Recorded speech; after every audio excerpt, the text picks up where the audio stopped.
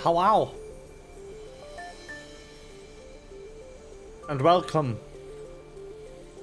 to Honk. We are honking today.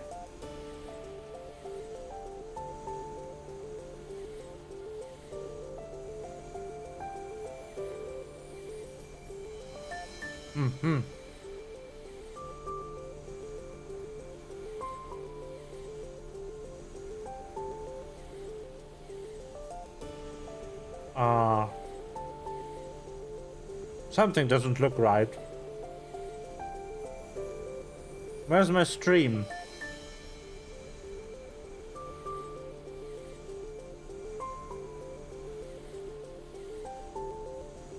Twitch. Hello.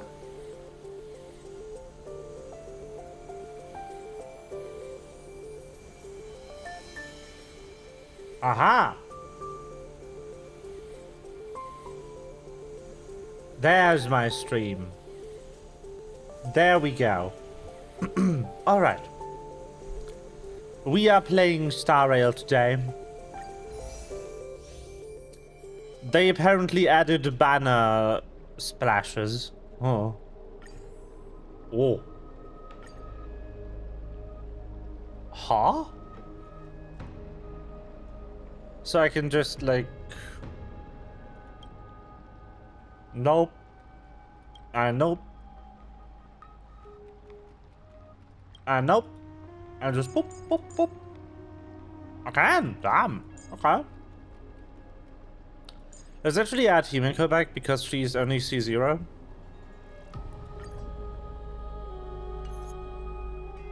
That's cool. Oh hey, Fox rerun. I don't have that Fox. But I really want Big Dragon.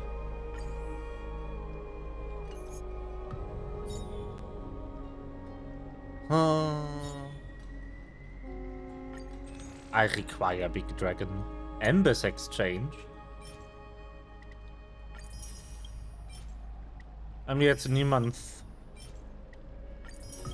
We haven't played this month yet.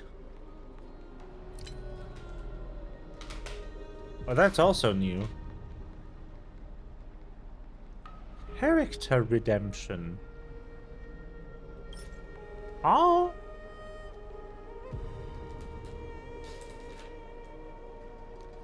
What's that?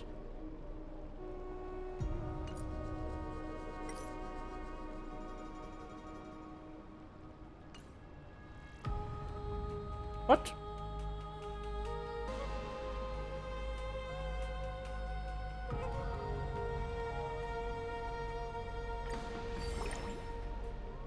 What is this?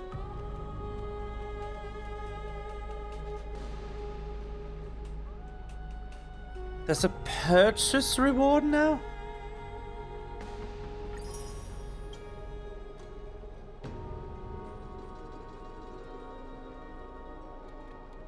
Wait. No, they introduced fixed prices basically. So like once a month, if you charge 18,000, which is like 300 euros,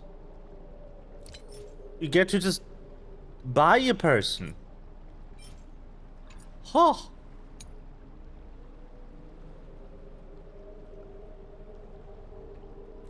Okay. Okay. What the fuck is that?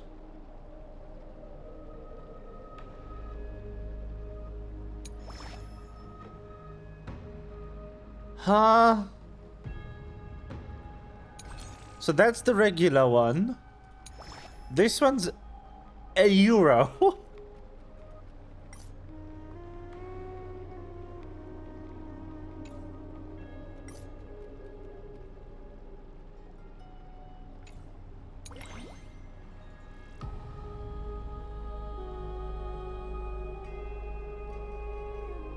And how does this work?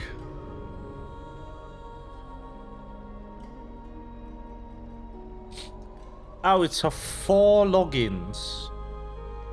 We get 320 honoric shards and 4 pull tickets. So that is 6 pulls for the price of €6. How does that stack up? Yeah. 6 pulls for the price of not even 2 pulls. So... okay. So you can directly buy a character once per patch if you are paying in. If you're whaling, €300. That's steep. That's expensive.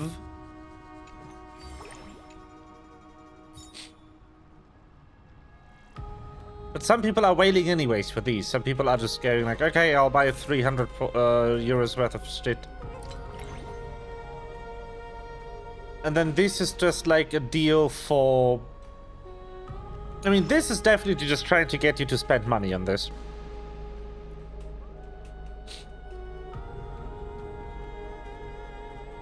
All this does is try and convert you from free-to-play to not free-to-play.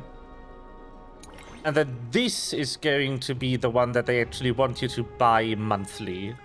Maybe along with this one. It's like... 12 euros for a couple of things. This is only worth it if you play daily. Because it's daily rewards for 30 days. So you only get the 2700 if you log in every single day. You do not miss one. Gotta keep that in mind. I like the story recap. Show it to me. Ah, it's not voiced. Okay. Alright, one of the trees.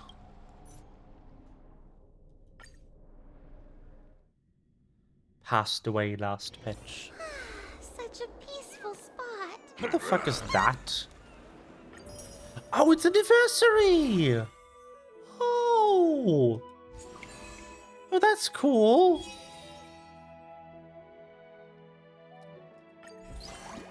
Yo! Which companion's blessing would you like to receive?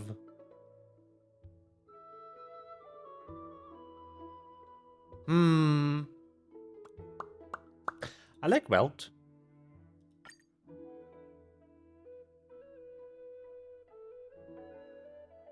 You will receive a letter and gifts after 16 days, 11 hours. So, in 16 days and 11 hours, I will get this and a letter from the person I select. Got it. This isn't available yet, but those are, like, insane numbers. There's a website.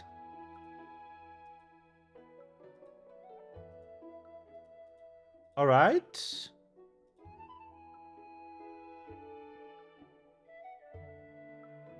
Yo, there's shit in Japan.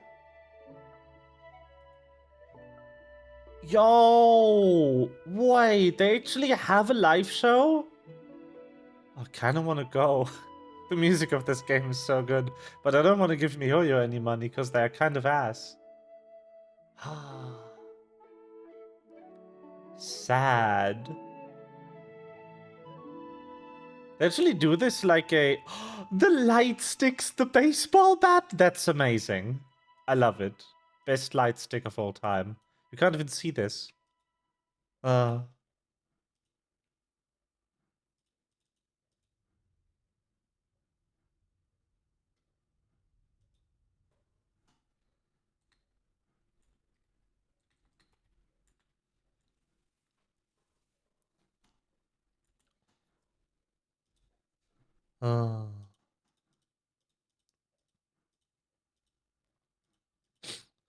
I love this. That is cute. I don't know what this means.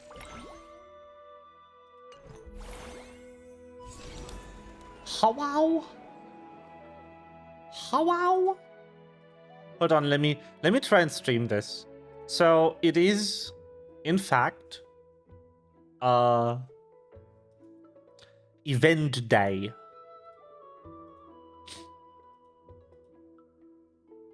Wrong Twitch category? What? I swear I changed it. God dang it, Switch. There we go. Now. There we are. Wow. So this is the event website. I don't know what the download button does. Presumably just download the damn game. There is event rewards for sharing the link to this anniversary page. And they are doing concerts. And they are actually doing concerts, like, in Germany. At all. Which is insane. There's also an online event. That is going to be happening. So that's cute.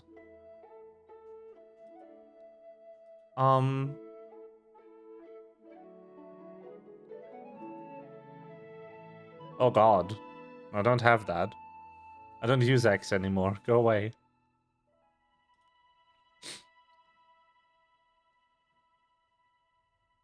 For you. So that's cool. Tickets for those are going to be difficult to get. Let's find the fuck out. Get tickets. Einverstanden.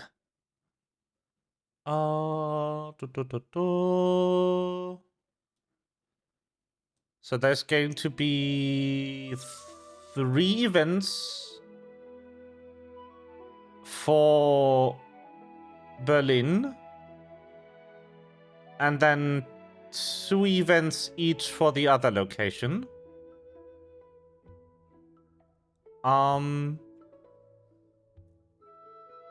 That's cool.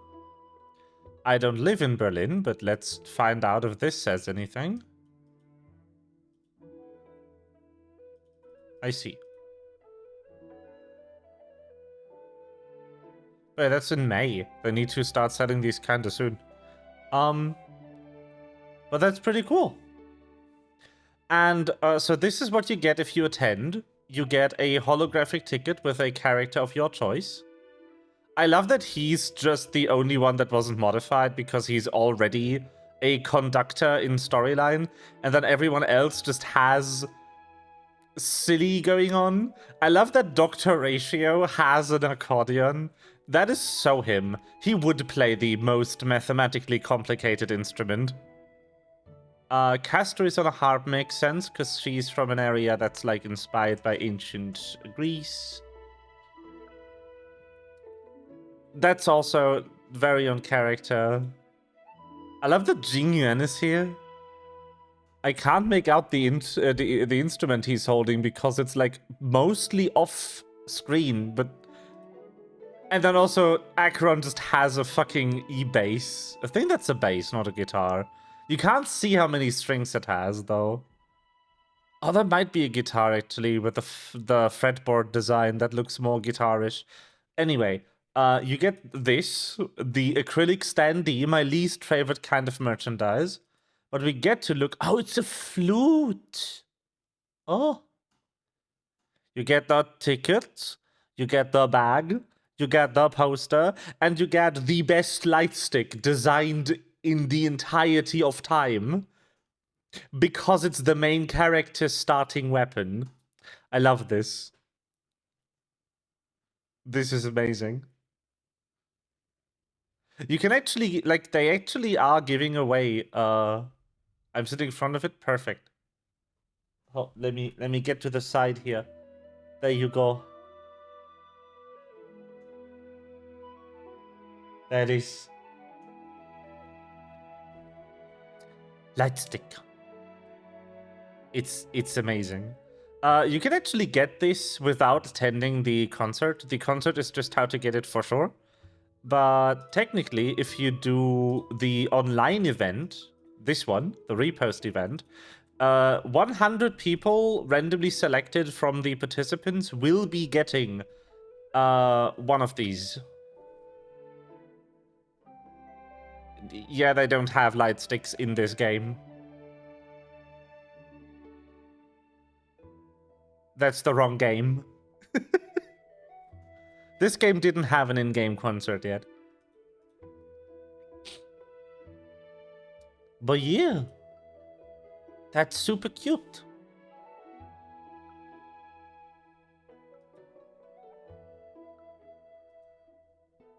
And then there's the online events.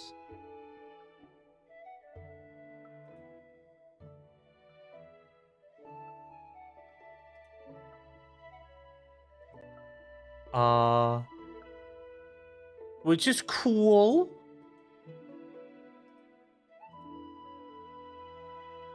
But yeah.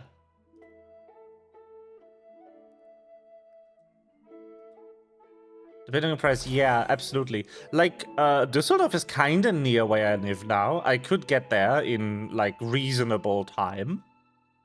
So I might do that too, but not in Berlin. I'll consider it. What? What? What? What?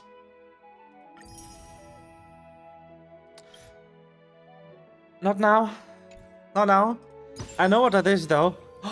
Star Rail World! The anniversary event the first time around was already epic. I can't wait to see. Oh, we need to play this. And then there's obviously the Trailblaze mission. There's this event. Behold the event code of Sneak. There it is. $500 App Store gift card. That's cool. But if you get people to come back to the game, you get shit. If you get people addicted to it again, you get like maybe $20 worth of Stellar Jade. Pog. That's cool. But yeah, so, to explain to you why this made me go, what? Earlier. So, with this patch, they have added a new system to the game called Stellar Convergence, where if you have one of these,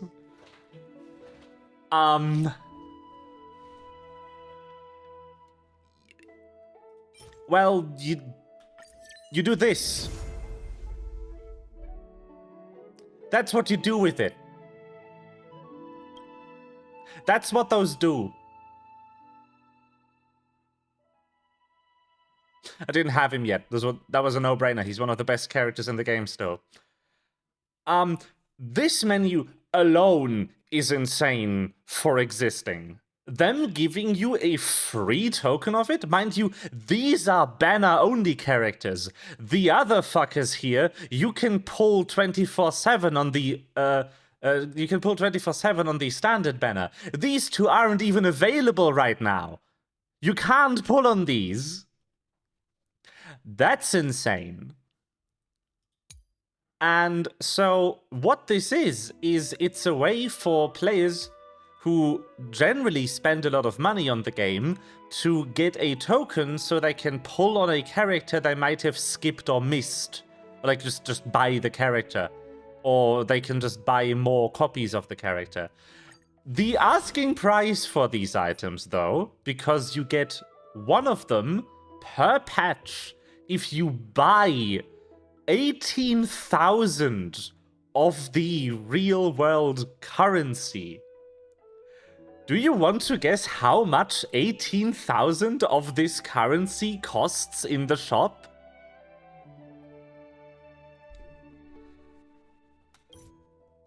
Mind you, I didn't buy any currency refills ever. So my shop currently has the 100% bonuses showing for these. Usually, if you have already purchased either of these packages, the bonus on that is going to be lower. But even right now, that would run me a cool 220 euros to get another one of those.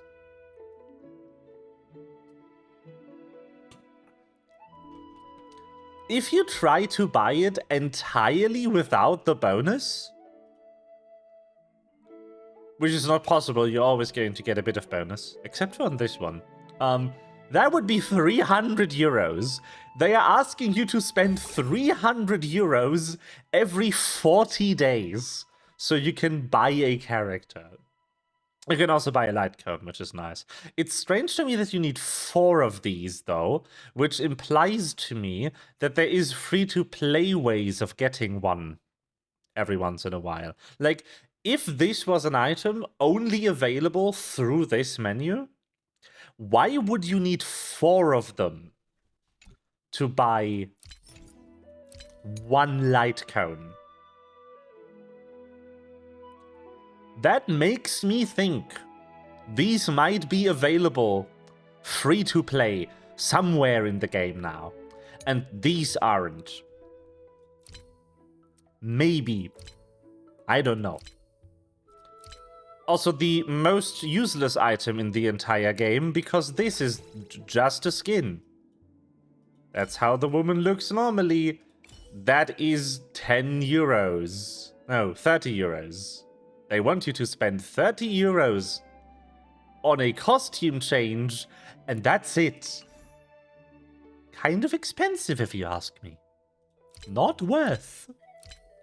Anyway, that's insane. I have Lucha now. That's cool. I've always kind of wanted him, you know? Because he's good. He's an amazing healer. I basically don't need to bring anyone else ever again. More and more species. So, thanks, MiHoYo, for giving me that for free. Coolio. But it is anniversary right now, so... Aha! See, I knew you would get those somewhere. Where are they? They yelled at me about it in the menu screen. Ah, okay, so if you buy the season pass, which is like 10 bucks, you get one of them. And if you buy the 20 bucks season pass, you get 2 of them. So over the course of 40 days, of 80 days, 41 days technically is minimum time, but the course of 2 patches, you can get a low-cost light cone for 40 euros instead of the over 100 it would be to get it through this thing. Okay. So that's why they cost 4. Because you can get them a bit cheaper. But yeah. Generally though, it is kind of huge for a gacha game to add a way for you to get a character select every 40 days. This is definitely one of the cheapest, the steeper pricings on it, not cheaper pricings. Quite the opposite, actually. This is definitely one of the more expensive iterations of this mechanic, considering that Another Eden basically releases a character select banner every 40 days, because that's how often they just happen to decide to run that event. And that one's only 30 bucks, I think, instead of 300. And you even get a you get a free temple with it. With the character select you're purchasing.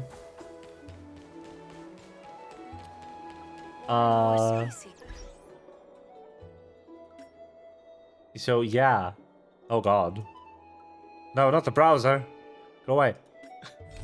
I hate that this opens a browser window, so you can't even hear the music, and it's super loud because it's on a different device for me. It's super loud for me only. Anyway, we are pulling on Castoris because she has a dragon, and I want that.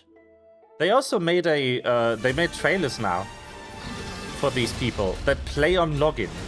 DERGON. Cute.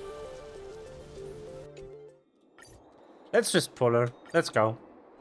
Easy life.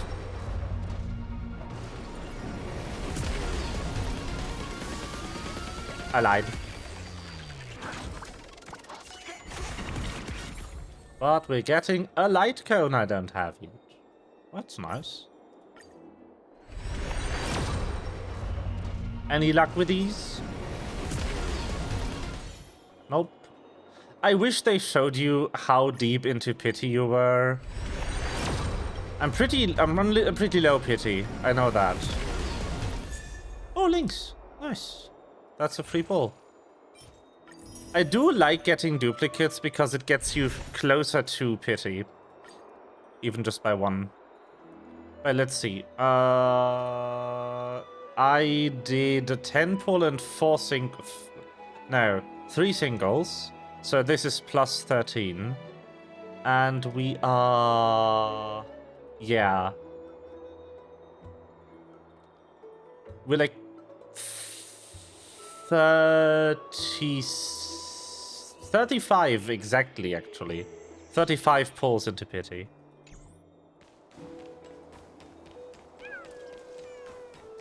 Don't worry, I'll get streamer luck. It's inevitable.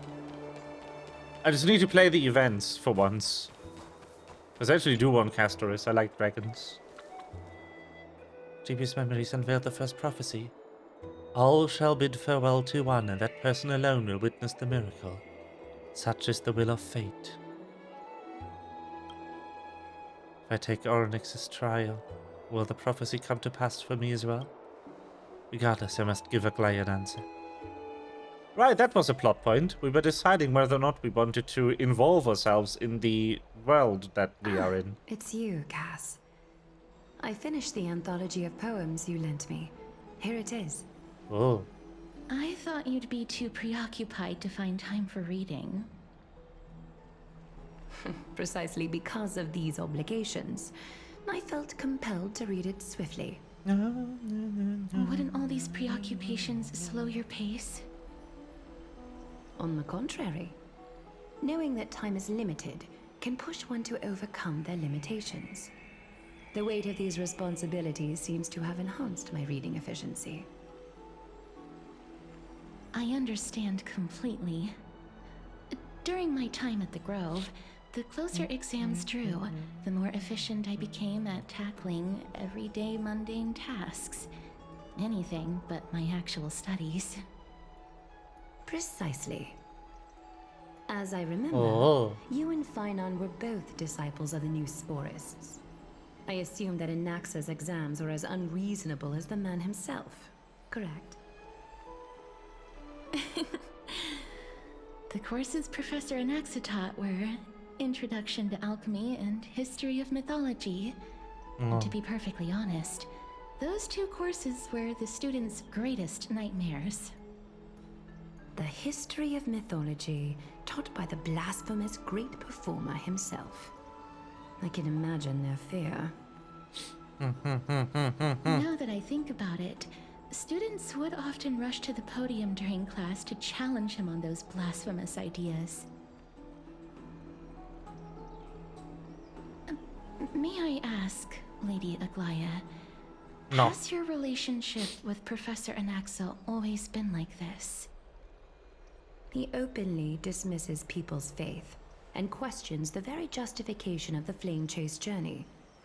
Our positions have been destined to be at odds. While you were studying there, I assume you must have heard of his nickname. Dromus draped in finery? As I see it, this nickname is more of an insult to the Dromas. Oof. You didn't have to destroy the poor guy. Insufferable arrogance, I do hold a certain respect for his nature as a scholar. To remain true to his principles, he is unafraid to stand opposed to the world, and that requires considerable resolve. Anaxagoras' life is almost like a satire. As a Chrysos heir, he refuses to heed the prophecy, while he disrespects the gods. The gods have chosen him. He was indeed chosen by Circes. Is something weighing on you, Cass? The golden thread is quivering. I sense there's more to this exchange than idle chatter. With all due respect, I'd like to know what you plan to do with him. In light of his assistance in the battle against the Flame Reaver, I am willing to grant him some time to find a way to remove the core flame. However, if Anaxa decides to make any move that places us in danger, I will not hesitate to take extreme measures. Gasp. Just as I feared. The Flame Chase journey is the destined path for the Chrysos heirs. Yet he now seems more like an empty shell. Given his strong sense of self-respect, I trust that Anaxagoras will make the right decision. Still, I can't help but hope for another possibility. Perhaps Anaxa will also overcome his limitations, now that he knows time is limited. I understand your stance. Let's continue this discussion another time. But now, let's greet our guest. You're here. Yes. Does this mean you're ready to take on Orynyx's trial? I don't know. Still on the fence. I understand. It was the sacred beast's idea, after all. However, it warrants careful consideration, given their intricate ties to the Titan. Memmy mem, memmy mem mem mem mem, memmy mem memmy mem. Surrendering the core flame is a Chrysos heir's duty. Your selfless assistance is deeply appreciated. However, I urge you to carefully consider the risks of accepting the trial. Becoming a demigod means forsaking your humanity. You will inherit Orynyx's divinity and bear the time of Amphorius, all on your own. That sounds kind From of that point awesome. on, your fate will be forever intertwined with ours, never to be separated again, until the end of Genesis. But the thing is, like, so this sounds epic, and we can't really leave Amphorius right now, canonically anyway. We can't get out of here. We are still cut off from our friends on the Astral Express. But the thing is, like, what happens after? Because if we become tied down to this world, that would be bad. On the contrary, you are the only one who qualifies to attain divinity. Yet, for that very reason, I do not wish to pressure you. Also, there's still kind of the issue of the time bomb inside of the Trailblazer. It's exceedingly rare to find a capable Chrysos heir. If this path proves unattainable, I am willing to lower my expectations. There are still many priests of Yanissopolis and their descendants in the city. If I'm left with no other option, I'll try to find someone worthy among them.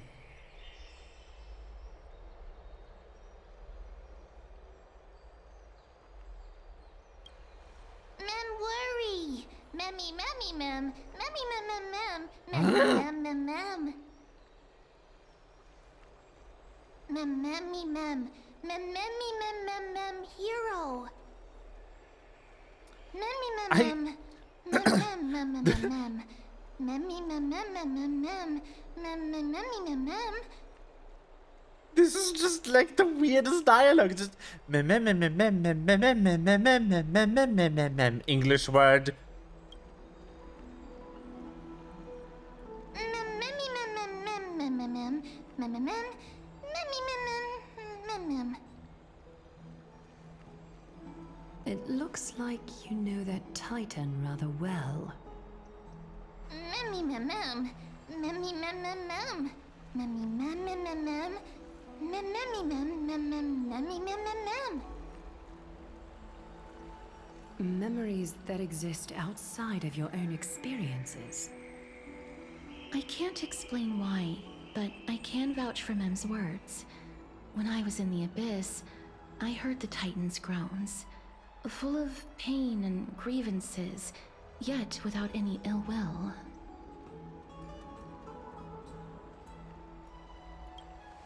Please, Memmy mem mem. Memmy memmy mem. Memmy memmy mem mem. Mem memmy memmy mem mem. Mem memmy mem mem mem mem. Memmy mem mem mem mem. Huge. Aha!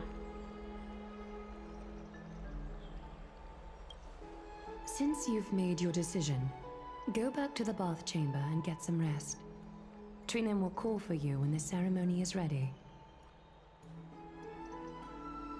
It is difficult for me, as the guide, to absolve myself from blame for things to have progressed to this point.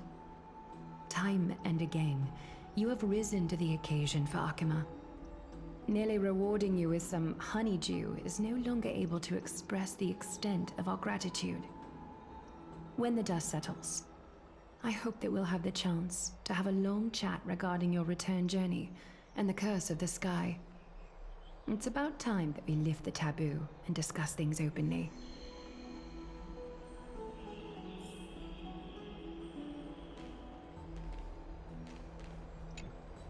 Miss, may everything go well for you and Mem.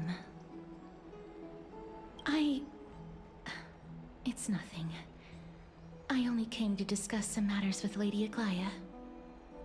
Previously, I lent her an anthology of poems that Lady Trianne had gifted to me. Tracing back, this anthology was something left for Lady Trianne by a bard before their passing. Although personal properties should be cleared out once their owner has passed on, Lady Trianne gave this book to me since she knew how much I like to read. It just contains an allegory. In a faraway land, in a city known as Styxia, a dragon corrupted by the black tide descended one day, sweeping upon Styxia? the city like death Really? itself. It swallowed the princess of the city whole before it was suppressed. After taking down the evil dragon, the warriors discovered that the princess's life had already met its end. Overwhelmed by grief, the queen hired an alchemist to resurrect the princess using the dragon's flesh and blood. However, having lost memories of her previous life, the resurrected princess turned into an evil dragon herself and wreaked havoc on the city. As a result, the prosperous Styxia met its demise. Mem. Mem. Memmy mem mem mem mem. It had a dragon in it. I actually think so too. Mem. Mem. Me mem mem mem mem me mem. Friendship level? Fuck's sake.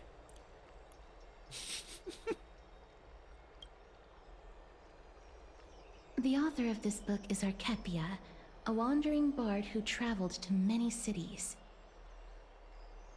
Among the things she left behind are poems, dictionaries, and many tragicomedy scripts.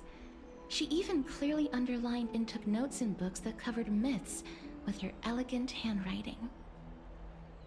While flipping through these books, I felt like I was afforded a glimpse into the life of Archepia. It felt just like I was traveling with someone that I'd never met before. It was as if she had yet to pass on and was still alive. That's right. Writing, drawing, and taking photographs. It seems like human nature to try and leave records of things. Speaking of taking photographs, When I was helping you to take the photo previously, I did not look through the photos in your photo stone out of courtesy. But I'm also very curious about the story of the Rosy Celestial Maiden. Despite having visited many cities in Amphorius, I still understand nothing about the world beyond the sky. If there is an opportunity... forget it. Let's talk about this in the future. For now, I only hope that you'll be able to complete the trial safely and obtain Orynyx's blessing.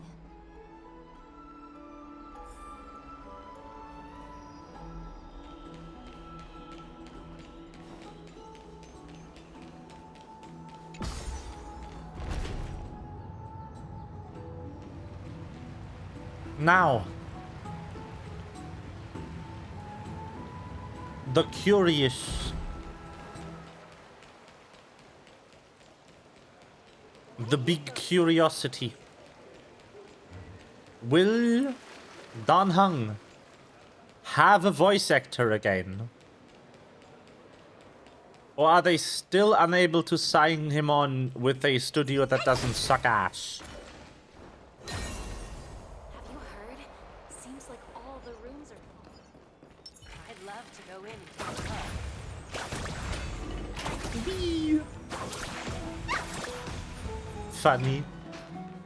Allow. Nope. That's right. Oh, partner, you're back just in time. This is something that the both of you should probably know. Good news? Good news? I wouldn't call it that. You remember the Council of Elders that was on the hills previously? It seems they've made the move. Some background information for you. The Council of Elders is an authoritative body in Amphorius, made up of different city representatives. They hold legislative power over the Holy City, and are in charge of presiding over the Citizens' Assembly held once every few years. This is the most important social event of Akima.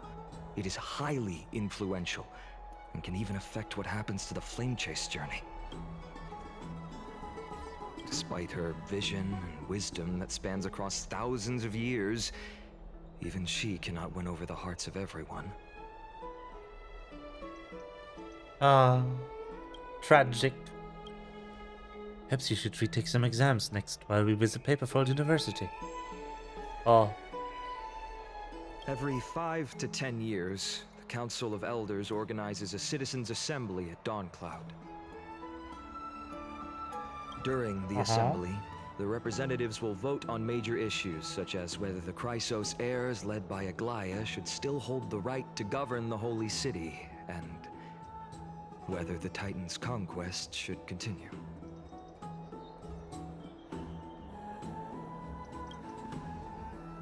It sounds like some sort of system to balance the heroes and morals. Mortals, even. That is correct. However, the problem lies in the fact that there are ill-intentioned extremists in the Council of Elders. They view the Citizens' Assembly as a way to restrain the Chrysos heirs, and hope to take complete control over the Flame Chase journey. We can refer to them as the Opposition. During the assemblies held in the past 100 years, the voices supporting the Opposition have been growing stronger in the shadows. It's only thanks to Aglaia that the Flame Chase journey has been able to continue to this day. The Citizens' Assembly is just around the corner. But this time, there seems to be a new variable to the situation. Is it us? No. Though we might be mentioned, the Council of Elders has another target in mind. I'm afraid that the Council of Elders might want to take advantage of Professor Anaxa. Aglaia will surely take back Circe's core flame. But with Anaxa's current condition, it's so unique that nobody knows how taking the core flame away from him will affect him. He has always been someone that is only concerned about his own research. I'm certain that he must want to escape from the monitoring of the Golden Thread and protect himself.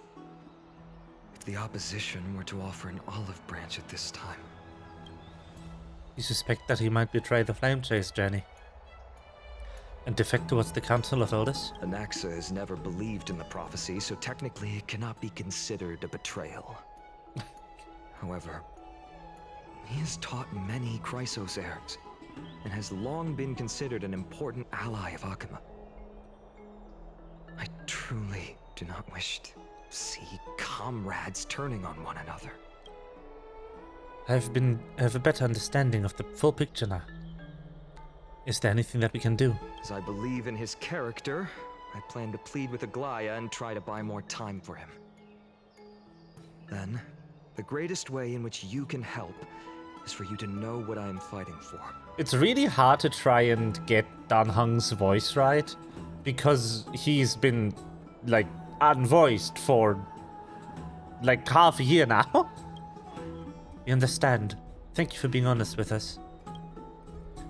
Things are piling up again.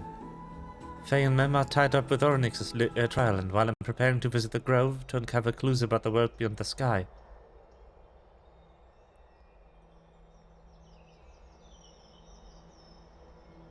Allow me to apologize for the fact that we always seem to be troubling you. I hope that Orynyx will show more benevolence and be more accommodating.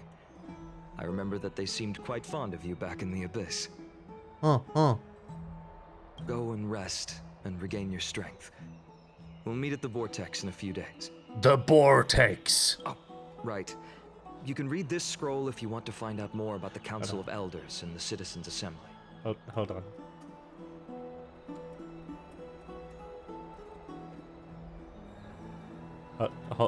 Hold on. No, not Instagram. Go away.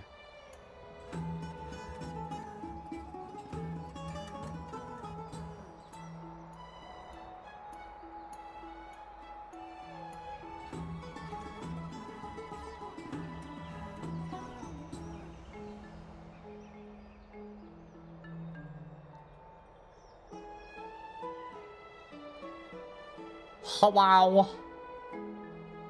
Okay, fine, we're doing this with the awful Reddit thing on it, but,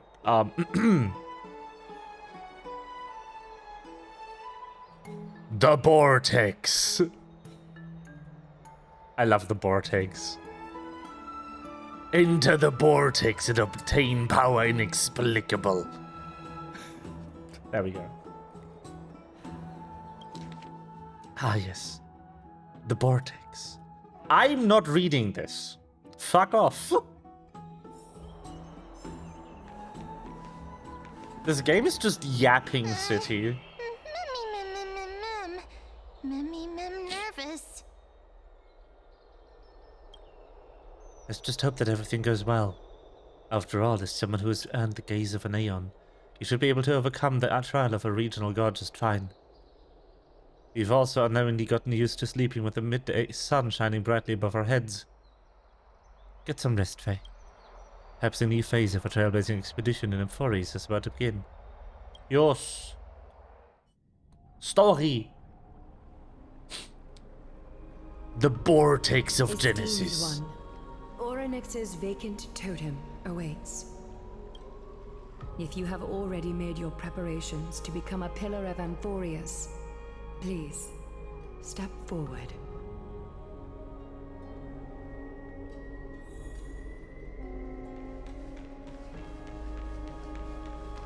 Little Gray and Mem, thank you.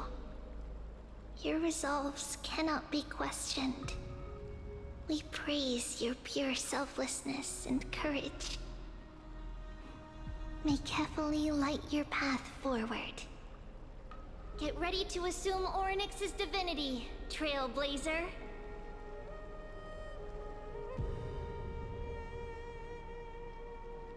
The divine position of Orynyx has already been vacant for some time.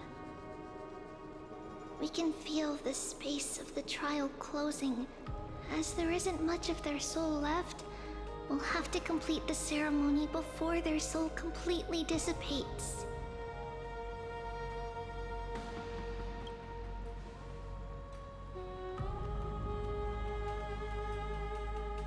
The 8th core flame coveted by the miracle that once belonged to the great Vale of Evernight, Orynyx. It shall now be returned by the 2 elected heroes of the Chrysosairs. A traveler who is upright and courageous, and a sacred beast that invokes miracles. Who? Mem. Both of you, please, come forward. Nice.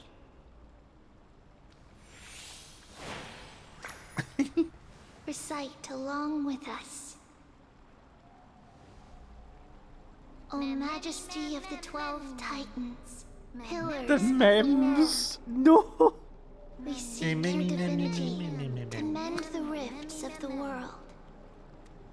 Fill our bodies with blood of gold, till we wither in willing service. I to cannot. prophecy.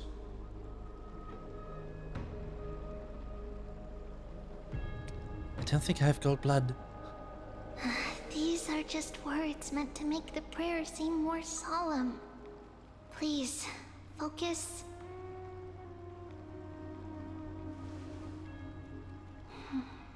And surrender the core flame.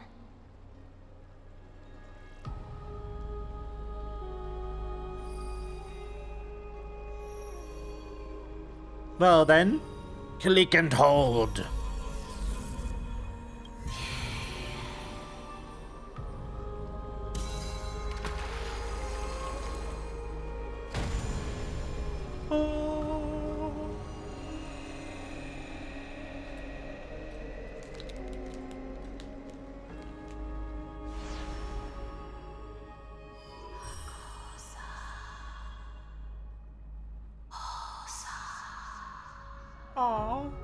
Orynyx.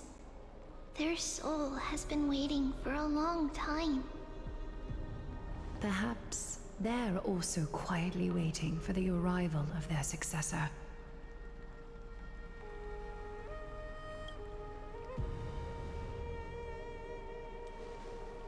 Aww. Save the farewells for next time? Okay. Don't worry. You're tougher than I am, right?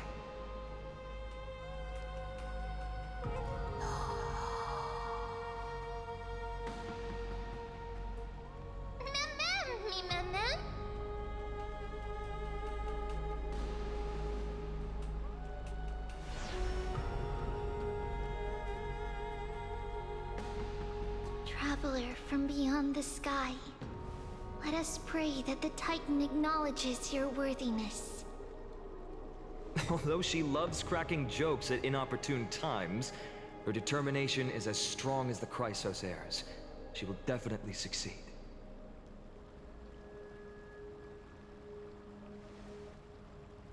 While she's away, I would like to have a chat with you, Aglaia. Oh.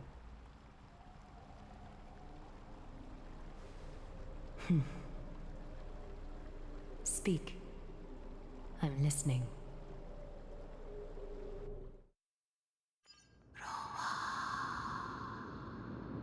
Oh, the cutaway.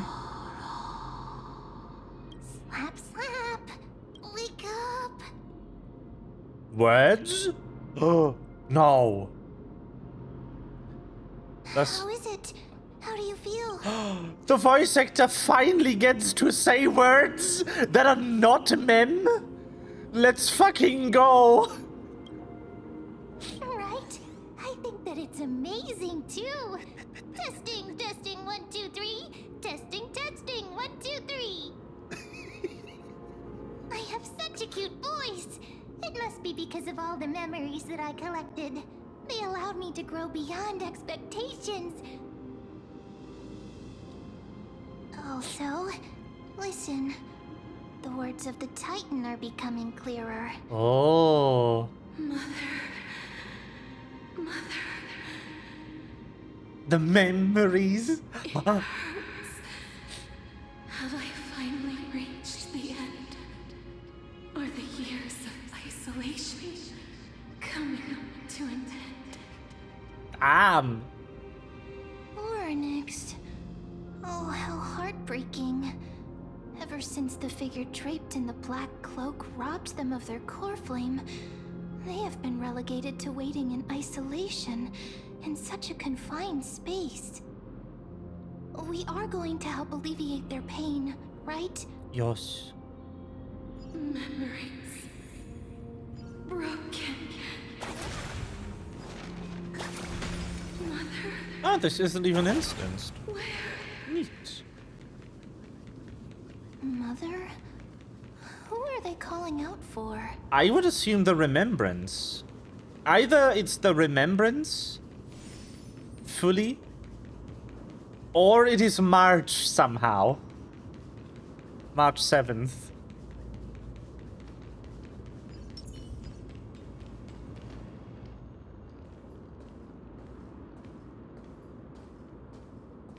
You. It's you. I remember you. Hello. Skyfather has gazed upon you. Mother is calling for you.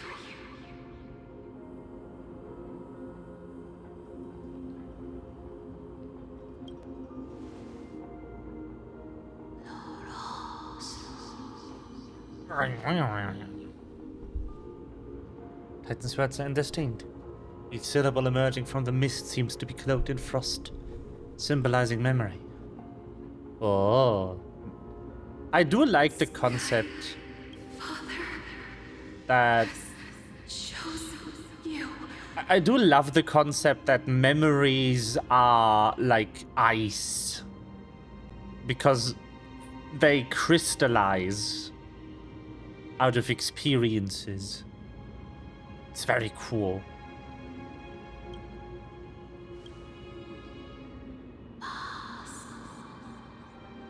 Is it March somehow?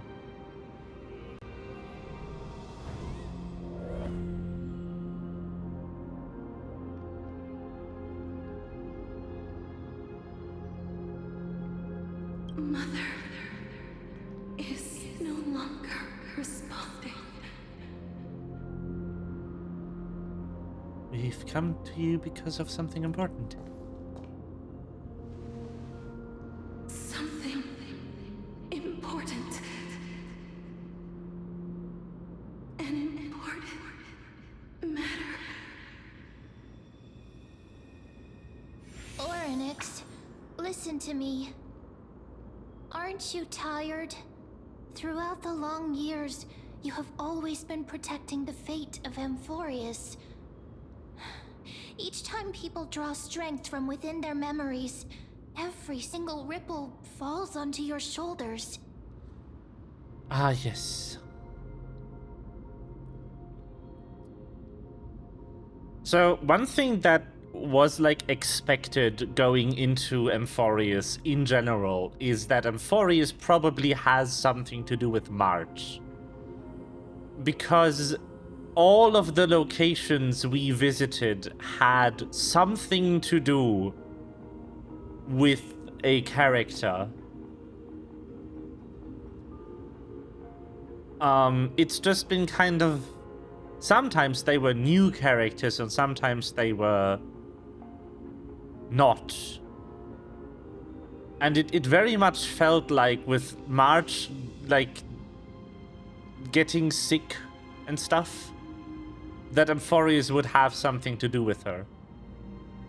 It's also the only character where we yet have to figure out anything about her. Because we know most of the backstory for the other characters in our crew. We know at least, like, a lot of things about Himiko. We know exactly who Welt is and why he is here.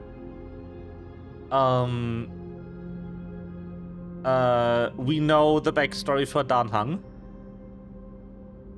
The only person missing is March, because she has full amnesia. It's not like she's hiding her past, she can't remember it.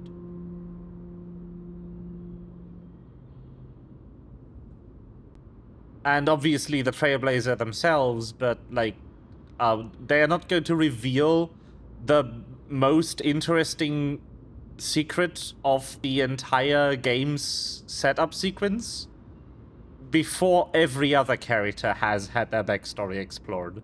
Because that's the kind of thing that you keep for a big reveal. There's no need for you to bear this any longer, Orynyx.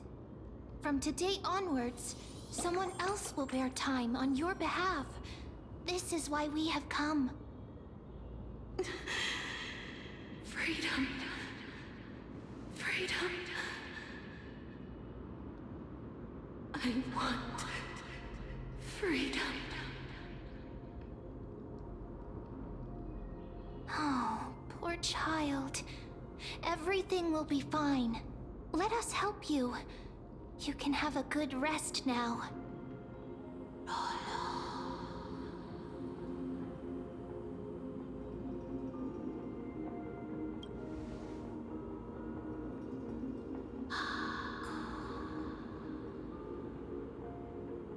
You have potential, strength, willpower, powerful, and tenacious. But you lack something. Just one thing. Lacking something. What is it? Is it because I have a world-destroying thing embedded in my chest?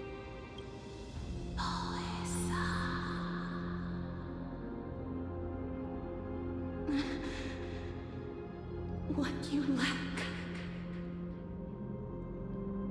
is a future. Huh?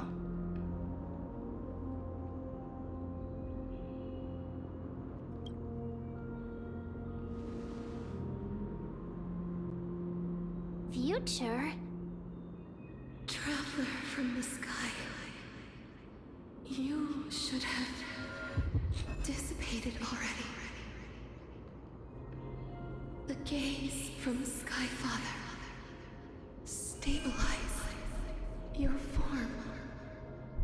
What? Because from the moment you crossed the sky, your life was cast away. Right now, you are simply a collection of walking memories. What?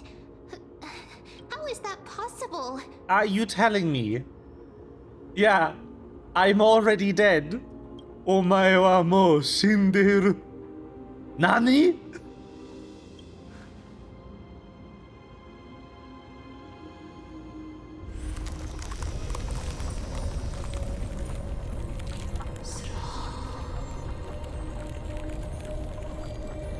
The space is collapsing. Someone must inherit the authority of time. If the pillar is lost, the laws of time will collapse. Timed. Warriors will succumb to eternal disorder.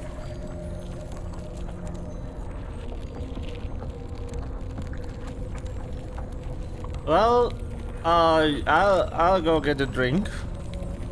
All right.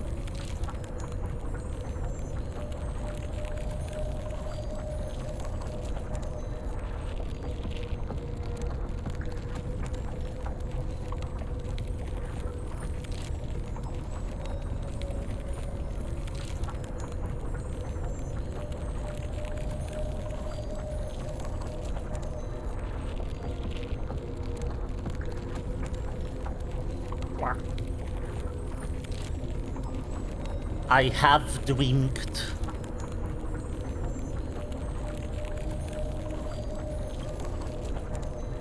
Time never compromises, never bears grudges, never forgives, never makes a choice. Child of humanity, Titans, Mother, Sky Father. Time restrains everything that exists in this world. Orynyx's divinity is dissipating? Is the trial coming to an end? Pathstrider of remembrance, my strength, I shall entrust it to you.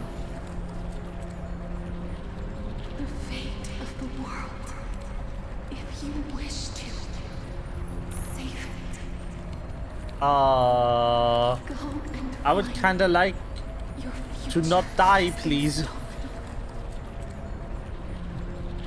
Even if that means you'll have to cheat death. You'll have Like, what the fuck?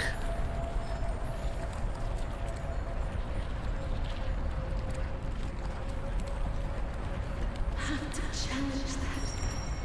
NANI?! Clasped with Nani, indeed.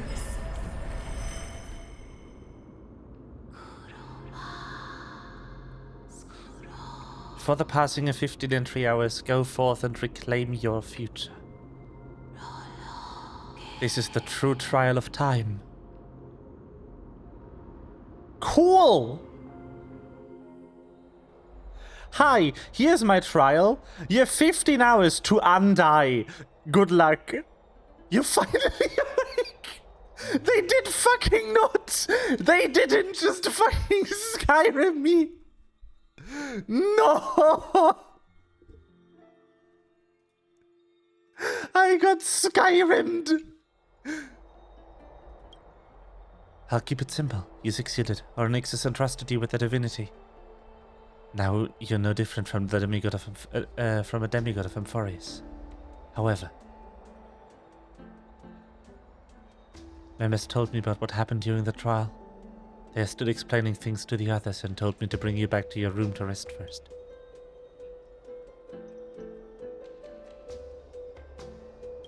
That must be joking, right? There's something that I've never told you. When we landed on Amphorius, our cart was pierced by Nicodor's lance.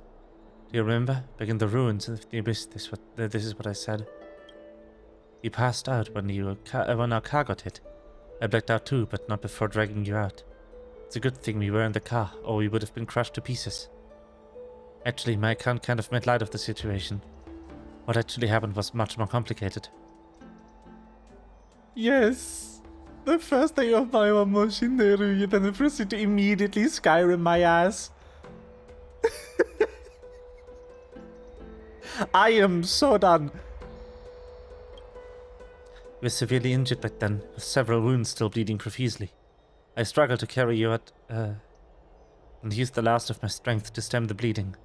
But then I was also hit by a falling rock and lost my consciousness. The last time I checked, you still weren't breathing. But when I regained consciousness, I saw you were alive and full of energy. So I never brought this up again. You were knocked unconscious by a rock. How exactly did I come back to life? I'm not sure whether the case of Fully has anything to do with this matter. But according to the Titan, you are living in the form of a memory right now. Just like those objects of the past and the miracles of Orynyx. Perhaps Mem is the anchor rope that ties you to the present. I had assumed they couldn't stray too far from you, but the truth might be the exact opposite. Stellaron, do something! For a while I also thought that the Stellaron was your life support system, but it seems like this hypothesis has been disproven. So question. If we are memories and not our body, and the Stellaron is in our body, what is the Stellaron doing right now? Did it just detonate? It's not time for us to despair yet. There must be a way to save you. Onyx mentioned finding a stolen future and cheating death. Considering Mighty's indestructible body, it seems to suggest that there is some kind of miraculous power in Amphoris that can even reverse death. The key seems to lie with the Hand of Shadow, whose whereabouts are unknown. Hey, are you alright? Hello! I heard you two talking about Thanatos. Cass is also very concerned about the warning. Dragon time. She has left the vortex and The returned to the vortex. garden. Shall we go and look for her? Yes. Thanatos is the titan that Cass has always been looking for. Regardless of whether there are any clues, there's probably no one else that understands death better than her. Let's do that then. Oh, right. There's something that I have to tell you. I missed the The mem. Chrysosairs already know everything that has happened to you. I was too worried, so I told them everything. Please don't hate me, okay? I could never hate you, you're too cute.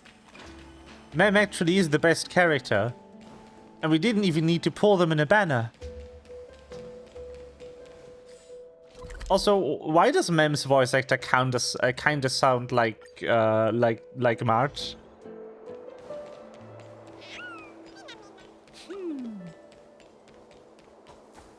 Sus. More and more. What the fuck is March? I'm right here.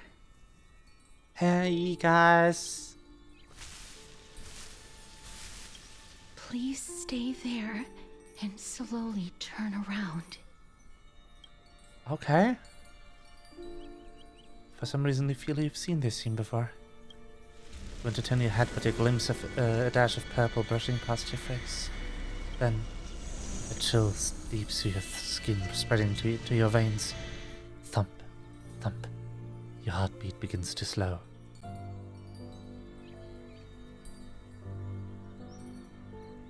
Remembering the near-death experience, gotta stay on guard. A month. I am the funny yours. Please pardon me. Oh, Ribi.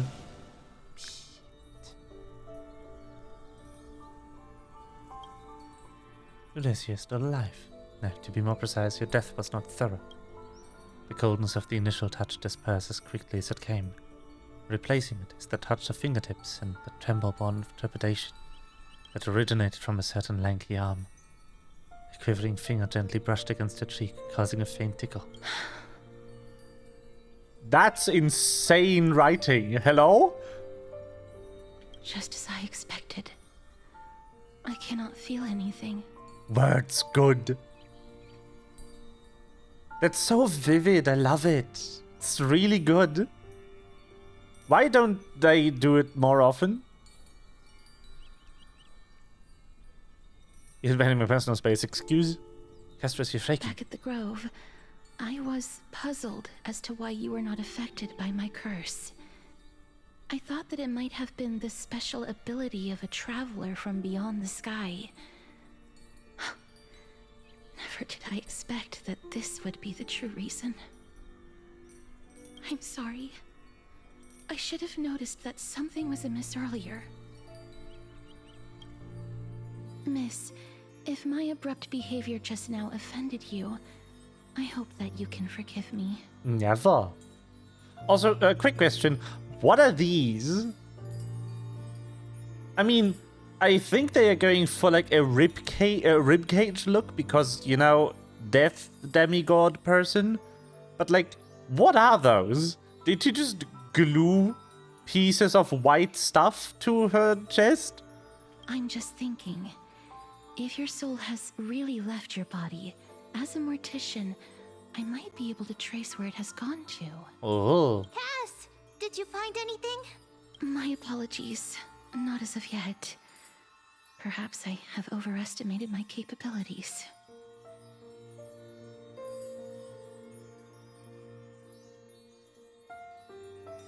But, Miss, would you be willing to let me try again?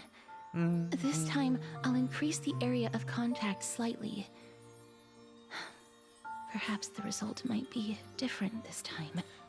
I was considering ribs, like for real, but they stretch, so they can't be ribs. Unless they are very poorly made ribs, which, you know, I wouldn't put past MiHoYo.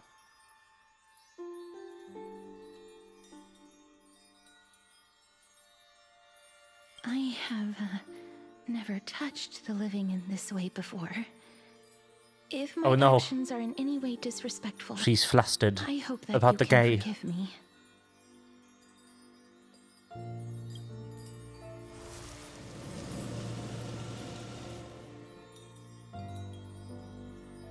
Oh, that could be it.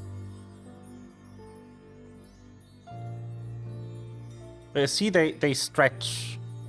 So it can't be bone. Bone doesn't stretch.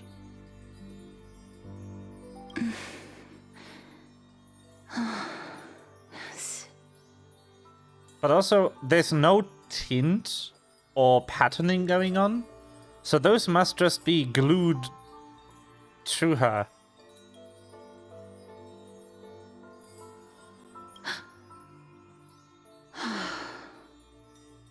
Not with that attitude, it doesn't.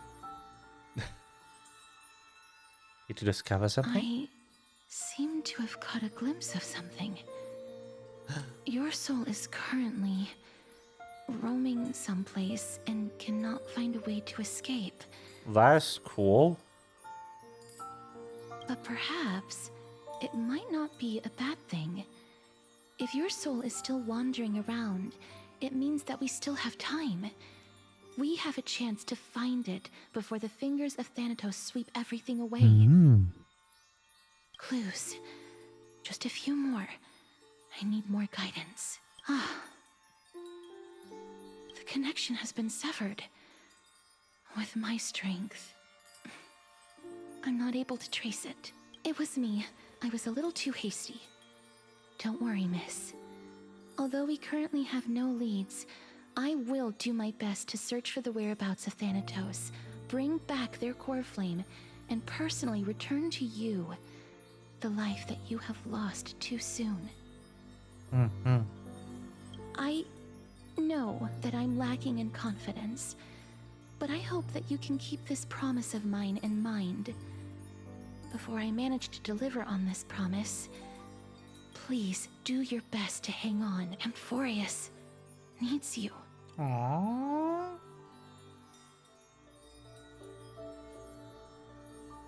Lady Aglaya and Lord Finon are currently discussing some matters in the paths. They're worried about you too. If possible, please go there and let them know that you're well. Although, I don't actually know whether your current situation can be described as well. Also, please accept this Styxian fable. Reading can help one to focus and relax. I hope that reading this can help tide you through this difficult period. And here's a book. Thank you. What are you?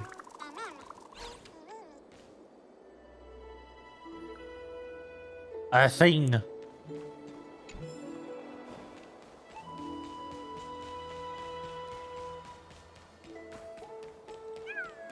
Of the uninteractable variety. I think they are for an event that I didn't play.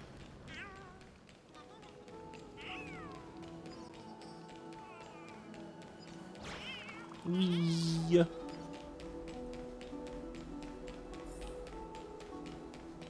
Oh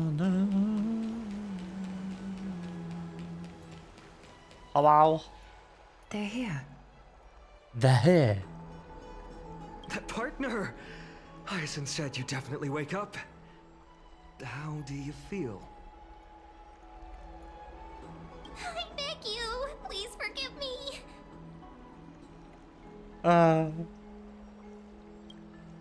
You've completed the trial of time. And I have to admit that the process went better than I expected. Even in the end, that Titan's heart still showed a soft spot for humankind. However, I never expected that. Two people who have cheated death would appear in Akima at the same time. That's what we have been talking about. Mighty has been in Akuma for such a long time, but has no one thought to study his indestructible body? If there were even any minor breakthroughs, we wouldn't be as clueless as we are right now. Many have had this idea, but so far, there have been no results. If it were successful, Thanatos wouldn't have disappeared without a trace. Nevertheless, now is not the time for us to give up. At the very least, we can still see a glimmer of hope. Cypher. If anyone in this world knows the whereabouts of death, it would be her. I'll try and get her to return to Akuma, but do be prepared for a less than ideal outcome. Please understand that throughout the history of Amphorius, no one has ever managed to escape the clutches of death. At the end of time, Thanatos silently awaits all. It is my duty. We too require you to bear the divine position of time. But before that, just... What's wrong, Aglaya? Omens always come in pairs. A tiny air current will eventually brew into a storm that tears the sky apart. It's Anaxagoras. He has initiated contact with the Council of Elders. Oh no! In the end, it has still come down to this. Oh no! I earnestly hope that your assessment of him is accurate, Finan. Yeah. Otherwise, the efforts of my teacher and I over the past millennium might be reduced to dust because of that great performer.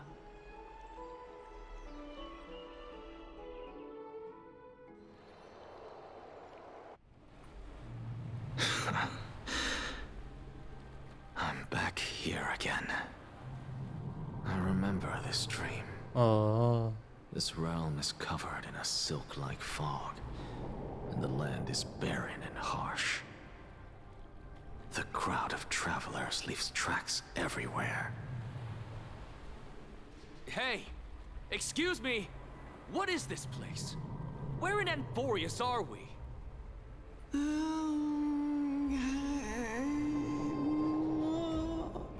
Yes. I know that Others place. get It's my trapped by a favorite. language I'm unable to comprehend. Or perhaps they're just distracted and ignored my question. Tell me, which Titan reigns over this land? And how do I find them? Hello, music.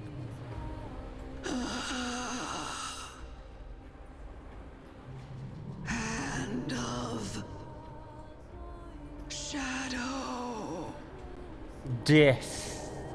Hand of Shadow Thanatos. Mierda. Possibly be the Netherrealm? Did I die? Not Netherrealm. Ah, thank you. That answers my question. Then where is this? River of Souls? The outskirts of the Netherrealm? Are you heading downstream toward the Netherrealm? The Netherrealm. Nothing but an illusion. Wow. Titan rejects you, me. Listen. What? The traveler lifts their wrinkled fingers and remains silent. I look in the direction they are pointing and listen closely. There. A massive shadow brought the sound of rushing tides. The sound of tides. I can hear it.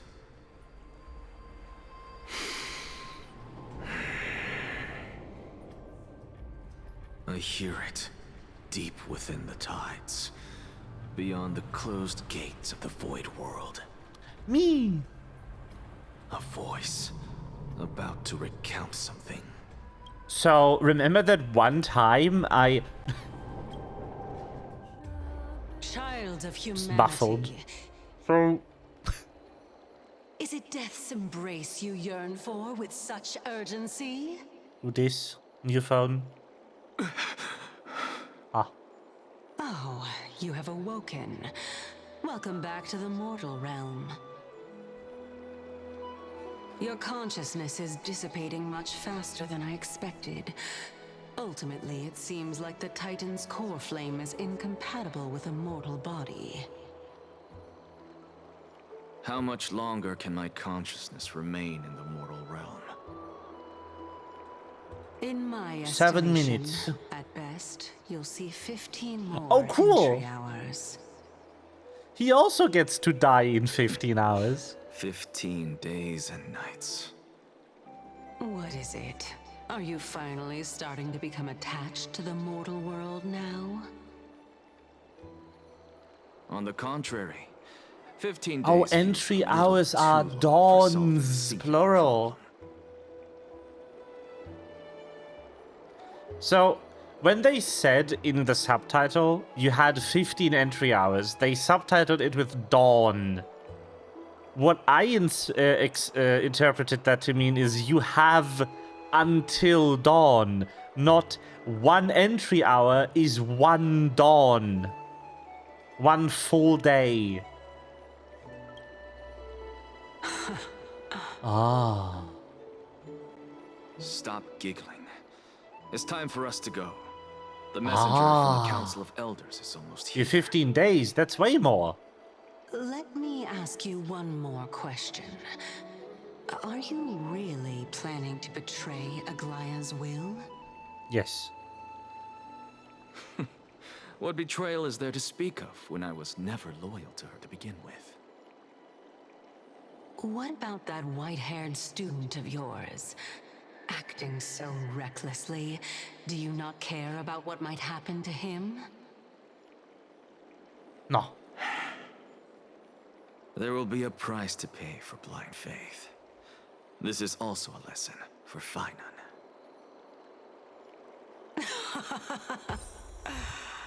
You truly are a strict teacher.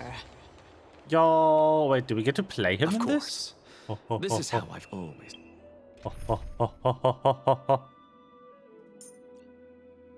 Yes! It's been... Boy! He has a gun! Hey, yo!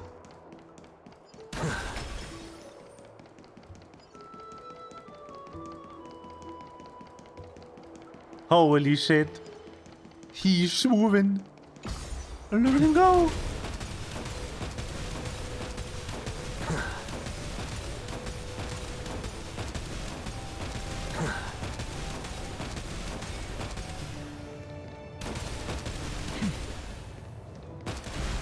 I love how everyone in this world is like, oh, I have a sword, or like a sword and shield, or I use magic, or I use a bow, and he's over here just gun.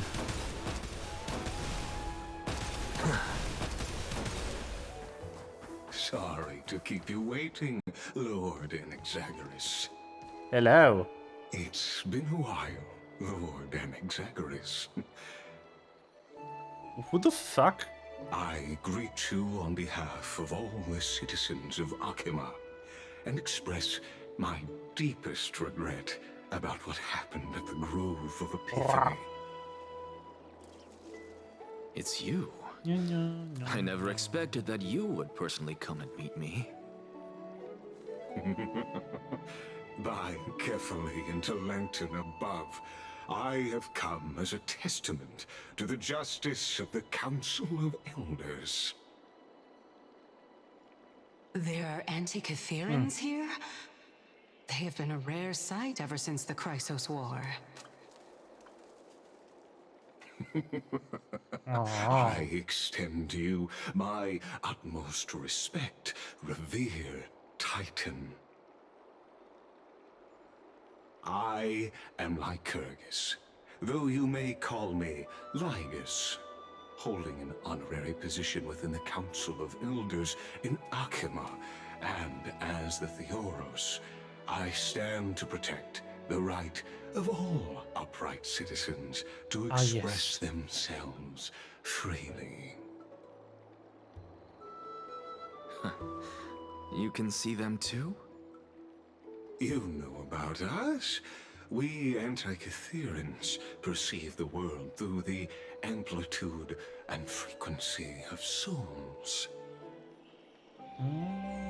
Just as I am conscious that Lady Aglaya is secretly listening in on our private meeting from afar, if necessary, Lord Anaxagoras, I can sever the golden thread to protect your fundamental rights. Yes. The demigod should know better, for such is her station. Spare those poor threads, and just let her listen to my words. They shall serve only to unveil her own folly. May I interpret this as you having a countermeasure? I need not any plan, because she can do nothing other than petty espionage. As the Citizens' Assembly approaches, and with Orynyx's fall, any attempt to capture the core flame within me will only usher chaos and calamity. A truth she undoubtedly comprehends. While I, Anaxagoras, serving as the Grove's special envoy to Akima's Citizens' Assembly, have long known the extent of your abilities. Aha. Let's forego the formality of asserting authority, Lord Lygus. Lead the way. Very well. Surely Lady Kindness would appreciate such assertiveness in an ally.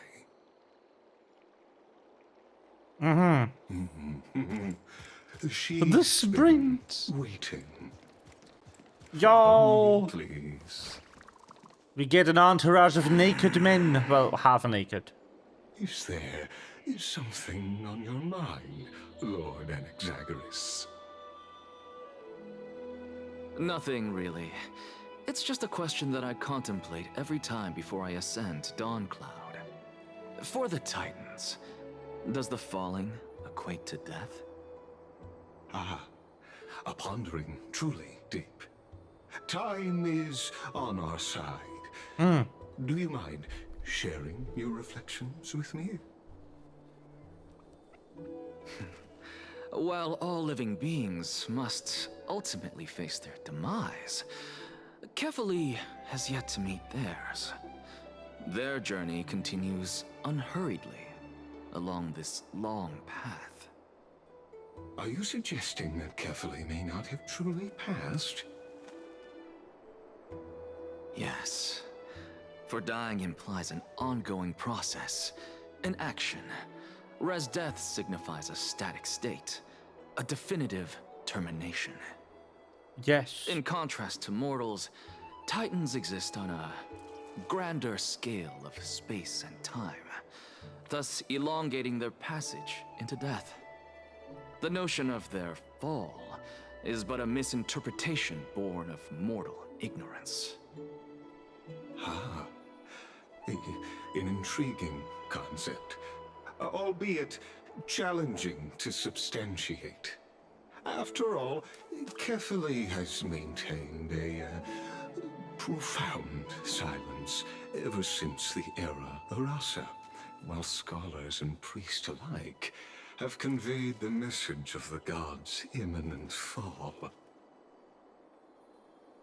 Perhaps the gods in their arrogance deemed it beneath them to reveal their perspectives to mortals. Okay. Could you elaborate on your statement? Circes, the kin of the Skyfather as recounted in myths, now resides within my brain. Were I to inquire, Kefali would have no cause to refuse. Oh. That very well could be true. But what if the world-bearing Titan still chooses to remain silent? In that case, the myths crafted by the people of Amphorius are nothing more than pitiful jests. It's worth a try. I believe, and I'd love to witness the fruits of your theory and the change it may bring to this imperiled world. Okay. Because I completely concur with you on this aspect. If the Titan has indeed met their end, any response from them would be impossible.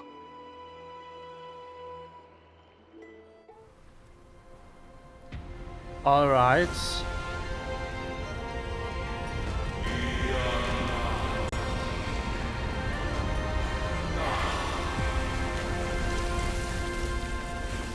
Well, hello. Please, Professor.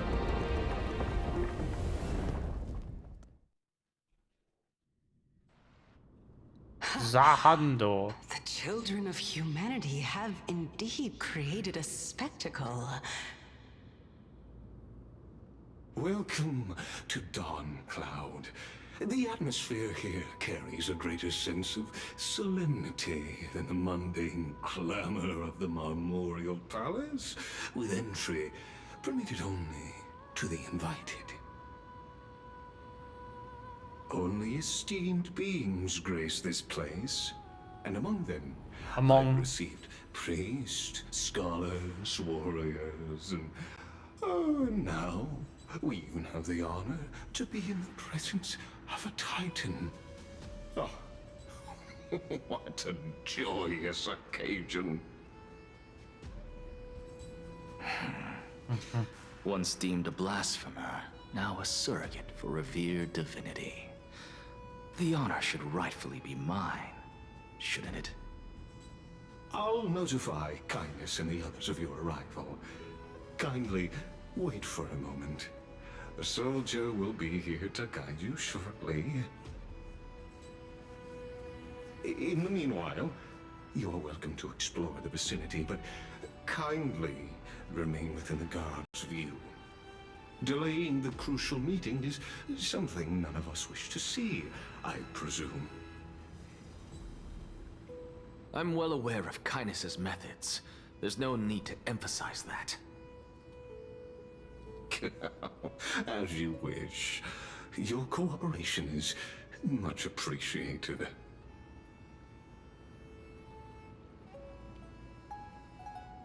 Alas, I had hoped for a brilliant plan from you, but it turns out you just left one cage to enter another. Save your concerns. I know very well what I'm doing. I shall depart to explore the surroundings then. Now that I look around, I wonder if there are any murals bearing my portrait around here. I'm quite intrigued to see how the children of humanity beyond the grove perceive another Titan. Off you go. I won't be joining you. This Titan appears to be quite at ease. I should investigate the Council of Elders' recent activities first. Be aware, I can hear you perfectly well from here.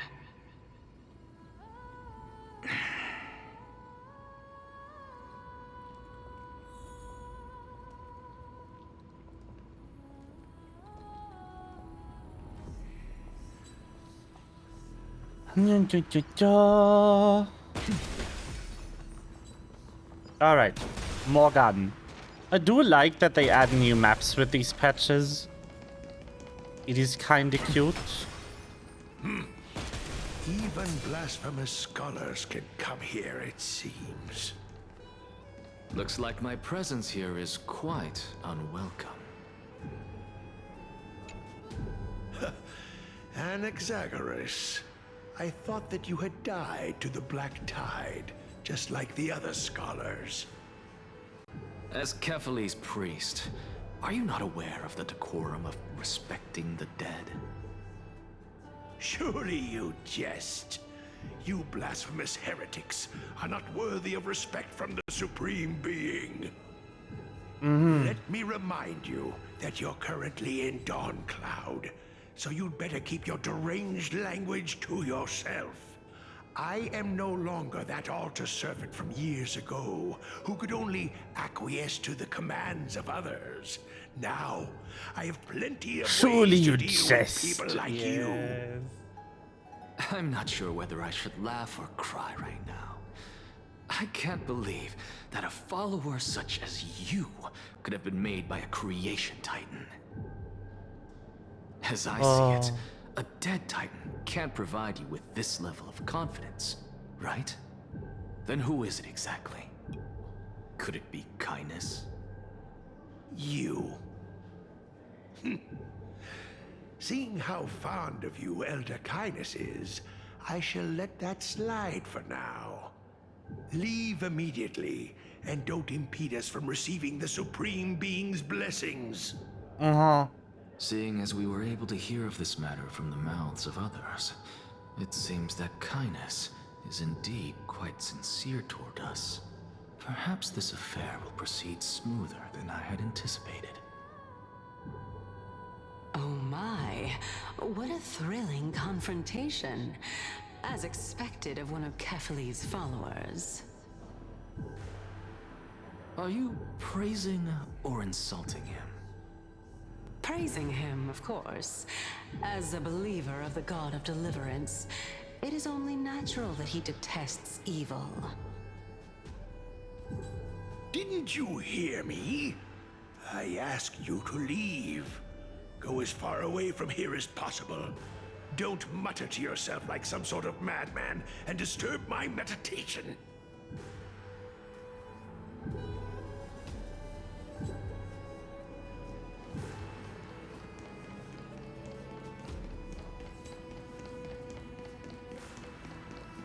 No.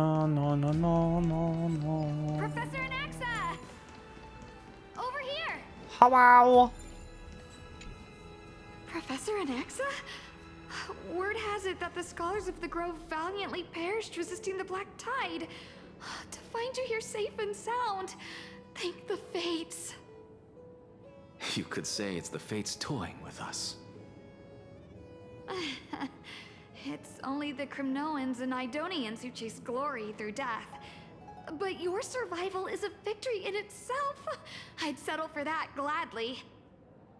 So, are you here to report the incident to the Council?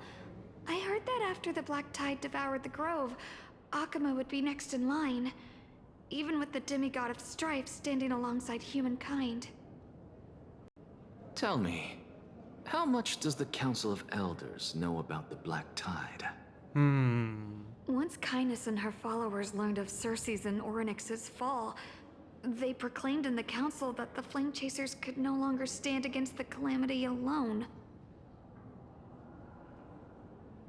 Yet, when the Crown Prince ascended to godhood and repelled the Black Tide, she immediately altered her tune, declaring that all was resolved beyond Akuma, with the only remaining menace now being Aglaya and her adherents.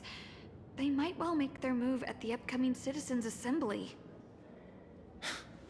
No surprises there, those shifty opportunists. Thank you for your honesty, virtuous student. Being an opportunist could very well be a facet of wisdom. Shouldn't you be searching for murals of yourself? I've had enough of your prattling. I was really curious to see how you would find the middle ground between both factions, so I came to listen in. But it seems as though this Kindness is much more ruthless than Aglaya. If so, why do you want to work with her? Could it be that perhaps you've decided to readily surrender this hollow shell of yours? Just because you feel like death is fast approaching? I'm afraid you'll be sorely disappointed if that's what you truly think. I've had enough of this. Could the 15th entry hour arrive any faster?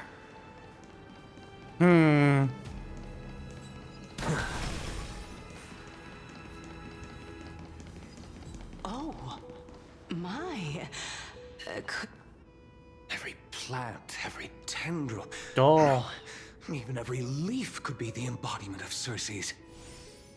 As a result, mere mortals who did not know what the Titan actually looked like chose to paint them as a giant tree instead. Their wisdom was portrayed as fruit, to symbolize how they shared their knowledge equally among the masses.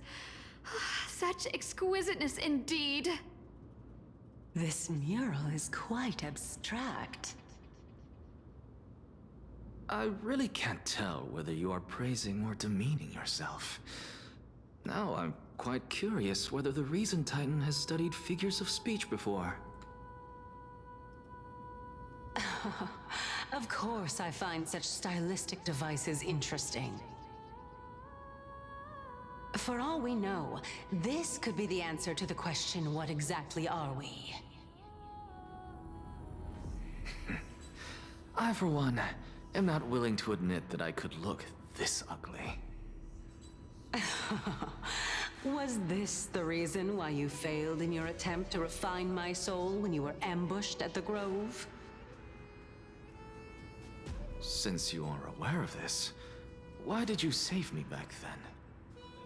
From my perspective, this point alone was enough to separate you from the average person. How do two lunatics coexist in the same brain? Therefore, it seems that your journey to Dawnfloud this time is not just to seek protection. What, then, is the intention behind your actions? The entire plan is stored in my memory, so why don't you look there? Then don't mind if I do.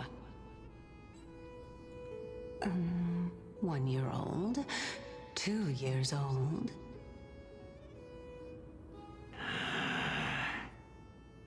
Oh my! Even a member of the preeminent Seven Sages must hug his started the Droma Star balls. to sleep. How interesting. That's enough. How unusual. Your soul is actually trembling. This must mean that behind this toy hides a secret that nobody knows, right? Oh. Since our days are both numbered, I don't mind telling you more about it. This is a present that my sister gave to me. It's a doll that was made to look like our family pet. So there are other members in your family, eh? Are they also living in Akama?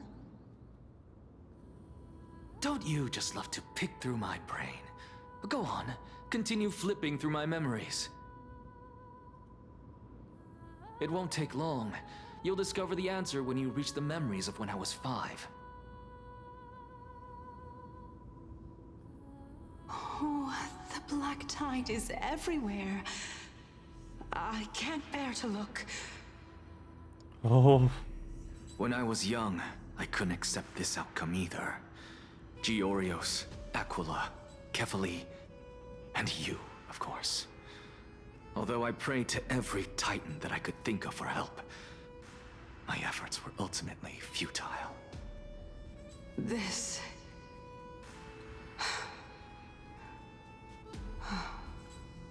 Could this be the inception of your research into alchemy? Indeed it was. Everything started from that verdant courtyard of yours. When I was pursuing my education there, I naturally also came to learn of Thelesis' theory as well. Oh, I remember that person. He was the one to come up with the concept of souls, right? Not only that, He also believed that life, as well as the composition, movement, and transformation of matter, all stem from souls themselves. This is why I thought that, since all living things stemmed from the same origin, why could I not sacrifice myself in order to resurrect my nearest and dearest? Anaxa, you... I did it, teacher! But this is absolute blasphemy. Regardless of how much freedom the Grove provides, such an act could cause you to be burned at the pyre. Your beloved, where is she now?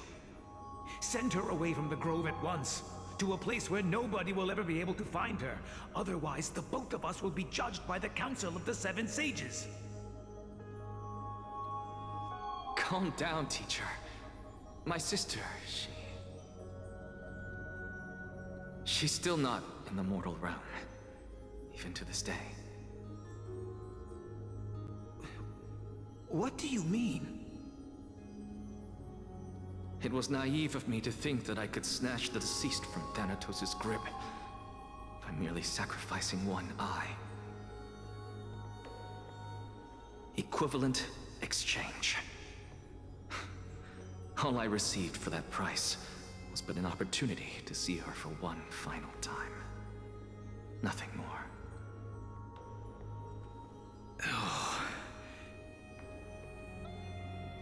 Let it go, Anaxa. As one of my best students, I cannot watch you go down the wrong path without doing anything to stop it. Never do something taboo ever again. Don't disappoint the deceased, and never harm yourself. If you can do that, this classroom will still be yours, and you'll have a chance to live out your own life.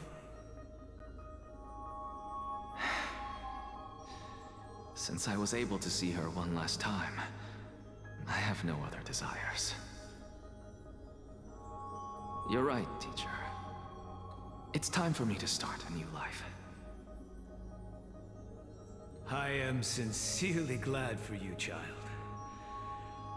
Now then, what topic would you like to study? I wish to continue Thalesis' research. Thalesis. Continue the research into souls, but you know that the Grove has long since understood his philosophy like the back of their hands. Even if you continue digging into this subject, your efforts will likely be futile. No, teacher. After my fleeting glimpse of the deathly fog, I finally understood a single truth. Since ancient days, our understanding of the souls is but the tip of the iceberg. I may have lost an eye, but my view of the world has become clearer than ever. I have grasped the truth with my bare hands. Watch as I turn this farcical world upside down.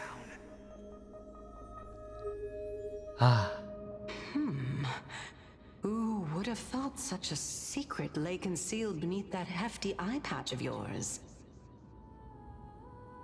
However, this story doesn't seem to be connected to your plan. In fact, I'd say that they aren't related at all.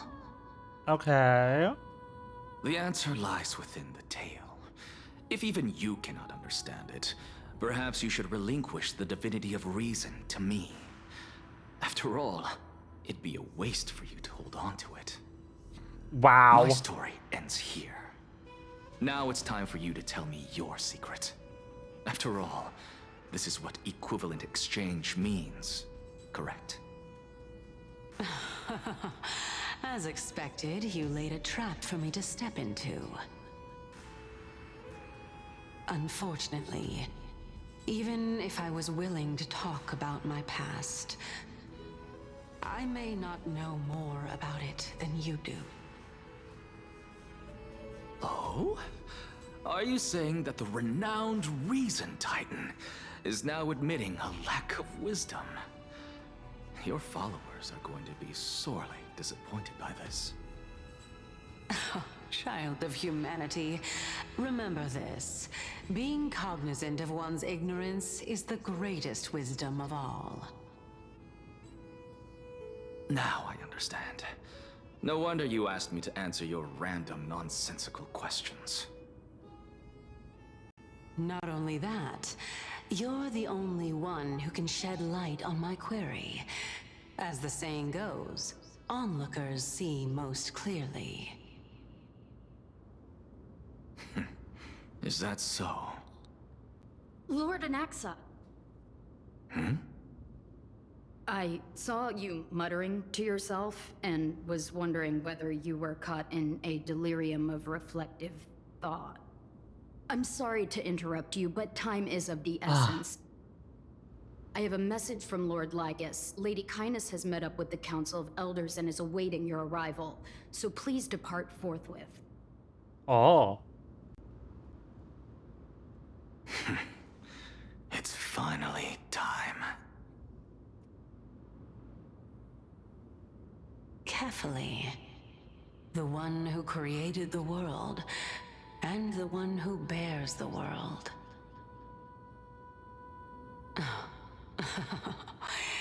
If you truly have not met your end, how will you answer the challenges of those who defy you?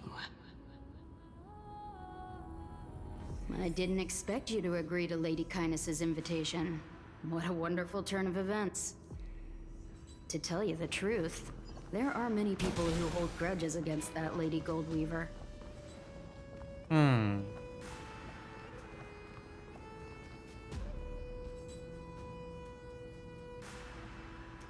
Isn't that the dromas draped in finery?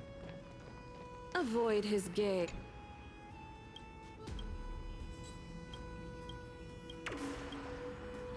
Boop.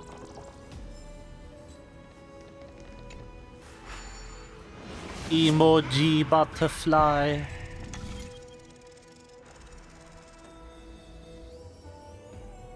We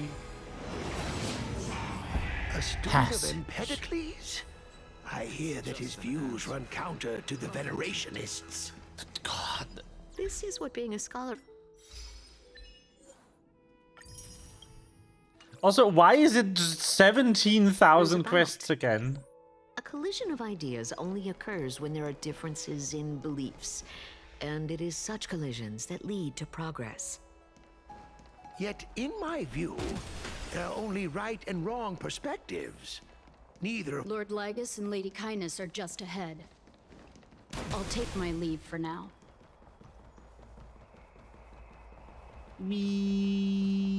Welcome to the Demigod Council, esteemed guests. Hello. Lord Anaxagoras. The yapping. Oh, I've heard so much about you. Head of the Nusporists of the Grove of Epiphany, notorious blasphemer, a Chrysos heir who bears Circe's core flame, a survivor of the Grove calamity. Did I miss anything? Well, if so, please be so kind as to enlighten me. Since Lady Kindness is already well acquainted with me, I won't waste any effort introducing myself again. Nice. But then again, perhaps the customs are different here. Back in my hometown, there is a form of etiquette known as honoring guests. The host will welcome their guest with warm hospitality by treating them to fine wine and a cozy bed. And yet, ever since I arrived, I have not been welcomed with warm courtesy or ceremonial gifts. Instead, I am met with intense scrutiny.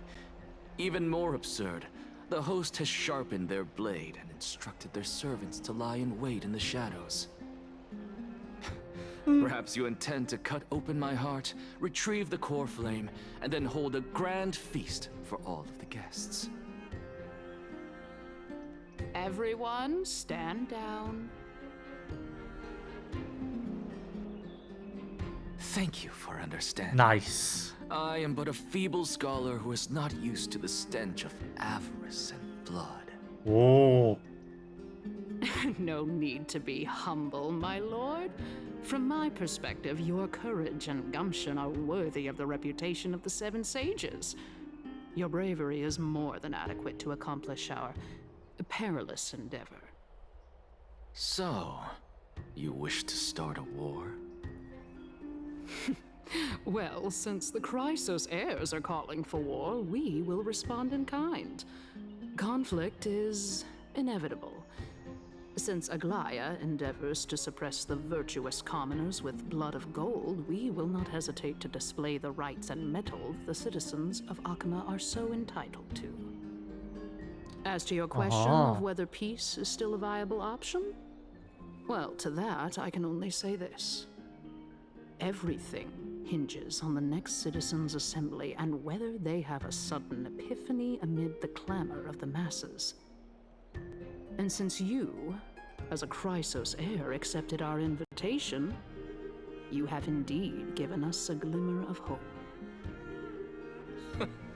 What brazen arrogance. What you're saying right now is worlds apart from what you were saying before you retired your cleaners. I don't deny it. After all, they're responsible for cleaning up any threats, and just a moment ago, you were on the side of the Chrysos heirs. But now that you're an ally of ours, we can continue talking somewhere else. As you know, these walls have ears. I was fortunate enough to have the opportunity to discuss a treatise about the Venerationists with your teacher, Empedocles. Yet, it seems you subscribe to the Nusporists instead, Lord Anaxa. Oh. I've heard that this school of thought is one with many detractors. It's normal for ideas to have supporters and dissent. Welcome back to the hub of the Demigod Council, Lord Anaxagoras. Surely you remember that countless eloquent orators have stood in this spot before and emerged victorious by stoking public sentiment with their words. And yet there have also been innumerable blasphemous philosophers who set themselves up for failure because they refused to defend their actions. This tiny stage is the most profound embodiment of Akima in centuries. In 15 days, this site shall also become the most important, as well as the final turning point in Akima's history. May the both of us carry out our duties with honor and lead the masses back toward the Era Chrysia, a golden age with no death, strife, or trickery. Oh my, 15 days and nights. That aligns perfectly with the date of your demise. Could such a coincidence truly exist? Using death to prove myself fits my intentions perfectly. What strong conviction you have, as expected of the hero who dared to stand up to the Gold Weaver.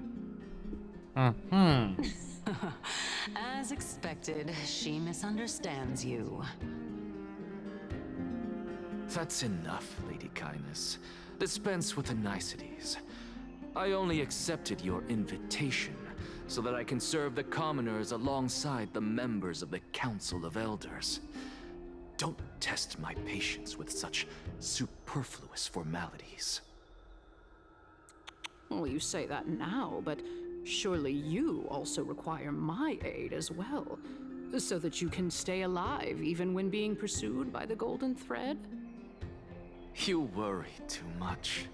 She won't show her hand too freely, as she still needs to garner support from the masses at the Citizens' Assembly. Even someone like me can tell that only a sliver of her humanity remains. Surely you're not asserting that she will definitely act in a rational manner. As you're no doubt aware, Aglaya covets the core flame that I possess, which makes it the bargaining chip that allows me and the rest of you to negotiate with her. However, In return, I'll need the Council of Elders to support me as much as possible. Naturally, this includes the guards as well. You're well aware how valuable Cersei's core flame will be in the era Chrysia that you are desperately pursuing. Talk is cheap, so you'd better act prudently as well.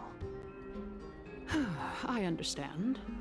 After all, this battle of wits is just a means for each party to acquire what they need.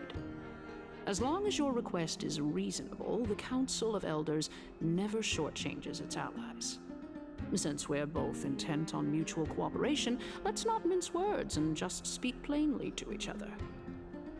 Let us decide how much we can secure for ourselves and how much we're willing to sacrifice, like true philosophers, with our words and wisdom.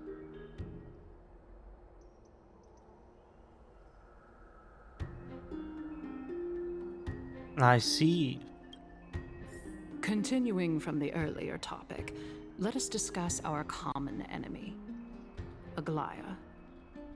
She is the second most experienced Chrysos heir across the whole of Akama, who has gradually lost her humanity to the ravages of time and the ablation of the core flame. A formidable opponent indeed. Admittedly, there is ample reason for her to take your life. Yet your previous reasoning is quite sound. As a seasoned political animal, it's unclear whether she will actually cross that irreversible boundary. Moreover, she still needs you alive so that the Titan's trial can be completed. Is there anyone present who can swear by the sacred vow of Kefali and guarantee that you weren't in league with that woman before coming here? Are you just trying to pull the wool over our eyes and aid her in her savagery? I believe you're aware of Castorus the Executioner. Long before I returned to Akama, Aglaia had already dispatched her to monitor me. If I weren't able to reach this place in time, I would have been forced to meet Thanatos first. As compared to a comprehensive plan with uncertain results, if you decide to cut open my chest and remove the core flame, wouldn't that settle her nerves even more? Everything is in place. She just needs the right timing. I understand what you mean. At the very least, the both of us agree that this tyrant who wallows in extravagance and greed is the greatest threat to achieving peace in Akama. The Council of Elders is willing to defend your right to live, just as we defend every oppressed citizen. However, I regret to say that sentiments in favor of the Chrysos heirs and Aglaia are only growing in magnitude. The peace that we are aspiring toward, as well as everything that we hold dear, will be destroyed completely. The city will be burned to ashes, and the citizens' blood will be shed. Tell me, what are you willing to do for our esteemed citizens so that they can vanquish the enemies of our fine city?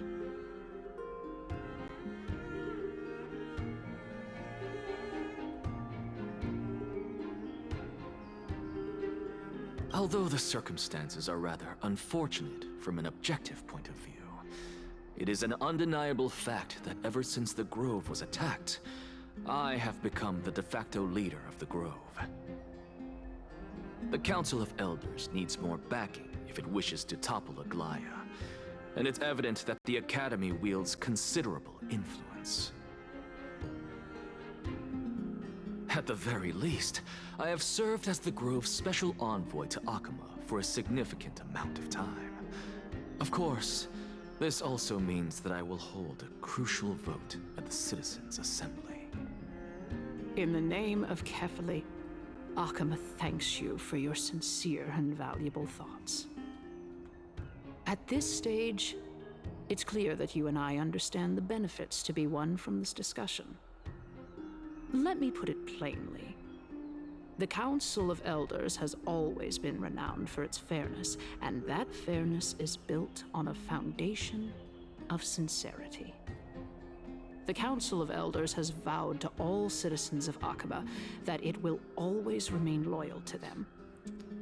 As for you, my lord, how will you guarantee that you will be able to live up to such earnestness and will not betray Akama's indomitable citizens when the opportunity presents itself?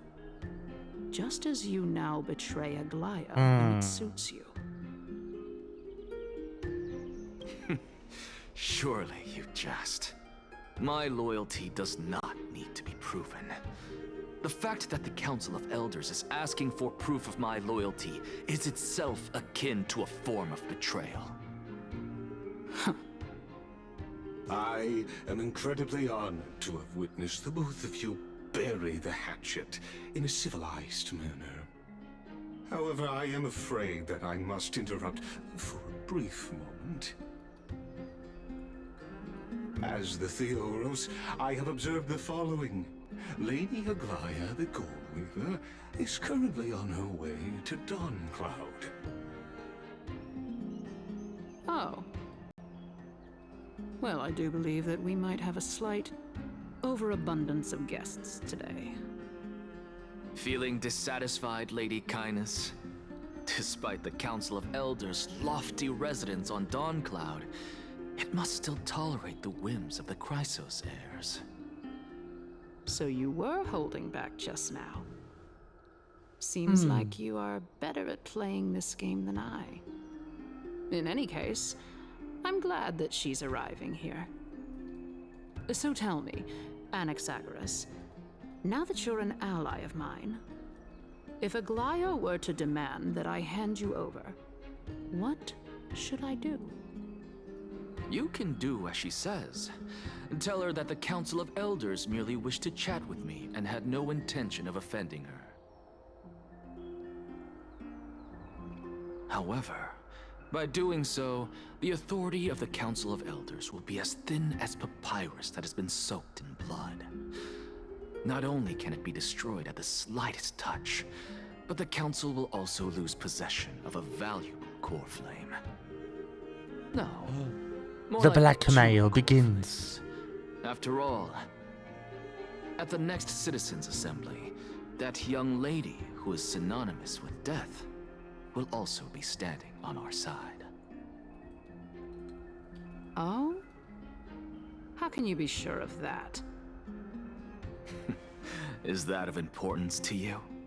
All you need to know is that I have a plan. In my opinion, you should be more worried about the impending threat. If Aglaya can seize me in full view of the masses today, she could also dismiss the entire Council of Elders in one fell swoop tomorrow. If that happens, the discussion that we've just had will turn into an utter joke instead.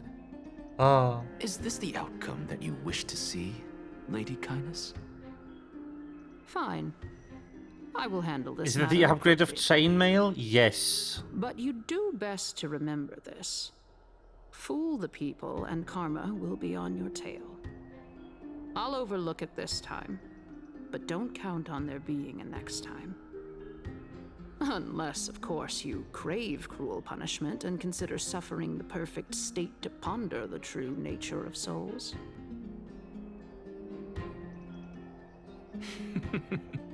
Well, what do you know? That happens to be one of my rare talents. Oh. We shall see then. I've got to say that you've managed to really impress me again. But shouldn't you be going after more? Dying to know what I'm after, I mean, I'm the reason Titan after all. It is in me to ask and seek answers. Easy there. You'll learn the answer soon enough. I didn't bring it up with her purely because she doesn't have the means to give me what I truly want. It's as they say, onlookers see most clearly. The true masters of Dawncloud have always been the Theoros, who watches over everything.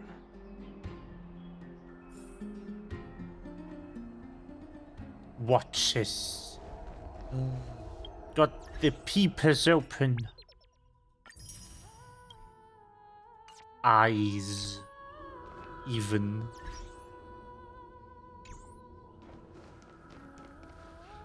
An expected visitor. Welcome once again. Hello. You know, you could actually skip all the pointless debate and come straight to me to seek an audience with Kefali. I have no reason to refuse you, do I? You may not, but Kindness has. Whoever gets hold of Kefali's core flame will get to rule over Akama. She's wary of me, so naturally I had to gain her trust. I would say that debate was not at all pointless. Very true. In my view, this individual has gone to great lengths to get close to Kefali. He might very well be plotting something nefarious against the Titan. Are you still willing to let him pass, knowing this? Yes, maybe. very much so. All living creations are always free to visit Kefali's transcendent vessel.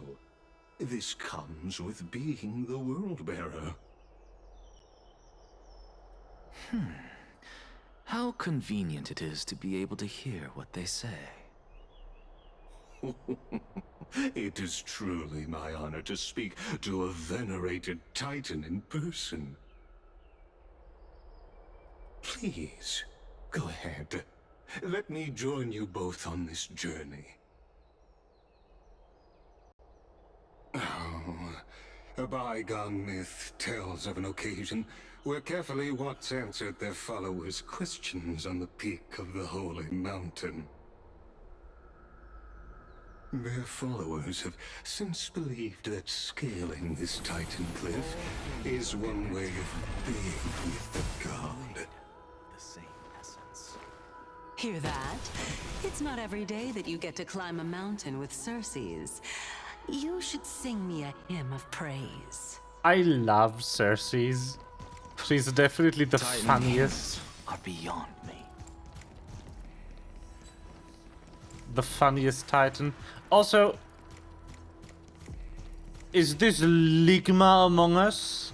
Ligus? There's a Ligma hiding in that name. Somewhere.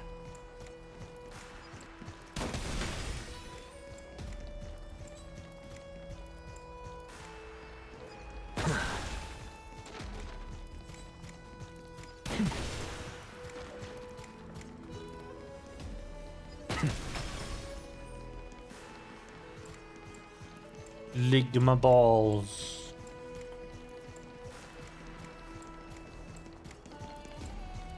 Go on ahead. Take this Yanis shortcut, and the long pilgrimage stairway will be waiting for you at its end. I have to admit, I never expected you to not ask me anything. You better be sorry. Not even my motive. Because I know very well what it is you are after. As the saying goes, a gentleman helps others achieve their goals. I have a feeling that your theory will be validated at the end of this journey. I believe Kefali will not deprive you of your right to ask your question, especially now that you're on the brink of death. You must be closer to Kefali than anyone else. Wouldn't you agree? I hope things go as you say, then. Putting a child of justice into a farcical world is bound to turn it upside down. It is my hope that you bring a much-needed change to this world which is on the brink of destruction.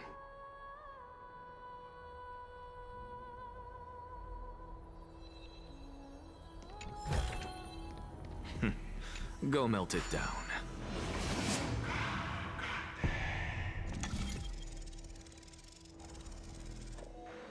Bonjour.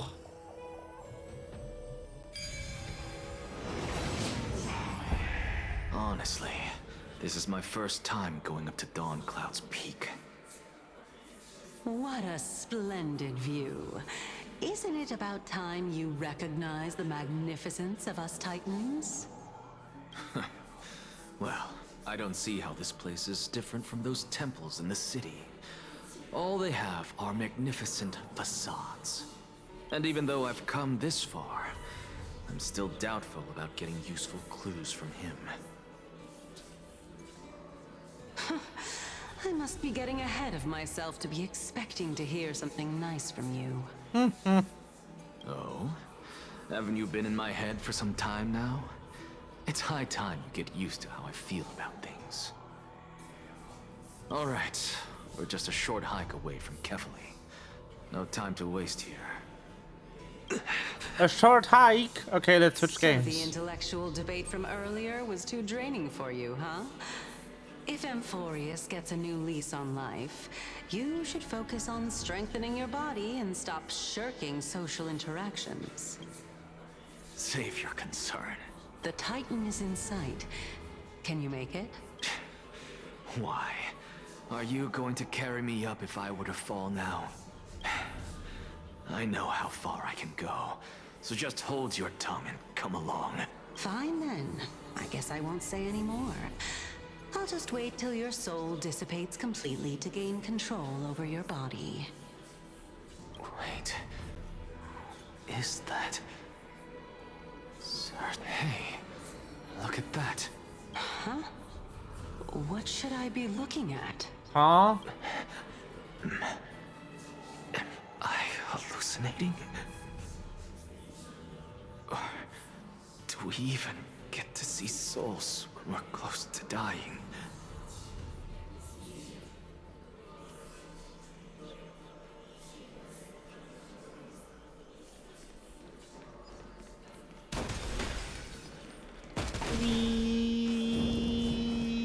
Hello. Oh? Why didn't you bring your favorite spear with you on this trip, Nias? Nias. I know I've heard this name somewhere. Yeah, it's the Strife Titan. It's unfortunate. The Black Tide destroyed every last inch of my calyx. How could that be?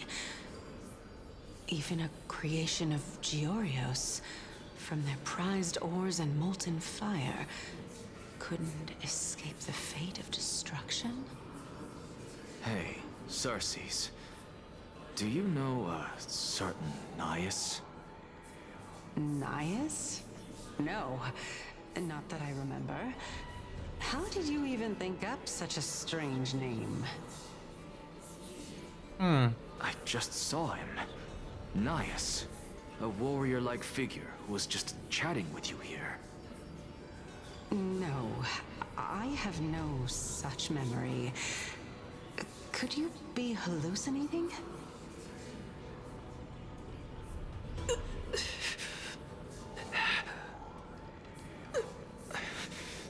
This is a departed spirit.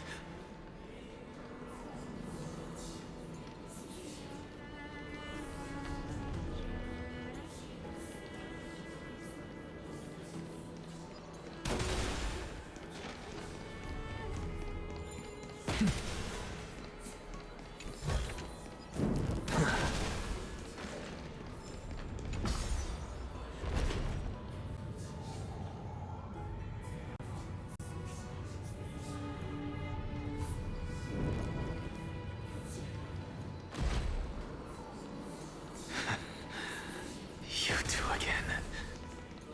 Enough about me. Did Kaos ever reply to you? Well, regrettably. Seems like the price of becoming a demigod is a lot heftier than we thought. Kaos. Demigod. I've never heard of this person. Which Titan's authority did he inherit? Maybe it's not happened Look on the yet? bright side, Nias. Since we've come all this way, I doubt he'd snub his old friends, would he? Let's just hope we mean as much as the world to him. Hey! Are you seeing that same hallucination again? Yes. It's still you and Nias, but you're now talking about a certain Kaos. I'm guessing he's one of your companions? Kaos? This name sounds just as strange to me. Ah. Never mind. I think I know what this is about.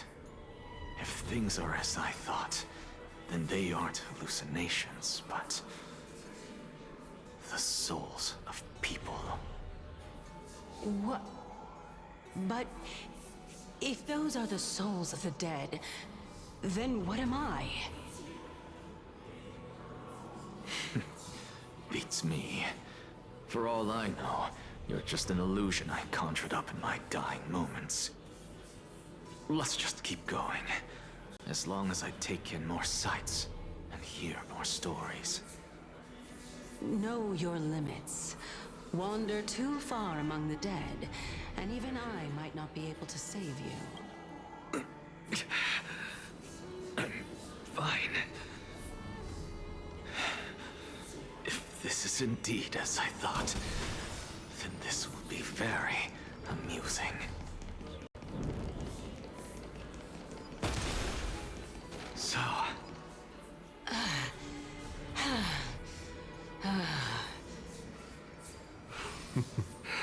Can you keep going? Of course. I'm just... If I knew we had to climb a mountain, I wouldn't have come along with you. I guess this also counts as one aspect of the world-bearing burden. If Amphorius does have a next life, you may want to get your body in shape. Keep your sarcasm to yourself. I'm not getting anything of value from them.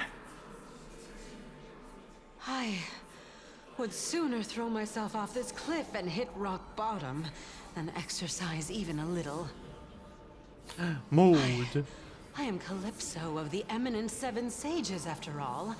Training would make me no different from those Helcalithist barbarians. Calypso. She's one of the Seven Sages. A member of the Grove? No, she can't be. I would know her name if she really were one of the Seven Sages. Hey, Circes. Does the name Calypso ring a bell? Circes? Gone. They're gone. Doesn't matter. I can do this myself. Run! Looks like I'm nearly... Oh, beautiful old world. Where are you now? Oh, legendary era Chrysia. Return to the mortal realm. Well, hello. Splendid gods once walked the paths we walk. Alas, all that's left of that warmth is a hazy mirage. Why are you chanting that too?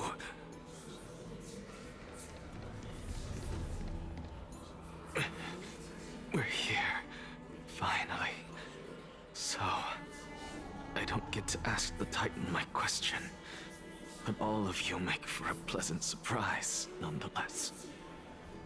Very well then, let me uncover the truth for myself. My guy dying. Did I still fail to make it in time? Huh? Well, he can't be. He wasn't a banner I'm yet. back here again. This is... I can hear it. I hear it from the depths of the tides. behind the closed doors of the Void World. A voice ready to tell me something. This time, the voice is a lot clearer than before.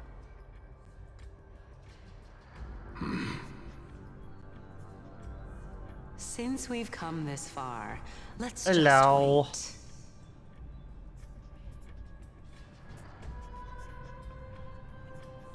wait. Lord Nias and Miss Calypso, are you both here to visit Chaos too? Yes, and we've been waiting for quite some time now. Regrettably, he hasn't answered us.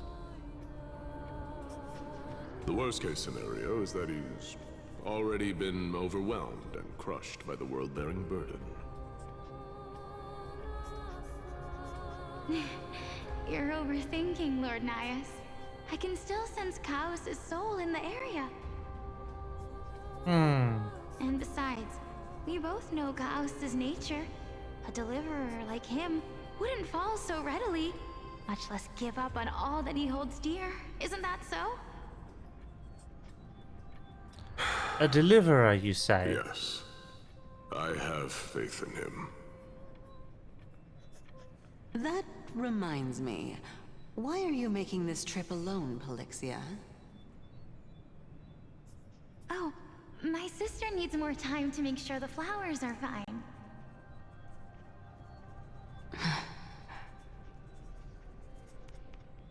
Such a pity. Both of you have hearts kinder than anyone else. Yet you are born only to take over Thanatos' divinity. Everything that I see and hear this time has left me shaken to the core. What may seem like a mundane conversation is in truth a once-in-a-lifetime exchange that has revealed the ultimate answer to Cersei's question. What exactly are we? The conjecture has taken shape and must now be solidified into a theorem. Next, I only need to seek verification from Kefali. By doing so, I can answer Cersei's question and reclaim my body. But no, I will not do that. That isn't important. Because another one of my conjectures, one that I have always dreamed of proving, has been proved right this very instant. So Fusing a that's mortal soul with that of a Titan to replace said Titan is not a ludicrous idea after all.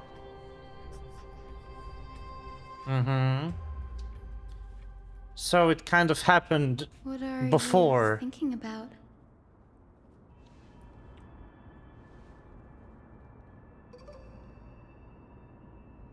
Is that so?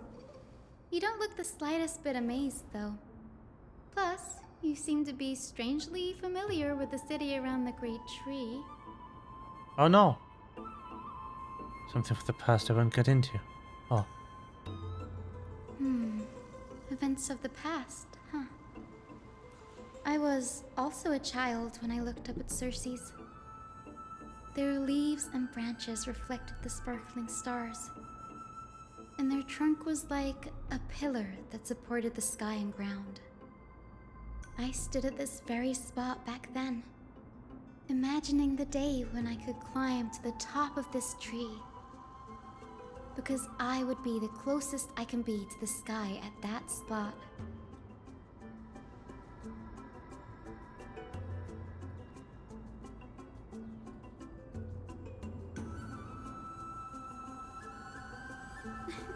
Don't read too much into it. I mean, can mortals even hope to reach Aquila's realm? They're a strict and draconian god. Nothing like Cersei's. Reason is willing to share what is theirs with others, but Sky only expects people to revere them. You get what I'm saying, right, Denny? After all, the Titan that imprisoned you and Grey here in Amphorius is none other than Aquila themselves. But there will always be people who dream of soaring towards the sky. The Grove has a wealth of research on Aquila, and that is exactly what we are here for. It's just... I never thought Grady would meet with something like that before we set off. As a physician, I should have been there by his side. That's the wrong voice line. You mixed it up. Wrong pronoun. F. Yeah, what happened to the Grove? Okay. Yeah, there's no rest for the weary, huh? In any case, what we're looking for could be anywhere in this enormous grove. Let's split up to cover more ground. Danny, with your skills, I'm sure those monsters born of the Black Tide will pose no threat to you anyway. Wee.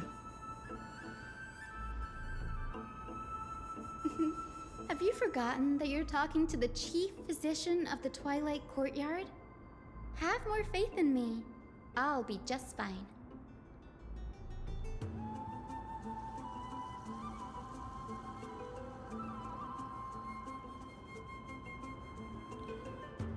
Dun, dun, dun. How to leave from forest.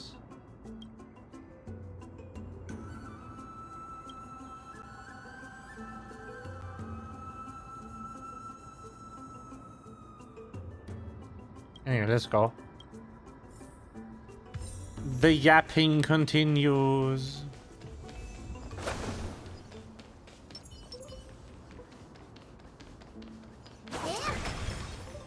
Wee.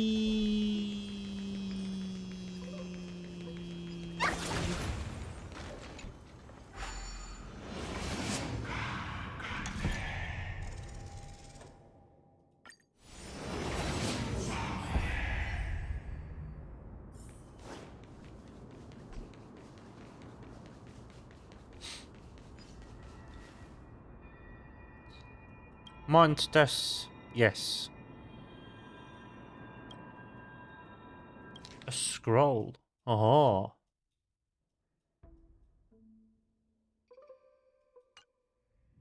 Grove doesn't forbid discussion about the sky. It's a debate between two scholars.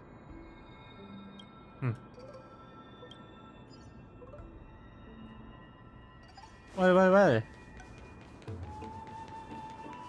That's something that I've talked to Melva about before. It's like, this game is a lot of just meaningless dialogue. We're just like, ugh. Really now? This is way more trouble than I could have asked for. Or you could sit back and watch. I'm kidding, Danny. Yes.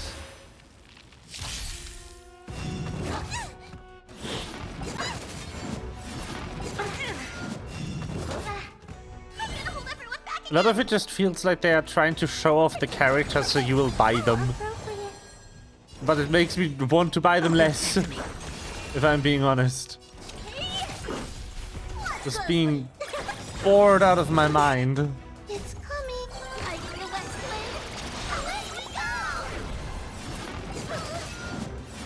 flame. But just 7 quests of just meaningless going on about shit. Fiends or devils, I'll crush them all. Do you know who I... This big diamond! It's all yours! The McDiamond. Curiosity. Endless riddle. Nothing but a boy. Time to twirl!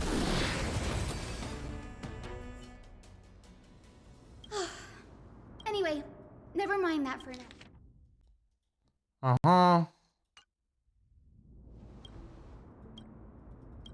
This is new. I didn't know Professor Anaxa was researching the sky. He's never mentioned anything about it. Might is an understatement. Anaxa has never been one to venerate the gods, nor has he ever found it within himself to put any faith in the prophecy. People have come to think of him as a heretic, even in a place as liberal as the Grove. Yo. Yet, it is also this very blasphemer that Cersei's favors. Fate sure works in mysterious ways. Oh, let me have a look.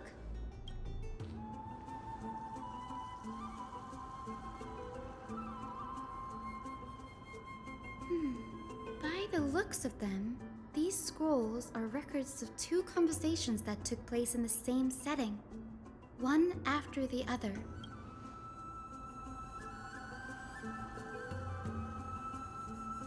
Sure, go ahead. Anaxa often said, perhaps, it's a shame. Yeah.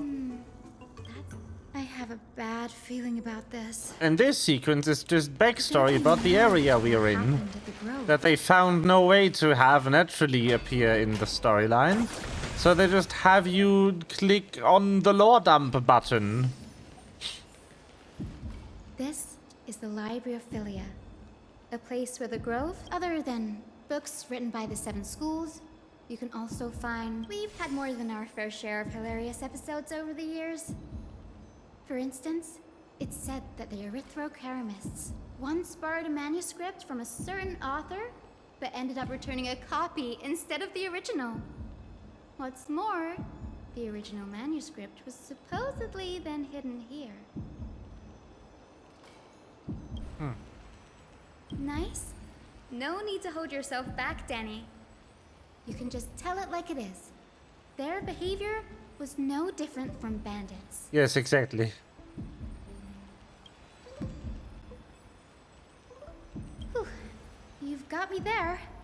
Some said you couldn't even find a dictionary in Castrum Kremnos, so I guess they were spared.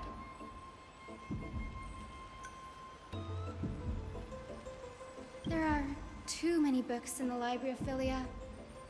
Flipping through them all will take too long. Why don't we use the Biblioslate to search for the texts we need? We can bring them back to Akama for reading after that. Huh.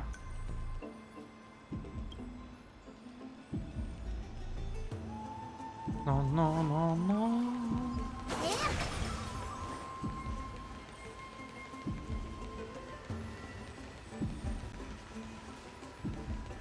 But yeah, I wonder if that flashback we saw with Anaxa earlier was... Or that vision we saw was a flashback or a flash forward. Maybe all of this just happens in a loop.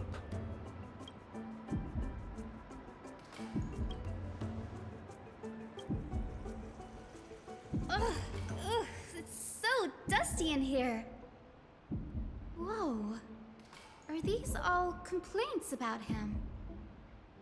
I can already see what they must have written. Anaxa has no respect for the gods.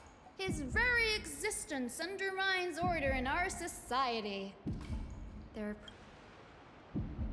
Why else would they call him the Great Performer? When Anaxa established his school of thought, the first thing he apparently did was read his own work to everyone. Are the Titans truly an accurate reflection of what humans think gods should be? Worlds created by gods are indubitably perfect, but what of Amphorius?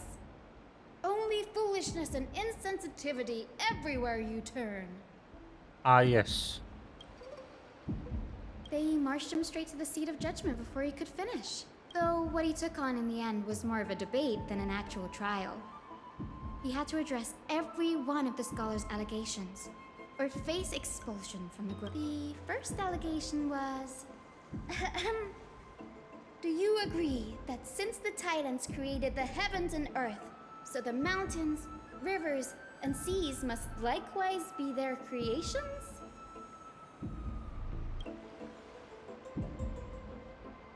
Just do it. Roleplay.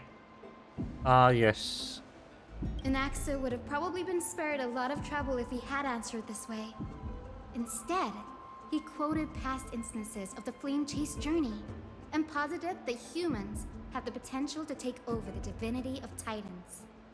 Needless to say, his critics didn't take kindly to his answer, So they followed up with a second allegation. You claim to be studying souls, yet you are, in fact, defiling them and committing acts condemned by the gods. Do you admit it? Anaxa always wears an eye patch, never removing it, even when alone. Some say he used one of his eyes as an alchemical ingredient. Every being in the world owes their safekeeping to Kifili, and this is even more so for the Chrysos heirs who have divine blood coursing through them. If he has really done something of that nature, then it'd indeed be sacrilegious. Thankfully, they had no way to prove it, so it amounted to nothing more than an allegation in the end. One by one, Anaxa engaged in wars of words against those who would challenge him. Toward the end, a scholar asked him, "Anaxagoras, have you any respect for the gods?" It was only after a brief silence that he answered, "I have never denied that titans are meant to be noble constructs."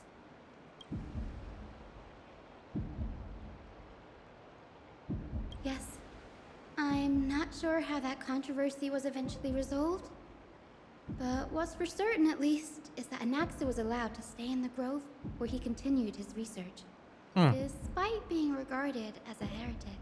By the way, this stack of complaint letters has reminded me of a place in the grove.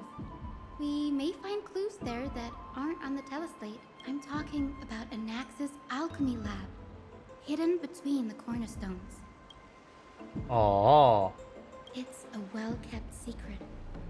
Among the 7 sages, excluding the nominal chief sage, each has a private sanctuary where they can conduct research undisturbed in their free time.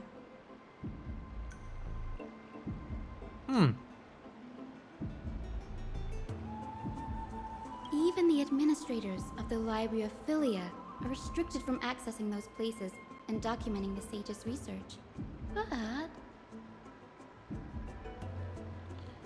But with the grove in this state, I'm sure Anaxa won't be mad even if we sneak into the lab for a short while. Right? I mean, he's about to die, so probably not.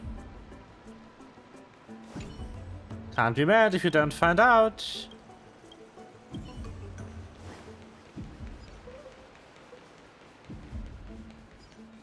Boop.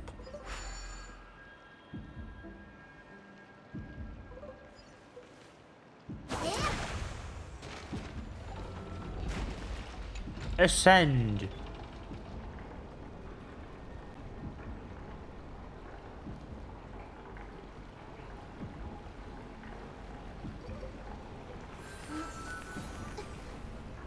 Wee.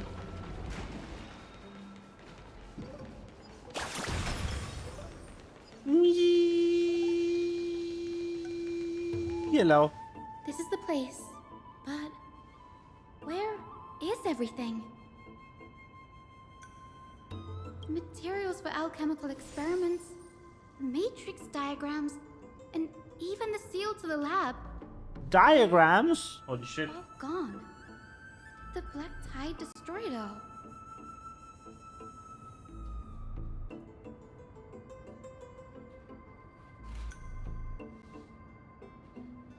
Maybe. No, not even close. Not only are alchemy experiments high-risk activities, but Professor Anaxa also has a penchant for using bizarre materials. Students often saw him walk in looking right as rain, but come out covered in soot with his hair singed. Naturally, no one dared to come near this place. Huh? That bookshelf over there seems to be the only thing still intact.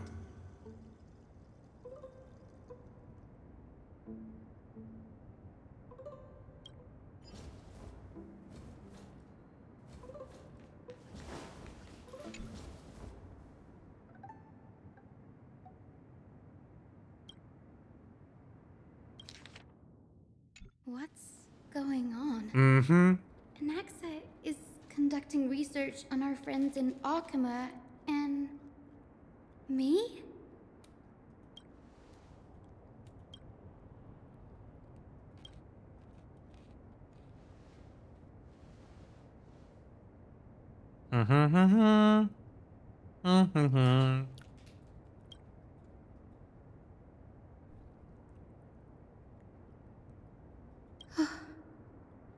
Danny, look at this. I have a bad feeling about this.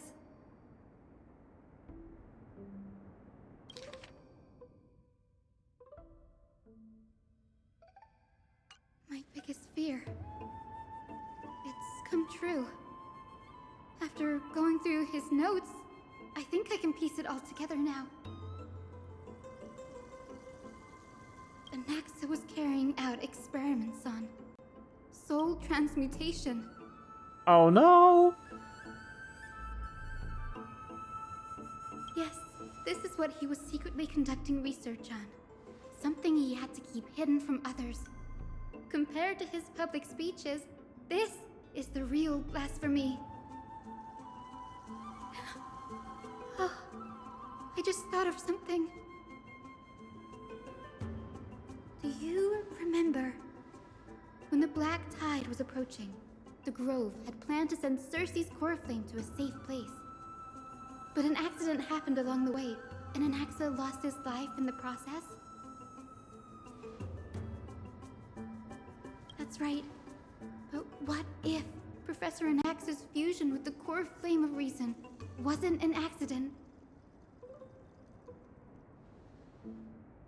He did it on purpose. Knowing that the Black Tide was closing in and your time was running out, what would you have done?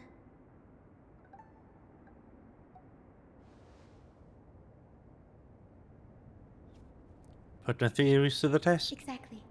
When the Black Tide came, the true reason Anaxa headed to the Luminary Throne was to transmute and fuse himself with the Titan's core flame. Oh no! No. Judging from how he reacted after the event, the results came as a surprise. Maybe he failed to consider the possibility that Cersei's would make a similar decision. The manuscripts detailing all the alchemical formulae have been taken away. His research is still ongoing.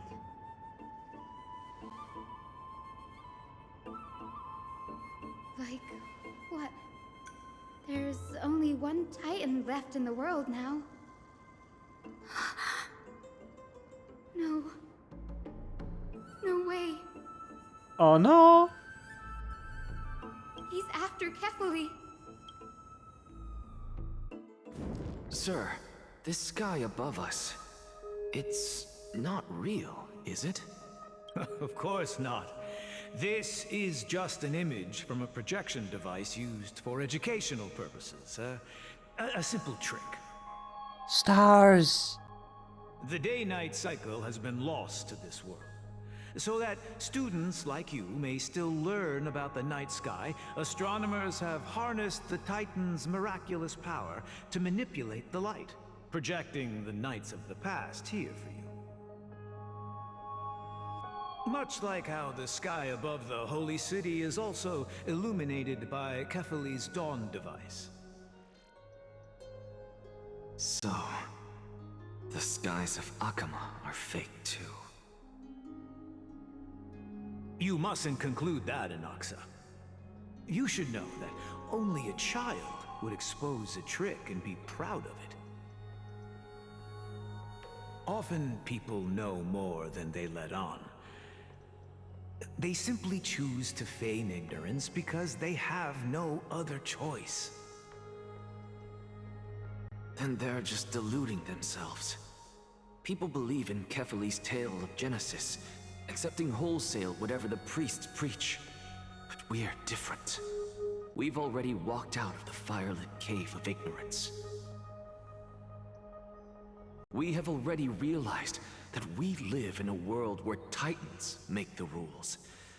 Even when we look at the sky, we're only seeing what they allow us to see. Rather than gazing at this mockery of a night sky fabricated by them for the rest of my life, why shouldn't I be the one to take control of the projection device instead? So much time has passed since you sowed the seeds of doubt in my heart, child. many a night, I find myself penning down all my theories and wild ideas, only to burn them to ashes when I open my eyes in the day. Why? Because we'll face death by burning if word gets out? As a sage of the Venerationists, my soul has already become inextricably linked to the great tree. Every word I say and every move I make is certain to influence every leaf, every branch, even the tree itself. Dude actually said, you know, getting burned at the stake isn't reason enough not to have ideas. What are you, afraid of death? But above all else, my days are numbered. Instinctively, I have my doubts about the golden blood and the human soul, yet I have no means of verifying them. The golden blood in my veins is woefully thin, and I am loath to waste what little time I have left obsessing over a hypothesis that cannot even be proven in the first place. But I can, sir. I can do it for us. The time is right. Give me all that I need, and I shall accomplish this grand feat on your behalf.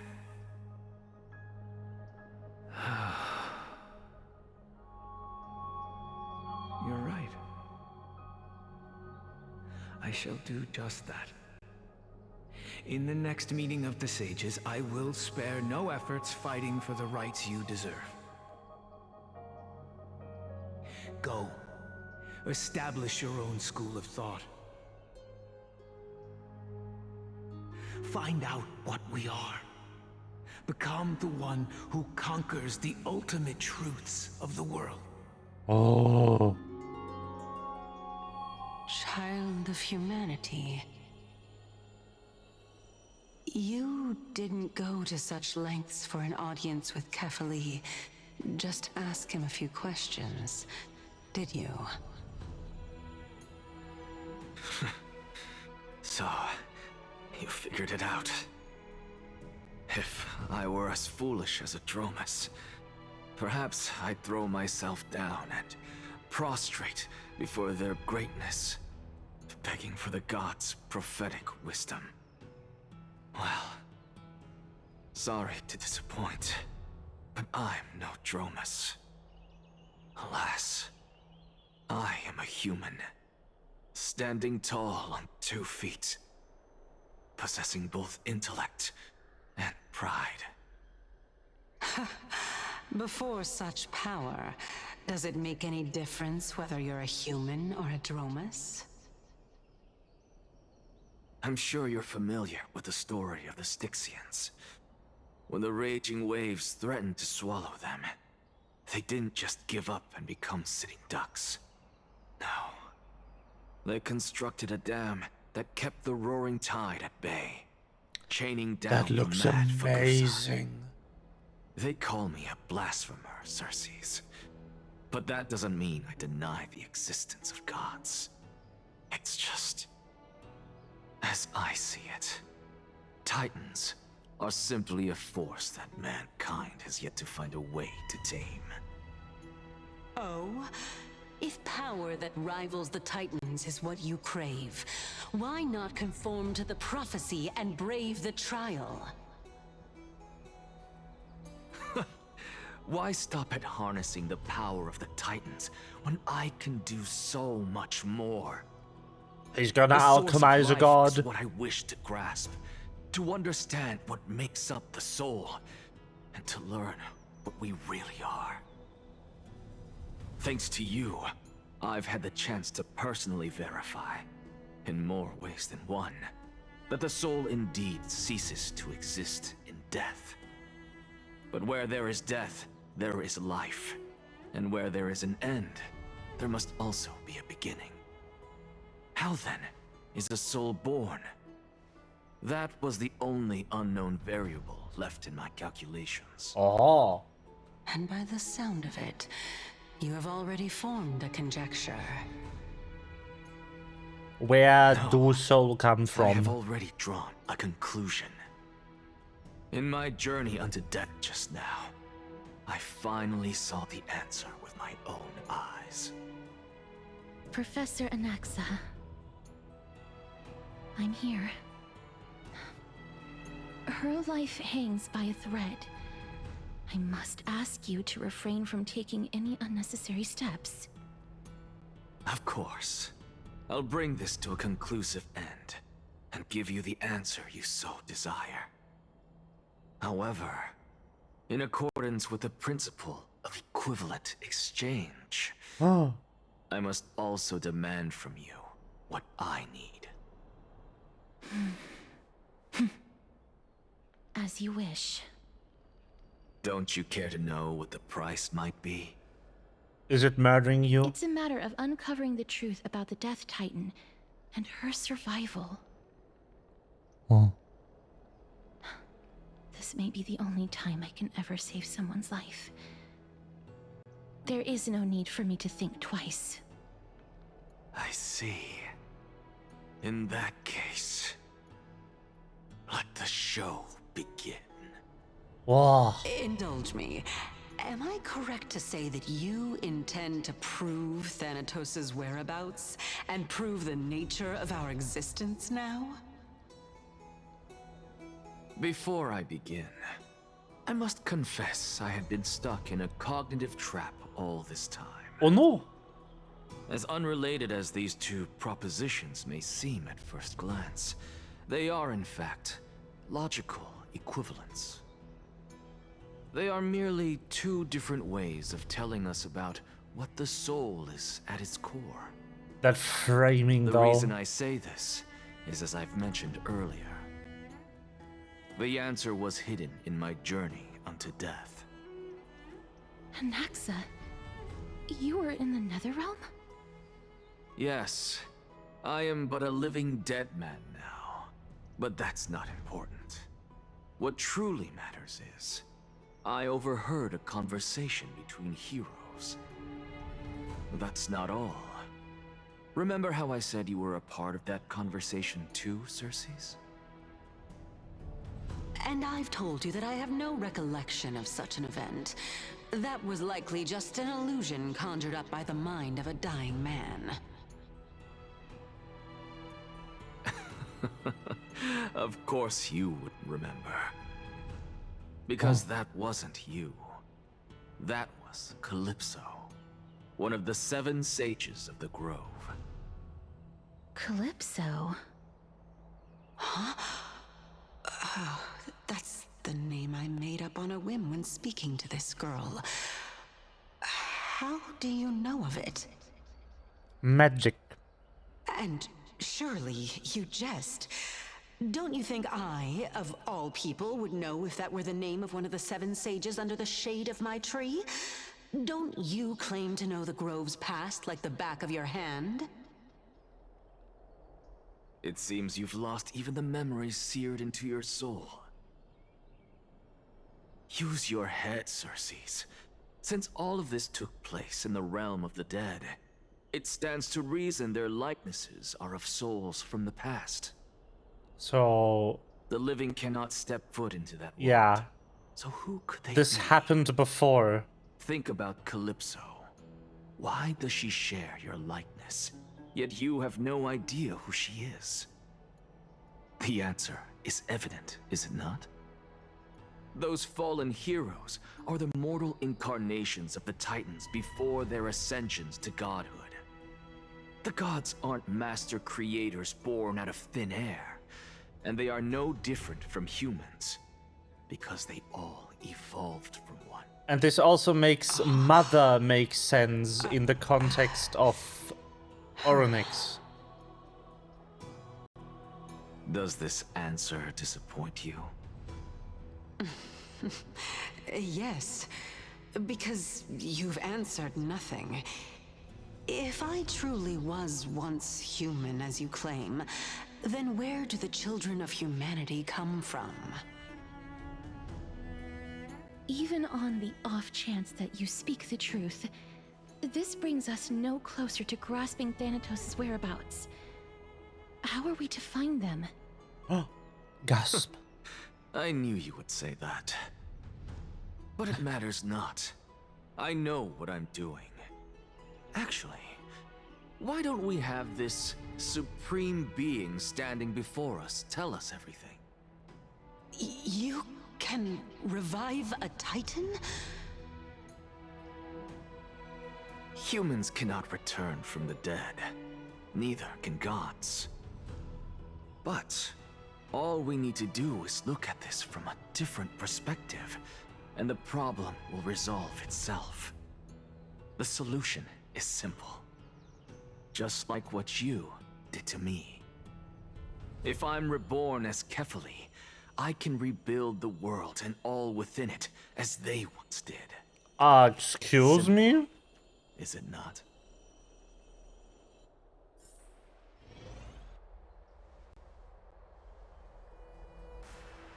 I have news from Hyacinth and Dan Heng.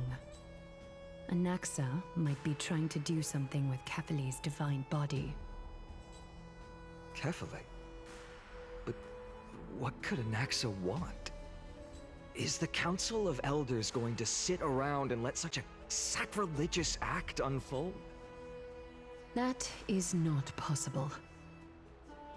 He is indeed the great performer, capable of fooling anyone and everyone with his tricks. I'm sorry. No need for guilt, for this is good news to us. The Council of Elders has found themselves a traitorous ally. Anaxa's ambitious desires will be something we can exploit. What we should be doing now is to keep our eyes peeled for whichever trickery Kindness is up to, and react accordingly to thwart her plans. Being Akima's political center, the Demigod Council holds just as much significance as the Vortex of Genesis. Someday, after my duty is over, this site will take the place of the battlefield where you hunt gods. Become the next challenge you ought to overcome. Till then, it's best to get used to this place as soon as possible.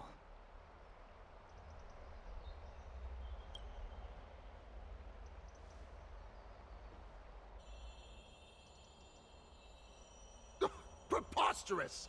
The Christos heirs only have their standing because of the Council of Elders. How dare they trample over it?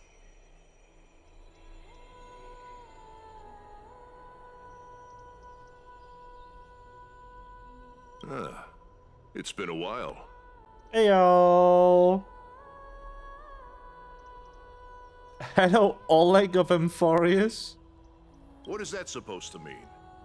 Is this really the sort of person that the young lord praised as a ferocious warrior? I mean, he is kind of like Oleg, yes. It has indeed been some time, Lord Krateros. What brings you here in such haste? That is funny. Shh, keep it down. Be more vigilant. See those duplicitous dogs over there? They do the dirty work for Kindness. Oh. I've already ordered my people to hold them back, but we should still lay low. Unless you're itching for a bloody fight to get a workout in. My bad. So, did something happen? Did you hear thunderclaps last night?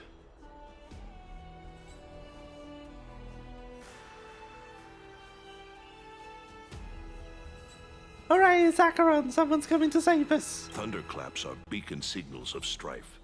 They are a message from the young lord. He threw a spear bearing several words at Akama. Watch out. The Flame Reaver is back. Oh no! Just as much. We didn't actually kill them back at the Kremnos Arena. I figured this is something you would want to know. We Kremnoans never back down from a fight. So if you plan to take that thing down in a battle, reach out to me anytime. Ah yes, let's sacrifice the old guy. You have my gratitude. I will let Aglaya know about this right away. Remind her to be on her toes while you're at it. That vicious Kindness has been unusually active lately. Those lackeys she keeps undercover have been going in and out of the city a lot more frequently these days. Some even seem to be getting Kremnoans to defect to the council.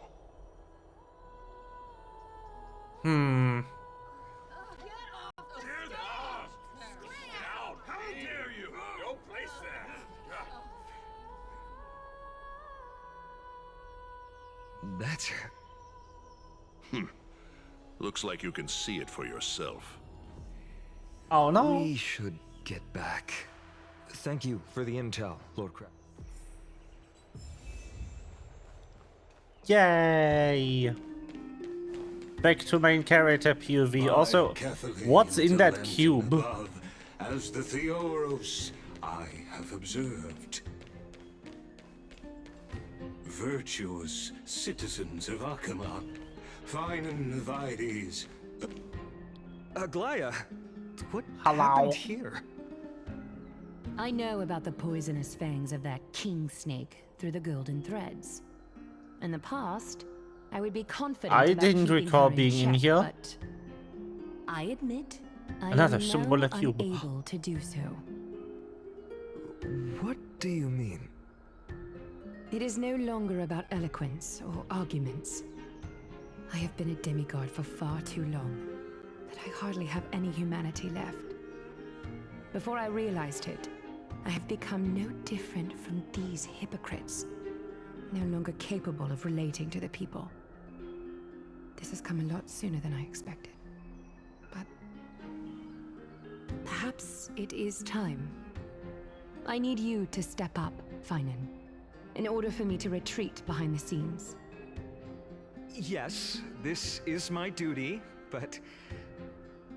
It is far easier for the Council of Elders to fool many than just fool one person. Their so-called more support is no more than a ruse to distribute power using words instead of lances. There is no glory in winning this debate, but that makes having respect for humans so much more priceless. Finan, you are a Chrysos heir without flaw, capable of relating deeply with humans. I appreciate what you've taught me, Aglaya. I hope we'll live up to your expectations and win this debate.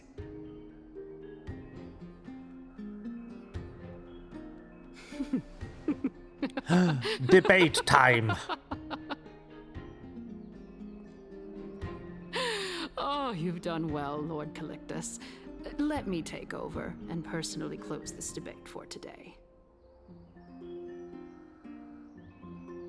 Dearest counselors, let it be known that I sorely miss the blissful times portrayed in lyrical poems.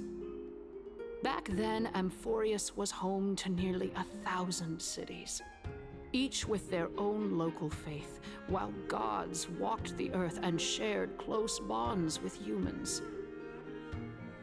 Yet, in the present, people from all over are forced to leave their homeland to seek refuge in the holy city, where they hope to rest under Kefali's protection. All of us have long been in the same boat, with no way out of this plight.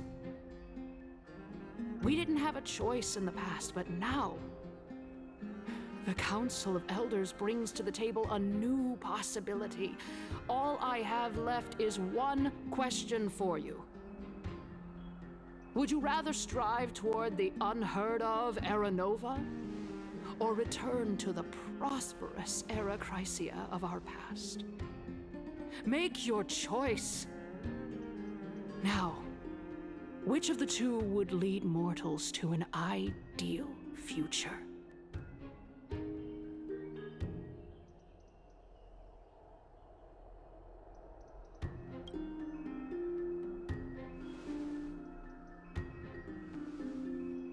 Wow, there would be words here.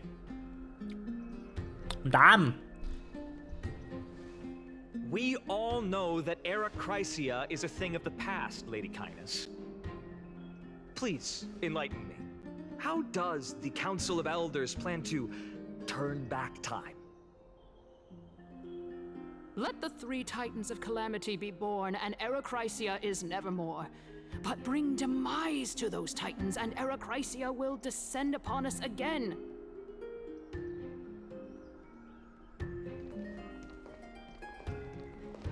Know that the Council of Elders is never one to make empty promises.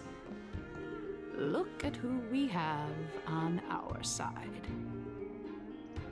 Anaxagoras, one of the Grove's 7 sages, and Castorus, Idonia's goddess of death. With the help of these 2 heroes, I can promise all of you that Erechrysia will exist once more. Oh. Aren't they Chrysos heirs? They're supporting the Council of Elders instead? So, okay. Their plan is to kill permanently 3 of the Titans, the ones that are responsible for bad things happening, which is why they're calling them Titans of Calamity. But from the death of Orynyx, Titans don't create the thing they preside over, they just have control over it. That's why Orynyx said if the spire was to fade, time would run uncontrolled and chaos would ensue. Which means time would still exist, even if the Time Titan doesn't exist anymore, but it wouldn't flow linearly anymore, and it wouldn't flow uniformly anymore. So the Titans existing means that the things they preside over proceed orderly and in a controlled fashion, and not exist at all. So killing the Titan of Death doesn't mean that death would stop existing.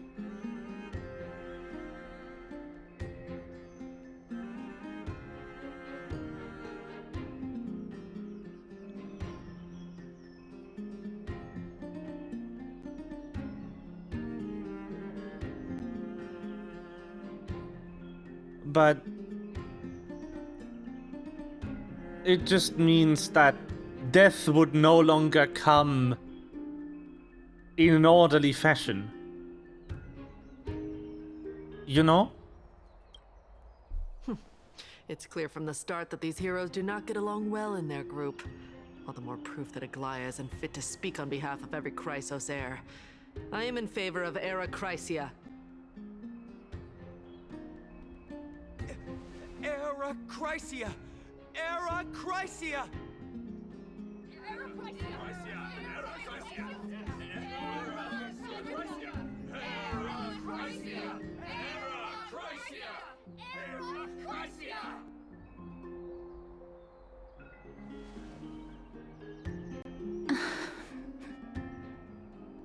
Castorus? Why are you standing over there? You finally arrived, Naxa. So have you, Cass. Don't worry, Aglaia. Well, I know that you have many queries. Could you continue to converse like how the citizens normally do? Tell me, dear citizens, if we successfully retrieve and return Thanatos' core flame without anyone passing the Death Titan's trial, what would happen next? The answer is simple. We will have a chance to rid the world of death and bring Amphorius back to an era when all beings live forever. We'll usher in a new future that will be entirely different from the Flame Chase journey. He's one of the 7 sages. That's impossible. I really don't believe this. Your proposal is much too idealistic. As long as the Black Tide still exists, how can we go back to the old days? Remember what I previously said? Kefali's core flame is guarded by the secret power of the Council of Elders. Plus, Fagusa's water curtain will be able to block out any external perceptions. Tell me, dear citizens, have any of you ever seen even a glimpse of the threat that this person is talking about anywhere within the walls of this majestic holy city?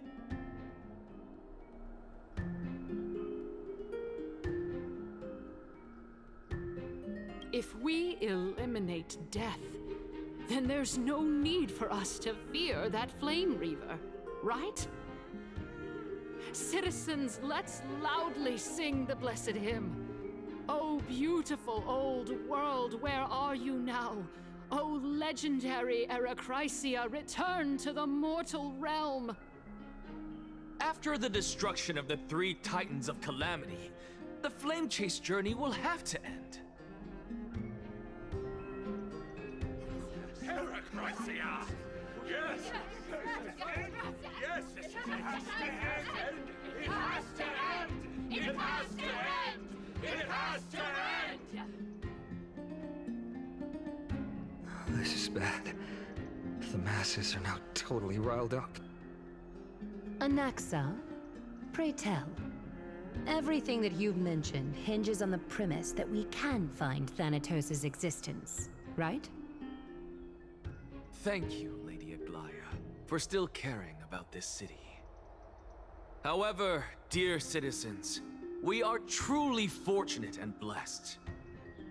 For Castorus, Idonia's goddess of death, will surely find Thanatos under my guidance. What? With that, I solemnly promise that the core flame Lady Castorus brings back will be personally managed by the Council of Elders. Thereafter, if we are able to garner the support of all of you at the Citizens' Assembly, we shall spare no effort in ensuring that the Eracrysia will return to our world once again.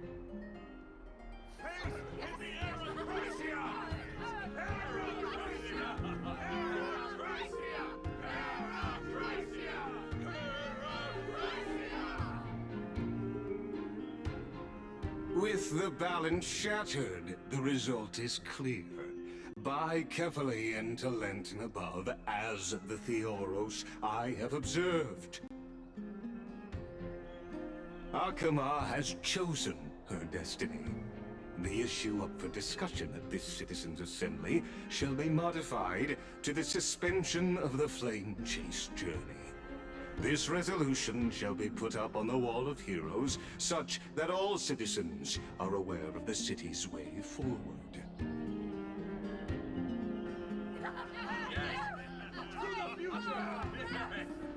Yes, I like this. Fantastic. Yes. Aglaya, dear Aglaya, what has caused your heart to soften? You also don't seem to be as quick-witted as before.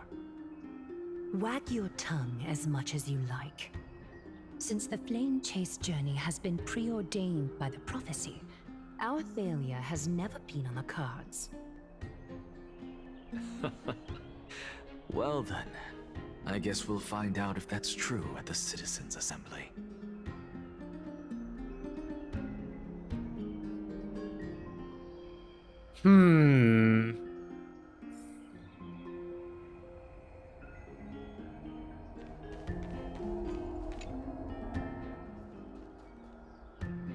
Well, it seems that when I sent you to look for Anaxa, I unintentionally facilitated your partnership with him instead. My apologies, everyone. I know that you have many questions to ask me.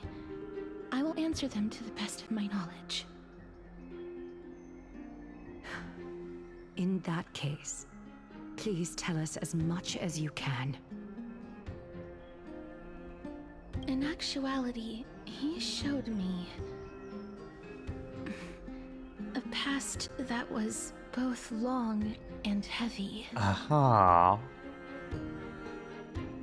The reason I say this is as I've mentioned earlier.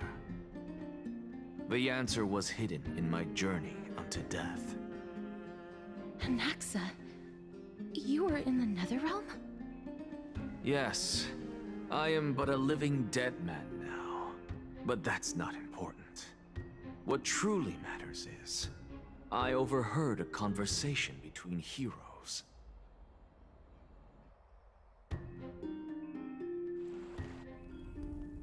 Have you heard of this tale before?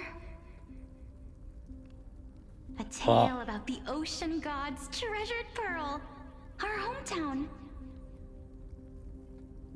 It was a seaside town which enjoyed the ocean breeze and glorious, peaceful times, thanks to the wisdom of its ruling queen. Are we sure this is the correct slide? Until one day, an evil dragon descended upon the town. Its wings were large enough to blot out the sun, while its claws were sharp enough to rip the waves apart. It barged into the tall tower and devoured the queen's beloved daughter. It even settled itself in her bedroom, like a tyrant king. The queen assembled 300 warriors who managed to subdue the evil dragon by chaining it up. However, when the queen slit open the dragon's belly, she realized that the princess had long since been digested, and all that was left of her was Kind of a the pile same of story bones. as earlier. Devastated, the queen wept for several days. It was then that a devious, smooth-talking scholar arrived at the palace and suggested that the princess could be revived through the use of dragon bone and dragon blood. That liar called this process the secret art of alchemy. The princess was reborn. The queen was overjoyed, blissfully unaware that the evil dragon's soul still lurked within the princess's body. As revenge, the evil dragon swallowed the poor queen, the glib liar, the courageous warriors, and all of the town's innocent civilians in a single gulp. Nom. Worse still, the souls of the deceased refused entry to the Netherrealm because they were filled with regret. Forced to roam the mortal realm, these resentful souls ultimately converged into a river of souls that would not retreat for a long time. The terrifying death had consumed all. Thereafter, our hometown fell into ruin as well. Until...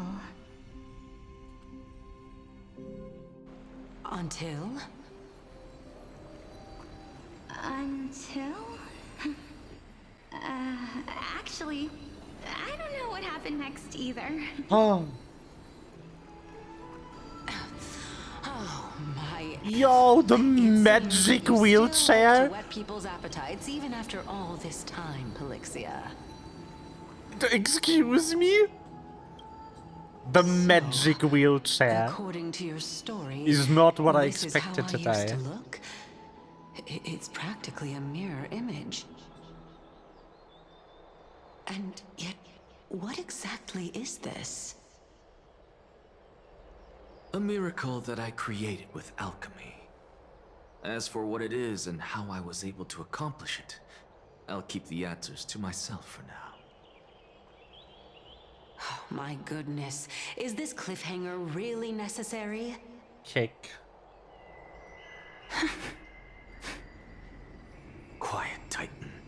Continue to enjoy this splendid play, and the truth will naturally reveal itself. Dragon, huh?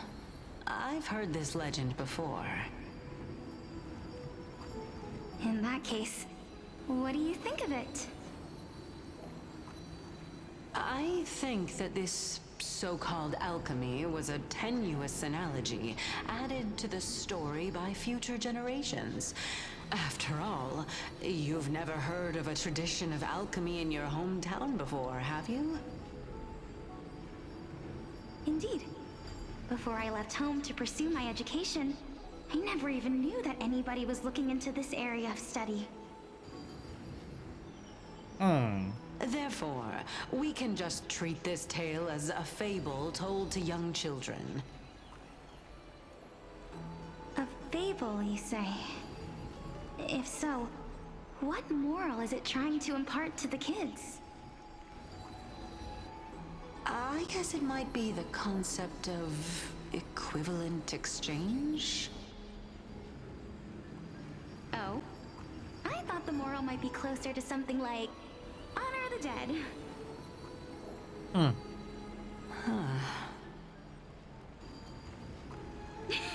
What? At a loss for words? No, I merely realized that we're both thinking of the same principle. If life is priceless, then there is hardly anything else in this world that is of equal weight to it, right? Indeed. As expected of the wisest scholar in the land. You flatter me. Why don't I ask you a question as well, as a form of equivalent exchange? Oh. Of course. What is your question? If I imparted my knowledge of the art of alchemy to you,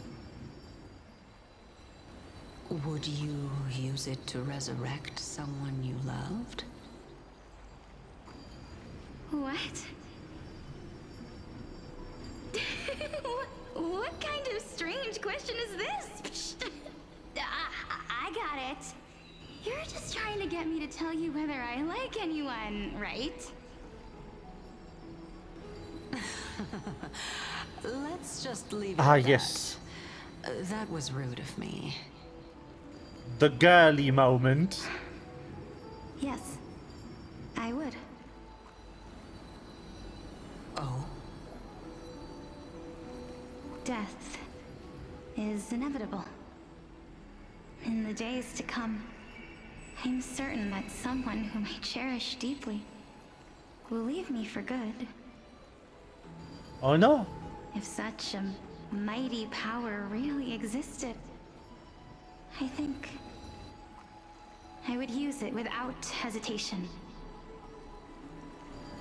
After all, you, me, and the rest will all have to face that fateful moment eventually.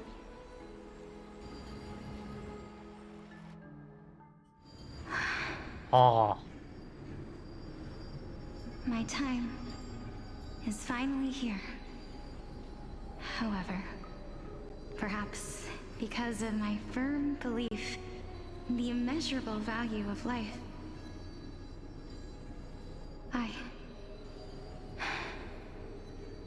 I am unable to complete the trial. You shall wither, and through that, the dead will sprout again from the remains, and be reborn with the dead flame. It is a pity that fate is such a cruel mistress. Is there no other way of interpreting those words? I'm afraid that the meaning is clear. Between my sister and me, one must pay the price. Our trial can only be completed when the one chosen sacrifices her life. What? I'm afraid that the prophecy might even have selected a pair of twins for this exact purpose. What? Damn. Fortune makes fools of us all. It's the last one they need. My sister is prepared to sacrifice herself. And yet, This actually is some, like, Greek shit, though. how absurd. My time is almost up, but I'm I still do afraid to love the welcome magic death. wheelchair, though. That's sick. What should we do? If if I'm ultimately not able to make up my mind... Since Chaos is willing to guide all of us and leave this trial to the end, there is still plenty of time for you to ponder. That's right. Don't allow the fog of an uncertain future to cloud your mind. Trial, prophecy, the topics that they're discussing seem familiar. But these three people must not have left their names in the epics. Otherwise, I would have some recollection of this. Amphorius's history before the Titans were born was complete chaos. Is that not strange by itself? I have long held 3 hypotheses about this. However, let's continue watching for now. Oh. Calypso, Polixia, and this warrior.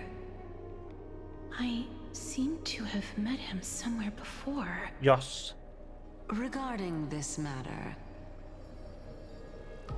Nias, are you confident that you'll complete your trial? Of course.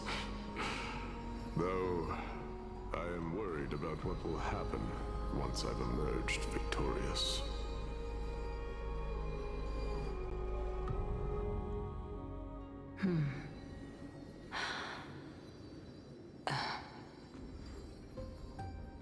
Looks like you have made up your mind. Yes, this is the safest course of action. Stab. Completely separating courage, honor, tenacity, sacrifice, and reason. You really know how to make things difficult.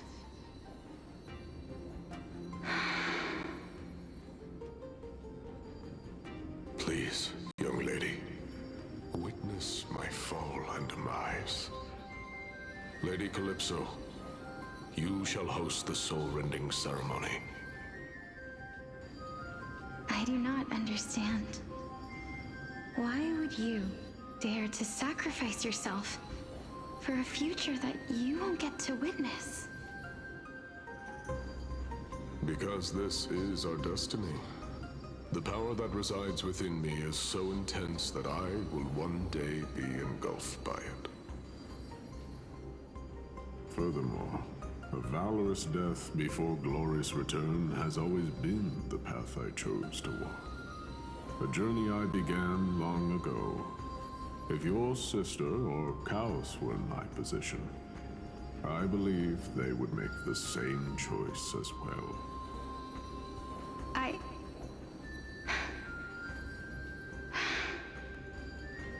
I'm not that brave. I don't know how I'm supposed to face such a serious affair.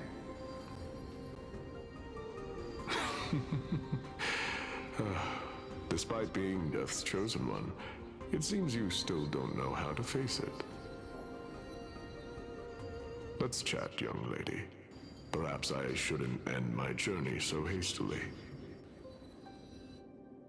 Since there's still time, I'm not worried about letting fate wait a little longer. Of course. This warrior is Lord Nias. As the embodiment of Nikador's divinity, he entrusted his life to us and allowed humankind to end his madness. That means that what I'm currently seeing before my eyes is, in fact... Looks like one hypothesis of mine has already been proven true. These heroes are the true forms of the Titans, before they attain their divinity. Yes. If so, the chosen one of death that he speaks of is actually... Polixia? Is the previous form of Thanatos? But her appearance... Indeed. If this is true, As long as we can find out where she went, we'll naturally be able to figure out the location of the Death Titan.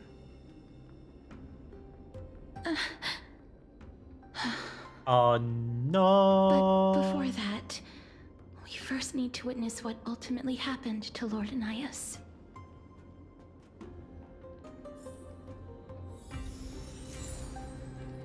He got knied. Whipped and nay-nayed even. Honor, courage, tenacity, sacrifice. Oh. And finally, the only thing that remains is reason. Cheer up, young lady. There is no need to shed tears over a glorious death. All farewells in this world are sorrowful, Lord Nias. No, young lady. As a warrior, I have witnessed too many bitter deaths. But now, all I feel is peace. I did not know until this moment that mortals could live their lives in such a way. Although only a sliver of your soul remains, you remain so optimistic. Or maybe the truth is that you aren't able to feel sorrow anymore. To be honest, I don't know either. But I am certain of one thing. This is not an acceptance of death nor apathy toward it. It's not even a feeling of despair. I am just enjoying what remains of my life to the fullest. Enjoying? Hedonism. Indeed. Along this journey that we've taken together, not only have I changed the world, I myself have also changed in the process. Oh. And now I have reached the journey's end. When I look back and see the grand epic that I've personally written, how could I not revel in that fact? But when you depart the mortal realm, won't all of your accomplishments be reduced to nothing? Separation and death are two sides of the same coin. Reconciling this doesn't come easily for a mortal. Ah.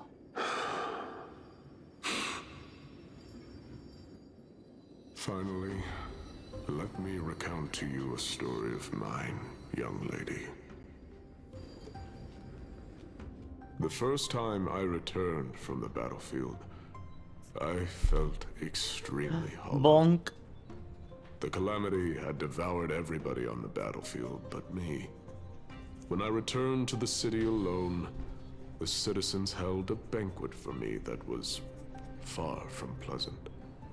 I felt as though I was still on the battlefield, and the person who had returned was nothing but an empty shell. It was late into the night by the time the banquet ended. My head still reeling, I returned alone to the barracks. On the way back, I encountered someone. Oh. It was a crazed scholar looking at the night sky and muttering to himself by the side of the road. Although I tripped over him and fell, I wasn't angry in the slightest. And maybe because I saw myself in him, I inexplicably asked him a question. Do you think that it'd be better if we just died on the roadside like a couple of stray dogs? To my surprise, he shrugged his shoulders and sighed. How does someone who is currently experiencing death, dying and living, afford the same amount of bliss? Now please go away and don't block my starlight. Are you trying to say that there is no difference between living and dying? For they are both journeys that lead toward death? That's exactly what life is, and death is, but a scale to measure how valuable the journey was. Journeys and epics are only glorious and magnificent because all things eventually fade to dust. Therefore, young lady, don't detest your fate. Instead, willingly and respectfully embrace it. Respectfully. The embodiment of strife telling me about the majesty of the world. Indeed. I believe that when the fated moment eventually arrives, you will be able to understand my words. Oh. It is time for me to knock on death's door. I will set up a long table at the end of the road and humbly await your arrival. When that moment finally comes, let us drink and be merry then. Oh. What a line.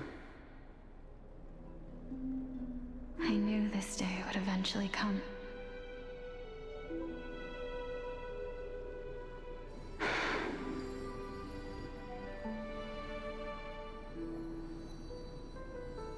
Are the both of you ready? Polixia. I'm here. Casteris? You were the Death Titan the whole time? This... This is quite interesting indeed. Is this... Polixia's sister? Is it... me? Who would have thunk? It's time for us to fulfill our promises.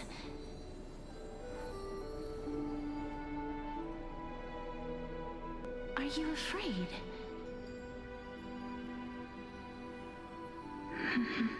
Oh, maybe not. Maybe Casteris is the resurrection of the Death Titan's dead sister. That I Which would be even funnier. won't be able to do it.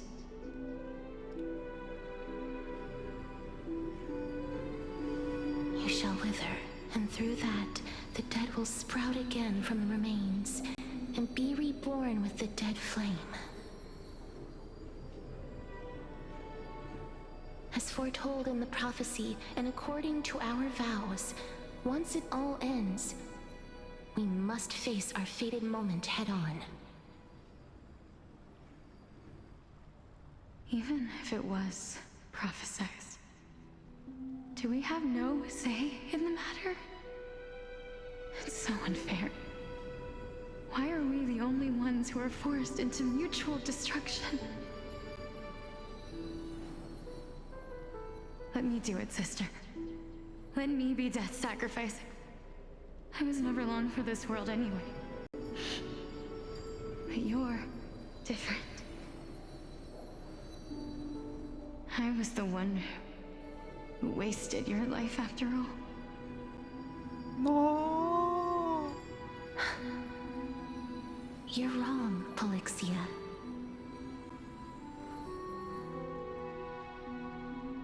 I don't think that my life was wasted.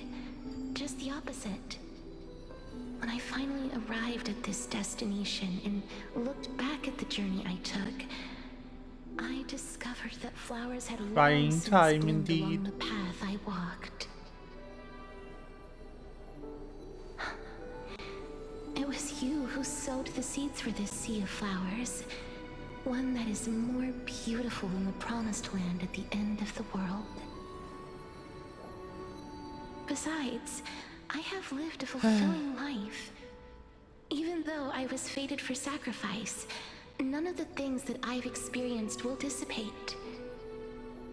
Instead, they'll forever live on as memories inside your head. Will they not? How could my memories of you ever compare to the actual you?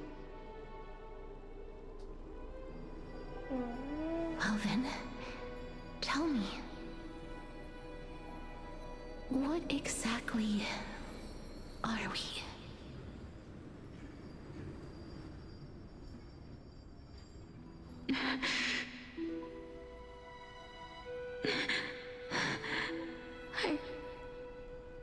I don't know. I don't know either. But regardless of what the answer is, regardless of how we're shaped by others, or even by this world,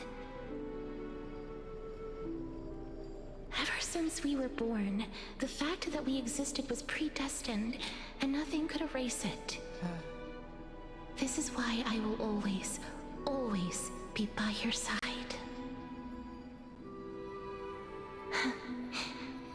We're twins, after all.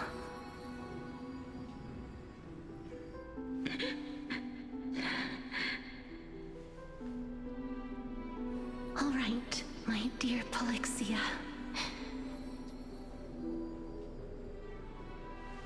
It's time to extract my heart and light the flame of death. After that, use it to plant the first bud in the prophesied new world.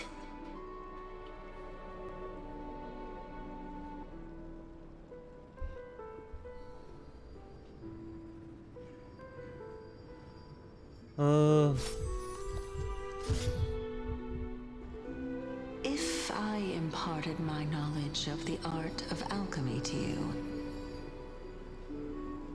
would you use it to resurrect someone you loved?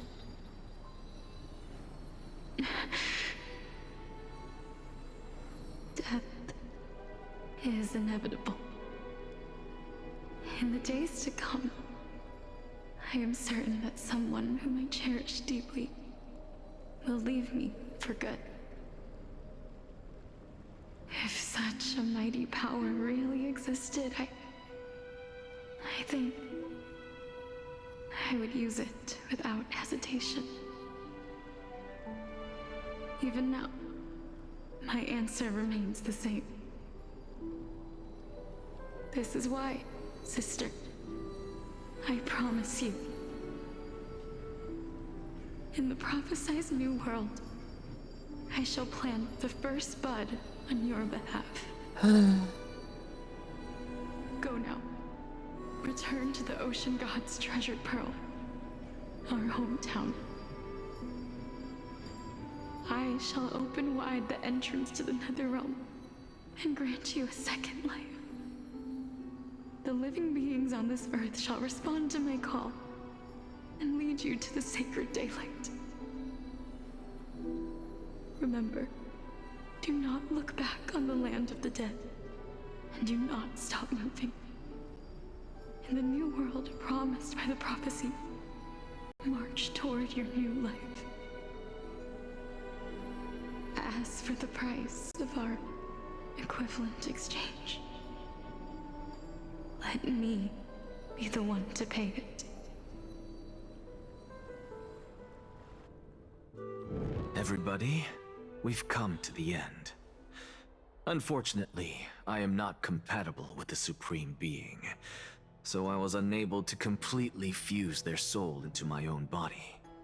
However, being able to glean all this from them is exciting enough. I'm certain of this now. Before the Titans that we are well acquainted with were born, a group of heroes roamed the land. These heroes followed a prophecy and took possession of divine authorities one by one, until they eventually became the pantheon of the new world. Just like the flame chase journey of today, Amphorius's history is cyclical in nature. What a startling revelation. This means that the demigods, who bear the core flames, will also become the new titans at the world's end, thereby shaping a new world? I believe that this is the truth behind the Era Nova, as mentioned in the prophecy. This is utterly unbelievable. This does make sense. Besides, those twins in the past, even if they really are Thanatos, their whereabouts are still unknown even today. Are their whereabouts truly unknown? Didn't Polixia mention that seaside Great. town? The birthplace of alchemy in the tale of Let the me dragon. just, In our world, there exists a city which perfectly matches that Seems description. Discord hasn't quite... Styxia. But the people there worship Vagusa and bear no relation noticed to that Thanatos. yet. I've also never been to that place, as in the Ban. time of Idonia. It had long turned into underwater ruins. Take this. This is... Goodbye. The new sporist masterpiece. The Philosopher's Stone. It was made by transmuting all of the sage's Cool. wisdom Thank into you. a single entity, with their flesh and blood as its foundation. Remember, I've mentioned before that the art of alchemy is all about conversion, tempering, and ascension. This process also applies to the pursuit of truth. Regardless of how unbelievable this sounds, Yeah. the truths of the world have been refined from the impurities. I was suspicious of someone I had no interaction with joining yesterday. So I was like, that's sus. I'll keep an eye on the members tab if any signal pops up. Because Discord does try and, detect this. If someone joins a server and then starts just DMing everyone on it, Discord is like, huh? But they also don't ping you about it, which is annoying. You need to manually check. It's weird. Anyway, goodbye, that person. Think about the story of the dragon.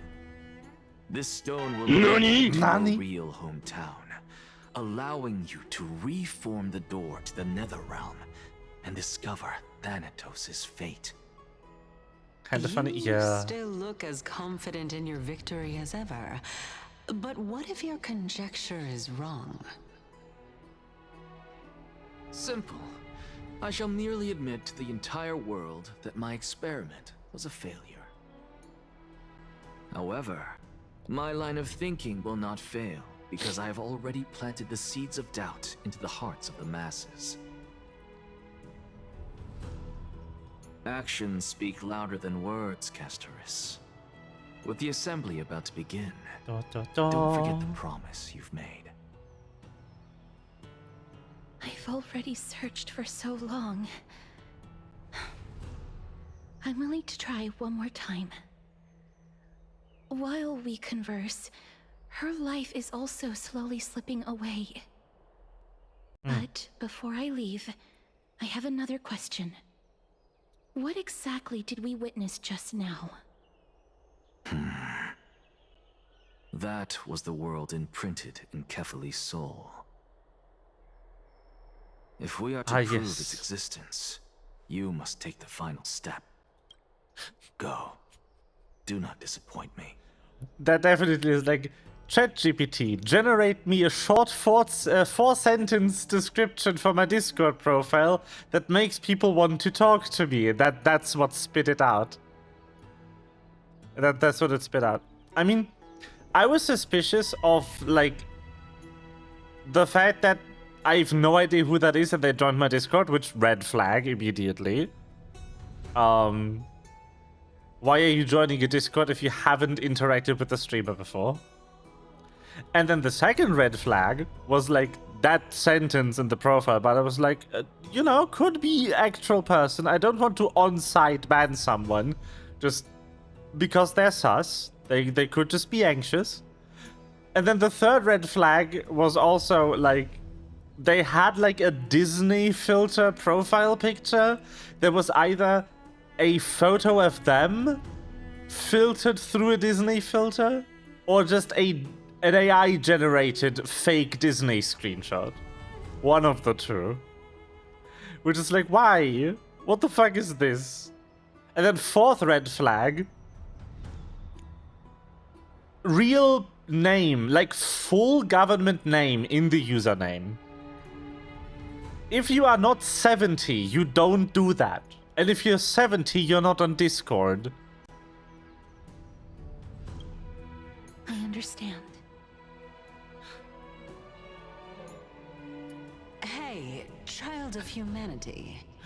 Don't get antsy. I still remember the question you posed to me. So weird. But I'm As not a in the scholar, business of... I do not wish to offer up ambiguous conclusions. Let's discuss this topic again when she manages to find the evidence.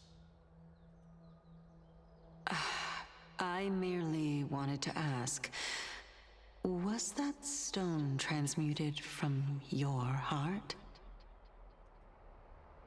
If so, rebirth is no longer an option for you. Why not? When I was a child, I lost someone dear to me.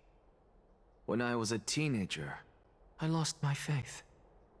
A while back, although you saved my life, I also lost my soul in the process. Yeah, I'm not in the business of just blanket Now I'm banning merely someone because forsaking they my are sus. body.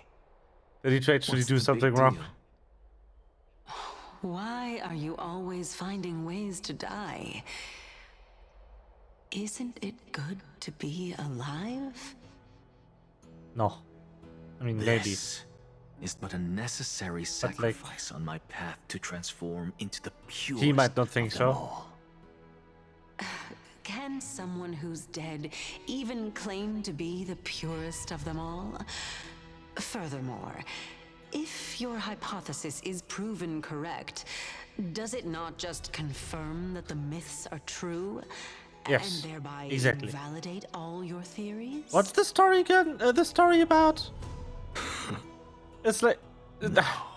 It's just the problem with this game is that there's so much yapping that I don't pause when something like this happens in chat. I just talk over it. Because half of the shit they're talking about isn't interesting. Have created. And it takes an hour. Can you talk faster? Please. That's a lot to take in at once.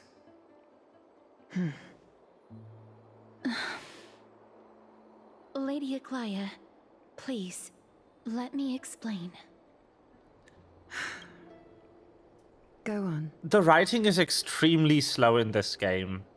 You have a lot of character interaction, but the character interaction is all like small talk mundanities, just establishing the personalities and motives of like a roster of side characters, or just like shoehorning in exposition that they couldn't write into the story any better. You sometimes have conversations that are just like, here is 4 buttons that tell you lore, and the 5th button to get you out of this conversation if you don't care. And I hate it, because it's always really dry, and the characters all talk really slowly. The segments that are actually interesting are really well written, like you have really emotionally drenching moments, like what happened shortly before you came in. But half of this storyline could just be cut out. And it would be the same game. Exactly. Like, you could easily just cut out 30% of these lines. But then they would have no long drawn-out conversations to sell you on their waifus. So you want to pull on them when they appear in the banner. I hate this. I think they are legitimately intentionally sacrificing the quality of their writing to show off their characters more, so you are more likely to pull on them in the gacha. It actually hurts the story and makes me like the characters less. Like, why would I want to pay money for a game that is not fun to sit through? Hadri, no! Please just subscribe with Well, Prime. thank you for 15 months. Yay! know that the core flame of death has always been the greatest unknown regarding the Era Nova, which is why both you and Kindness desire to gain the power to control that core flame in the approaching Citizens' Assembly. Like, this sentence is actually a really good example of what I mean by yapping. Core Flame of Death doesn't need to be here full name, because it's absolutely clear that's what we're talking about. They could have just gone with the Core Flame, and we would have known which one they want. Then also the that just restating something that if you have paid attention to the story, you already know. This next half sentence about the which is why both you and Canis desire to gain the power and control the core flame is also just restating something that not only we, the player, know, but also this character knows, because that's about her. And like, the approaching Citizens' Assembly was literally the topic of 2 cutscenes ago. Just, what is happening in this writing? Why are we continuously restating facts over and over and over? Professor Anaxa has come to a consensus with Kindness. They But want Lion to doesn't need to sustain be the trial here. once Thanatos' core flame is Please. reclaimed, hoping thus to eradicate death from this world. If they're successful, then the flame chase journey will cease, and Akuma can enjoy everlasting peace. But I know this runs counter to your wishes. So long as we do not usher in Era Nova, the Black Tide will never be eradicated. Yeah, Even but with people Lord don't pay Milo attention front because line, half of and the the Black lines Tide are not just posing reiterating immediate risk, shit. the danger nevertheless You zone remains. out because of the contingency. If they just didn't do this, the story, sure, the patch would be about half as long, but it would be way better paced. This legitimately has the opposite pacing issue of Dawn Trail, where they have 8 hours of content to make, but they only have about 4 hours of actual story happening, so they drag it out by just telling you everything twice. The game is free! Honestly, it's difficult for me to assess the pros and cons in this decision. But someone must bring the core flame before we can begin negotiations over it. I'm really upset about this, actually, Titan because this could be wasn't very as bad in the previous I cannot let this chapter chance of the slip by. storyline. Besides, someone has to make this trip. Like, Panaconi was bring back great, Lisa's soul. Well said. but it also posed a You already mystery, had every reason and to it seek an actively, audience like, with Thanatos. attacked the mystery in its writing. It's that great performer, a world without death. If fate dictates that Lord This Milo feels showed like a me writer without that really taking the just doesn't want to move on yet. I have always hoped Styxia. Like, we have... I will what not this stand also in your takes way. away from is You are the someone who urgency has of the cheated situation. death. I believe you have more than enough reason to make the We have trip to time to Casper's calmly meet the god of death yap himself. and do exposition and cut between places 1,000,000 times. The main character of the game will die in 15 days if not saved, and we are here just talking for days on end. Castorus. Like, that is something looming over our heads. The We will answer is literally points drop dead in aliens. 15 And if they days. could do that, I'll see you at Memorial. It's driving me insane. I'm actually done listening to this. Goodbye. I need to read this. They will tell me what happened next cutscene anyway. Yes, I know. I don't care.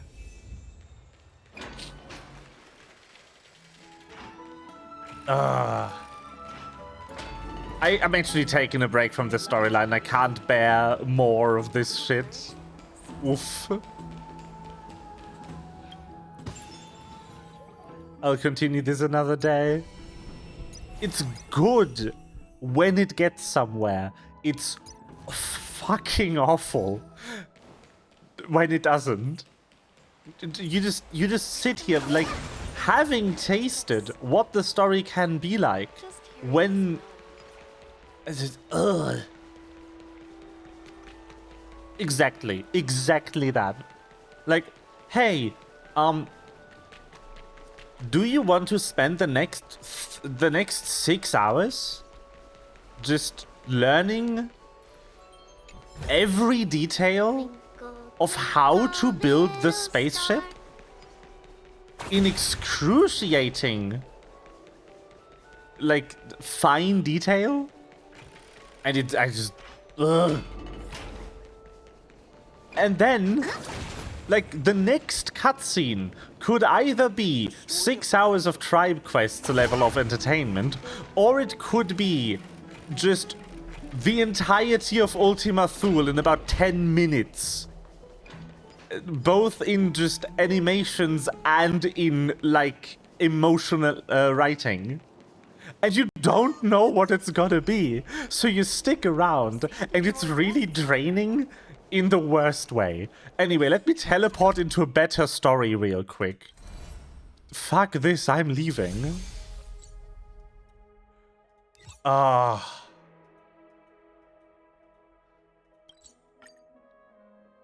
Just chatting. This is so good. Come on, give me this song. Play it. You cowards. The music is so good. Where is it? Yeah, do you have the time? Dragonum is close to dying, right? It's just me. I am. Also, I'm actually mad at them for writing a character out of the story right as their writing got good. Oh, that is the song. Just listen to this. So good.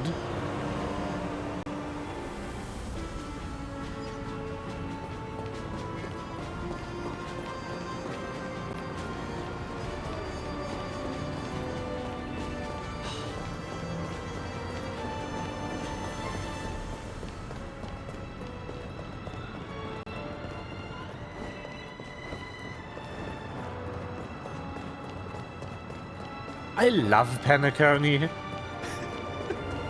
I'm waiting for Amphorius to have a patch that is as good as the third patch of this area was. No, I went too close to the thing. Oops. The song, no. Getting too close to that thing makes the background music fade out.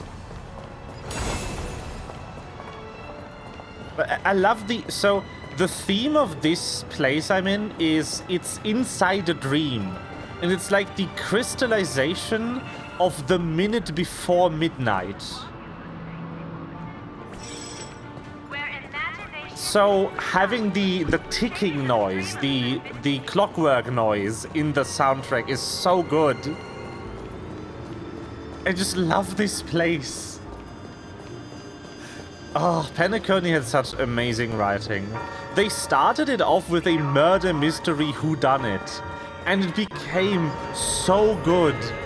We had fake credits and everything. This was like a movie. Ah. And then unfortunately they switched writers. And Amphorius is sadly way more drawn out. Hold on. Let me grab you my favorite Penacony cutscene. Let me just shut this up for a second. That is a cutscene that has yet to be beaten by a game. But like, so my favorite story beat in the entire Penacony like mystery writing was you all the way in the beginning of the storyline. You enter a hotel. I can actually show you the map while I tell you about this. Like where your body actually is, it's in this hotel, the Reverie. Like you're in one of those rooms. If not, then I'll be leaving. And when you first get here, you run into this like service boy called oh god, what was his name? I have the character. Hold on. I'm horrible with names. This guy, Misha. Right. You run into this boy. Look at the cutie. And when you first run into him, you don't think anything about it. And this storyline talks a lot about, like, memory creatures. Like, beings that only exist in your memory, called mimetic life forms, and beings that only exist in your dreams, which are also mimetic life forms, because dreams are just memories, according to this game. Which isn't completely wrong. But yeah, so they only exist within the dream. They can't exist outside of it. And later in the storyline, you find out that Misha is a mimetic life form. But you met him in the physical hotel in the beginning of the story, which is impossible. And the moment that clicks in your head is like, yo, no way. It's so good. I'm waiting for that. I'm waiting for that with Amphorius. Spoilers, by the way, obviously. Everyone who is here either doesn't want to play the game or has already played the game. It's a gacha game. Niesh won't touch it, so I don't feel bad about spoiling her about a game she will never play. But let me grab you that cutscene. Let me make sure you can hear the cutscene. So I need to unmute browser, I believe. Yes. And then let me make sure you can see it. I can't show you it in game because this game doesn't have a replay feature, unfortunately. So I'm showing it on YouTube. That was the wrong button. There we go. So this is like how the actual plot line ends. And then they add on like an epilogue. But I love this cutscene. The Golden Dream is getting restless. In the coming long nights, it's like really well made. I'm afraid you will face many setbacks and witness many tragedies. And in the end, you will only see in black and white. But please believe me, that in that monochrome world, there will be a glimpse of fleeting red. And when you make a choice, it will appear once more. That's just so good!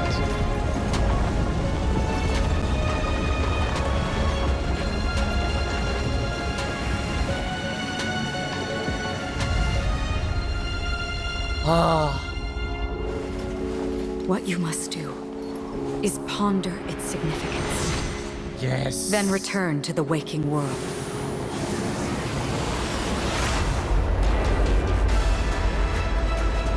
That's where we all find our answers.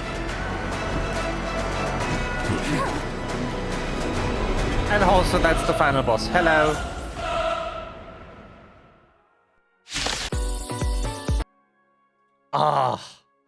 I love that cutscene. It's so good. And like, even without knowing the storyline, like, I think you can pull together just from the visual that in that cutscene, what we are doing is we are forcefully waking everyone up from the dream. We are destroying it. And it's such a cool visual. Oh, man. Penacony good. Yeah.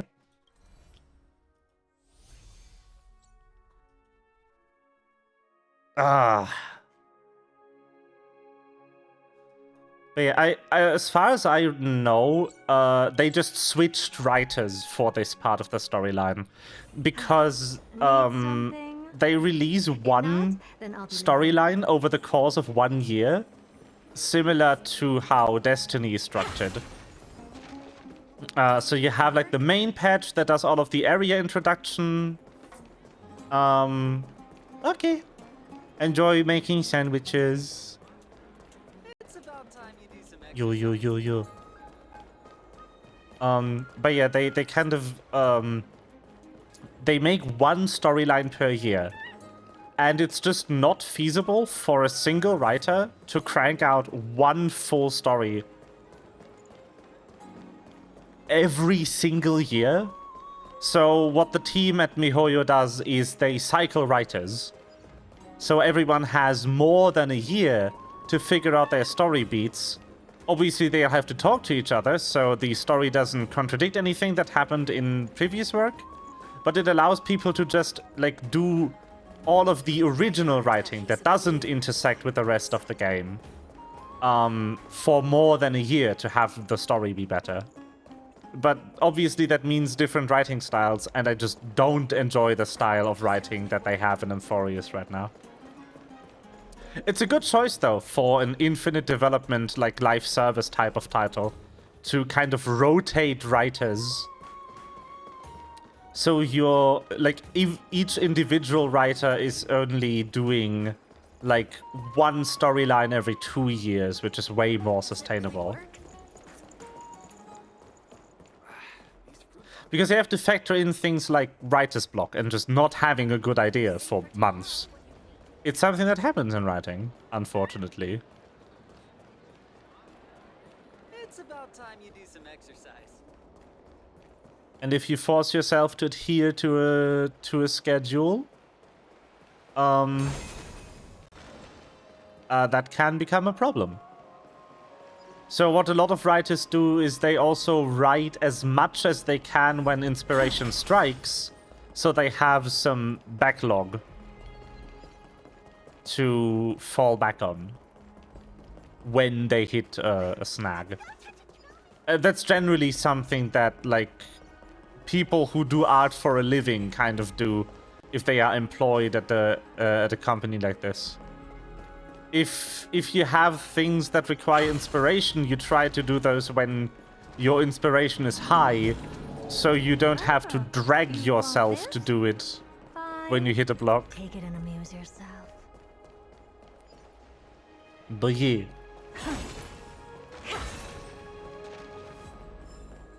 That's kind of the deal there. Okay, I wanted to do this. That's the anniversary event. I just want to I just want to see what's going on there. It is the 2-year anniversary of this game now. Oh, this song's also so good. That also came with a fantastic cutscene. Not as good as the one I just showed you, but really good. Like, the animators of this game are amazing, if they are allowed to be. Alright, hello. So this is the main villain of Penacony.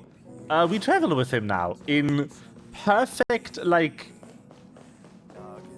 in perfect shonen anime fashion. We befriended the main villain of the previous arc.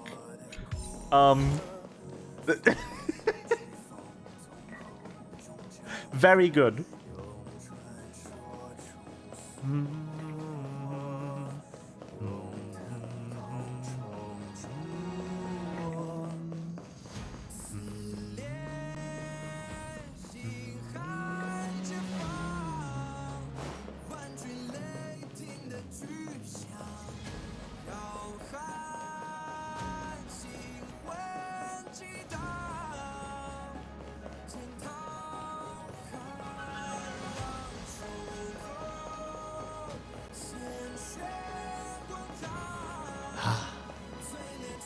Chinese vocals are so interesting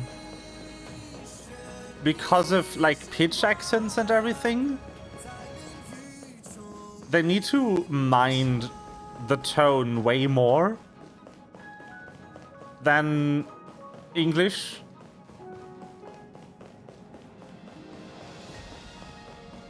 It's a very different, like, vibe to me.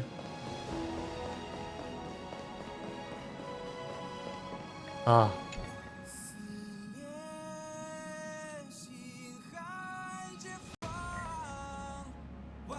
Ah, no voiceover, Sag. Uh-huh.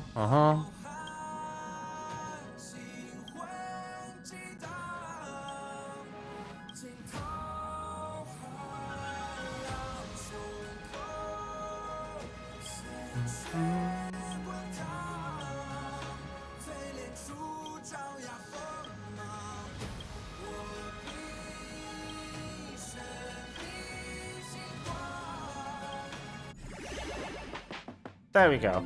Sad, the good music is over. This is cute though. I don't know what the fuck we're doing. I'll just do it. 0. Set up a booth.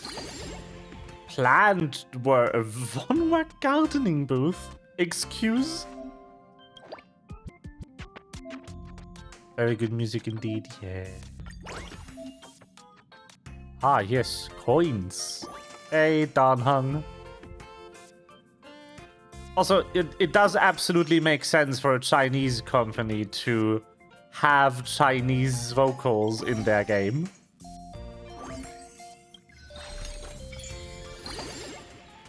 No surprise there.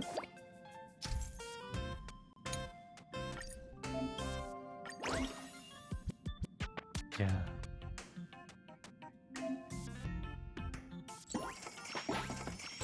Yeah. Yeah, with Korean, the thing is that it's not that dependent on tone for meaning. At least not as much as Chinese is. There's still some tone dependency because there's in most Asian languages, but it's not as enforced for meaning. This is just a tycoon game, isn't it?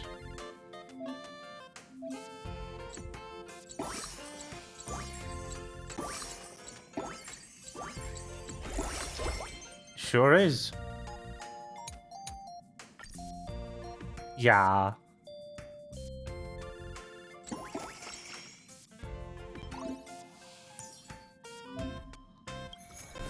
Oh god, there's gacha in this minigame.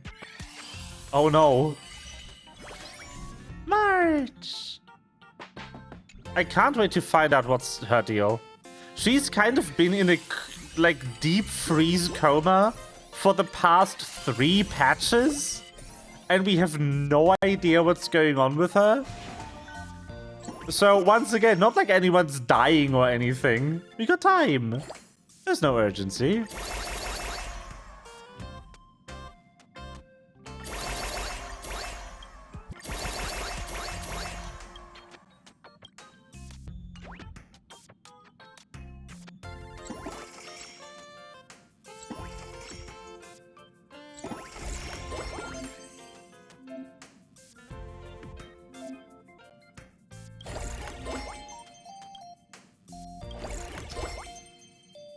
Aha.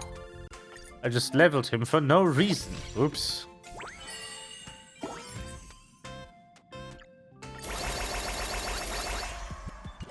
There we go.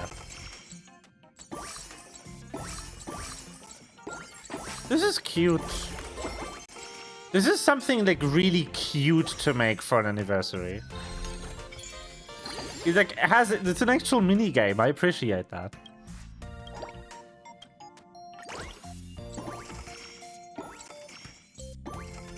I like mini games.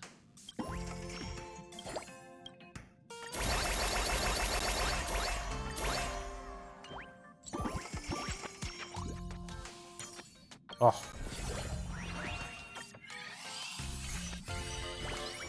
Sunday. Days. Yeah. True.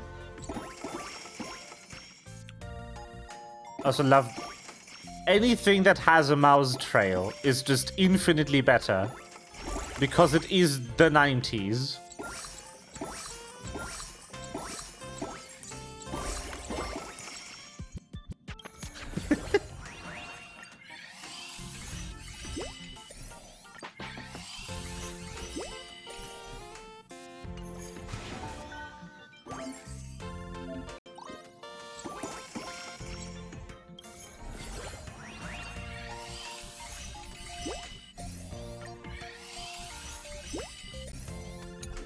All right.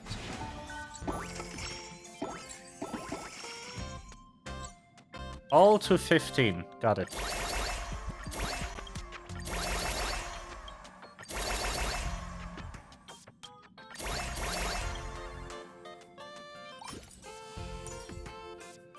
Collect 14,000 gold. Whee.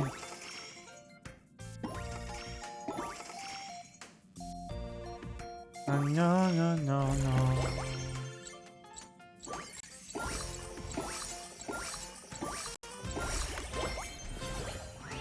Oh. You both. Oh. A mechanical exhibition. That's cute. Hello. Reach Sunday level 20. Okay. Wow, hey. Oh.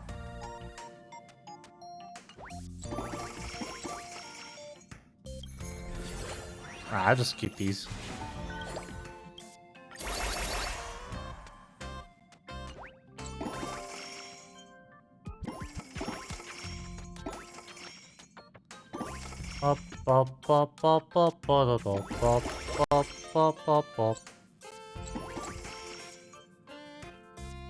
Why is there always guests who want to touch my feathers? Excuse me? I know the problem. I know the problem, my guy.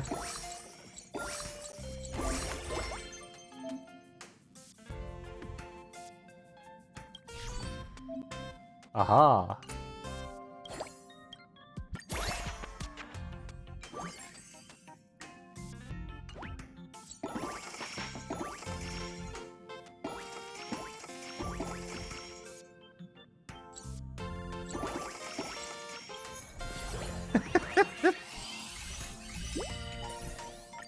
Everyone always looking to touch snake feathers. Yes.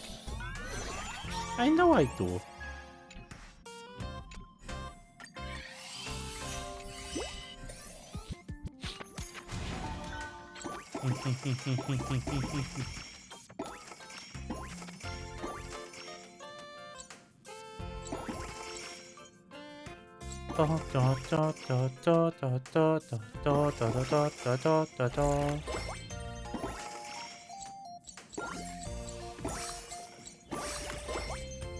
Whee! No, we're done. Cute. I love it how it just paused the music the whole time. That's funny. Yes, yes. It was just at the end of the song too. Yep. Sure. But this gives you a light cone. And then there's just the regular rewards. Okay. Huh. There isn't a lot, but I guess you get a lot of free shit for this anniversary. You just get a full character select, even if it's a small pool. I still was able to grab a character I didn't have yet, so I am not complaining.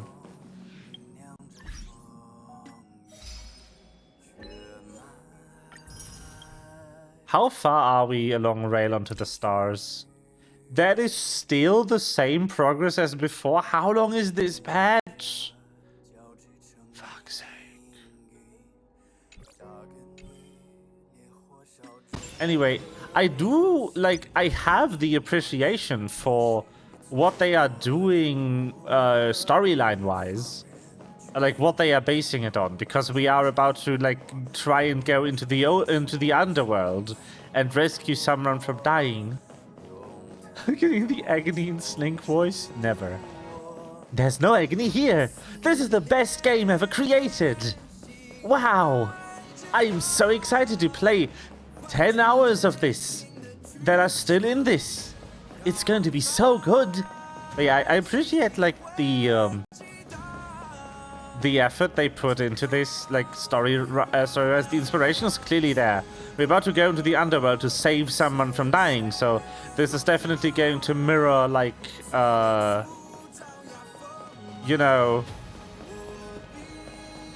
was it Orpheus? Dang, just the guy's name just completely dropped from my head. But the boyfriend of Eurydice. When Eurydice died and he went down to the underworld to save her, and then he turned around and that was the one thing he wasn't supposed to do. Don't do that, you idiot. Yeah.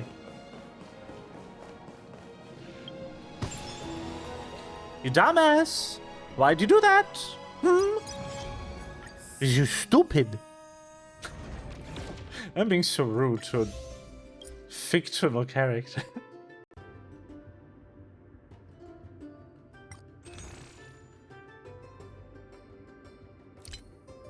Bum bum bum bum bum bum bum bum bum bum.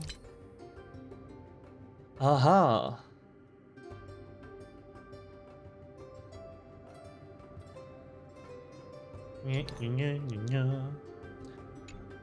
I could do that, but I really don't feel like it right now. Official idiot. I'm stupid, Pog. Okay. That's a great start of a conversation. What did you do?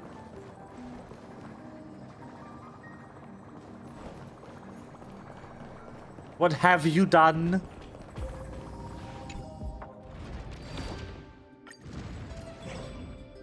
I could do this and wouldn't take long. Yeah, I'll be doing this. Screw it.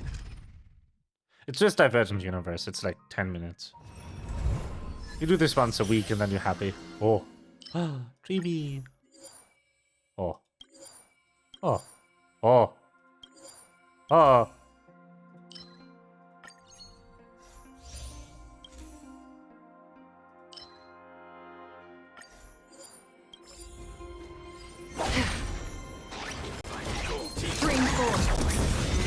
Done. I love not playing the game. Do you also like not playing the game as much as I do?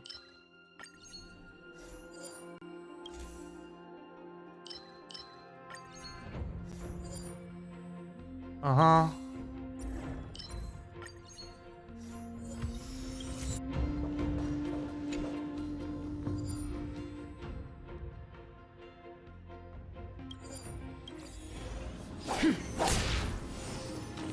Ooh, Gamba.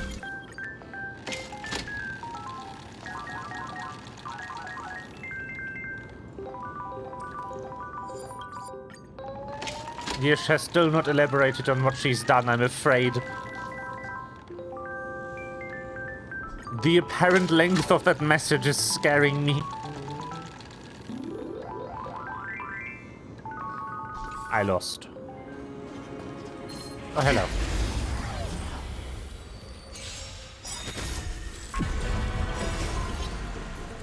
Mem. It's a general statement. I see. Ah. Slice like a good, my friends. Indulge yourselves! Every petal and all will be swept away Just by the stupid for wind. typing.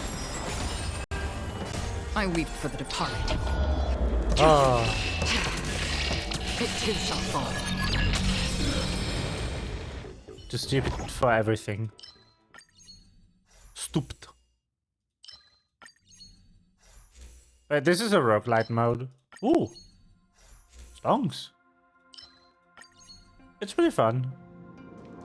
Escapade? Excuse me? What is this? This is new. Goodbye.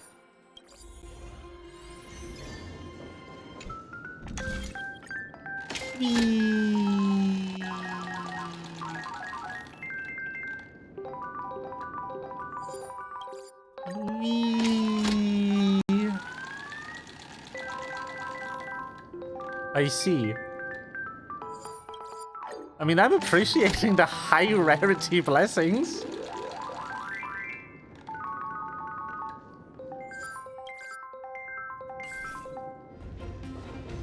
Hello. I only have one equation and it's active. I'm not overwriting that. I'm overwriting this though.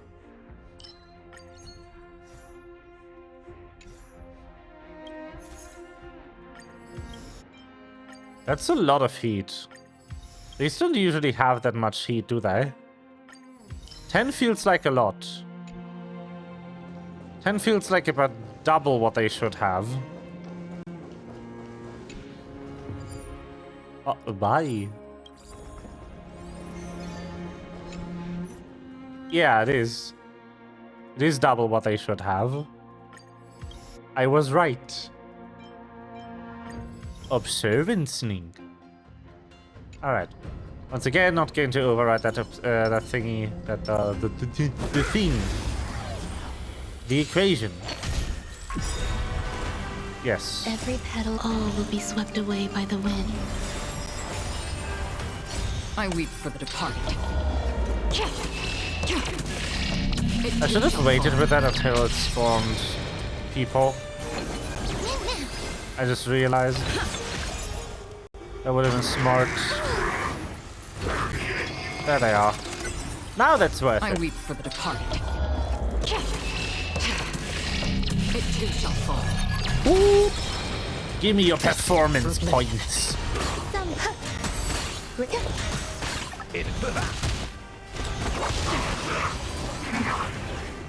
Nice. Does this not have an infinite mode of the boss? That's weird. Oh, already expanded. Pog.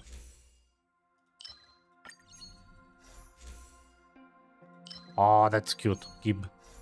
I'm not even reading these.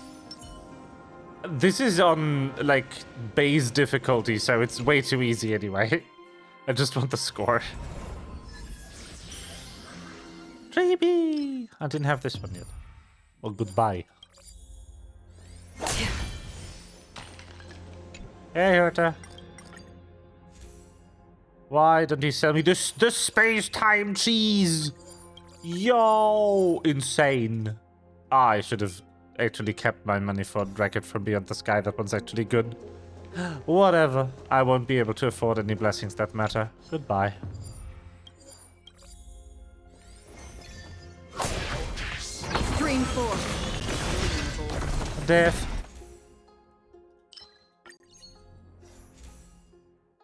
But yeah, so Acheron allows you to just not play the game, actually.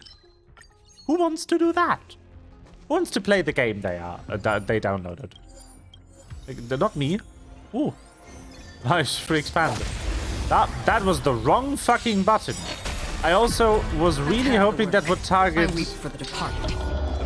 the energy refill and not the enemy. But what does that matter? I'm just the player. Clearly, that was the superior targeting option. Mem. I love that the mem ult is just big mem.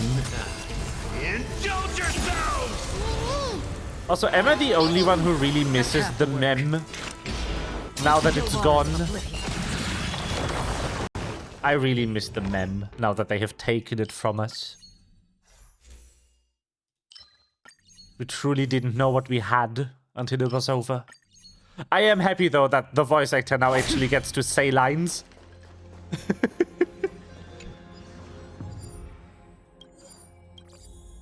Like, good for her. Stream 4. Gold blades. No lines allowed? That would really annoy me, I get it. So, the character that I'm referencing, who is part of this character's, like, class, this is Mem, the Memo sprite.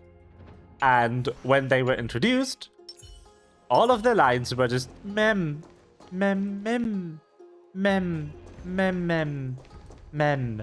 And then, as they kind of absorbed more memories and became cooler,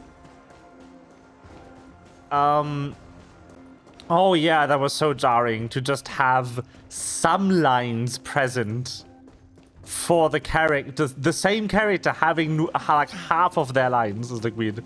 But like, so when Mem became like more intelligent, I guess, from absorbing more memories, the voice actor for Mem started reading the lines with the correct intonation and rhythm.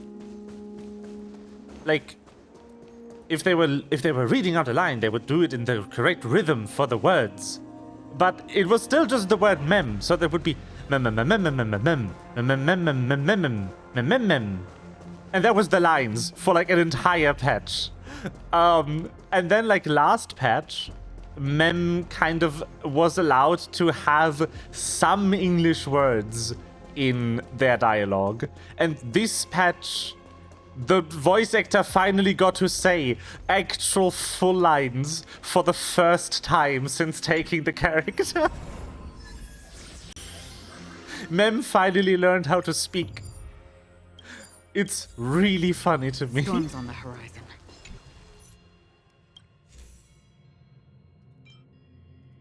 We've exited Mem Hell. But yeah. I mean, this game also has a lot of like missing lines. But they are fully missing, unlike in Destiny, where they are partially there, which is really weird. Every petal, all will be swept away by the wind. I weep for the departed. I also love this ultimate. You just get to be in this space that she's in the cutscene and everything. And it's just, yeah. Justice reigns. It too shall fall. This is so cool. I also like this ultimate, which is big men. Nice like a good brew. Full buck, my friends. Indulge yourself. Bonk. I yeah. weep for the departed. This is just amazing. The visuals in this game are so good. Visual design is just top tier. Cannot complain. Free will, or was it on the still waters of oblivion?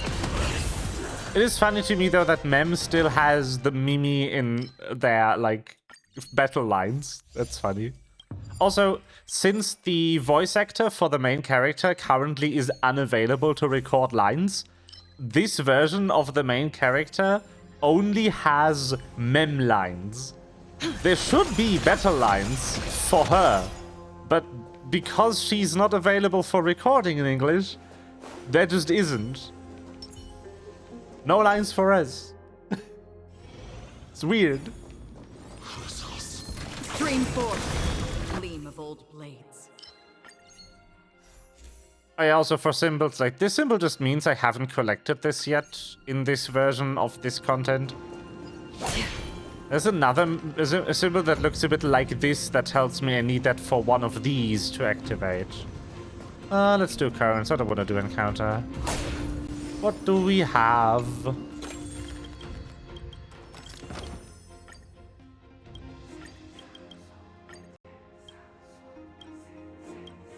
Whatever. 400 isn't bad. But yeah, it's a roguelite mod. That's not bad. Wait. Default roguelite. Actually, should buy the ones that I haven't gotten yet before for completion of the decks. This is like Pokemon, but instead it's effect cards in a roguelite. Gotta collect them all. Yeah, these just kind of let you upgrade these, but this currency you spend is like tied to this workbench. It doesn't carry over to the next one. So you want to just spend all of it. Oh. I don't have this. Storms on the horizon. Sound lingers. Oops. Right, time stop. That's an effect I can do now. I could just freeze time. It's very balanced. Every petal, all will be swept away by the wind. I weep for the departed. Next to just one-shotting every enemy, time stop definitely is like one of the more broken things I weep that for the departed. you can do in this game now. It too shall fall. Still waters of oblivion. Free will, or was it fate? Destiny of oblivion. I don't like this boss, by the Another way. journey begins. It's Still stinky. waters of oblivion.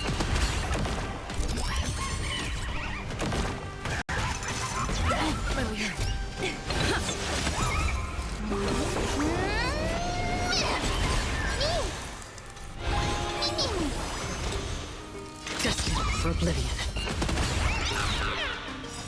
I weep for the departed. It too shall fall. Anyway, that should take care of it. Yep, we're done.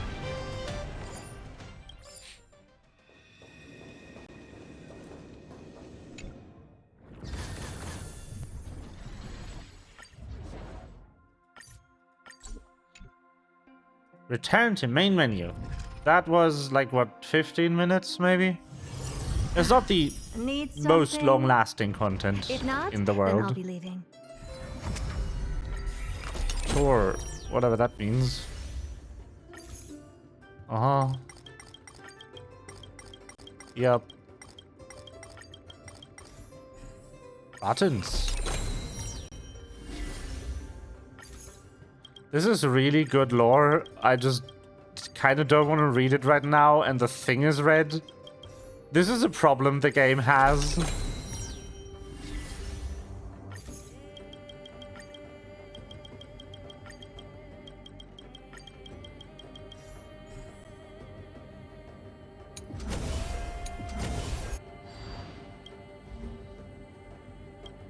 It's like, he has really cool lore, but it's always at a moment where I don't want to. Like, can we have the lore later? No?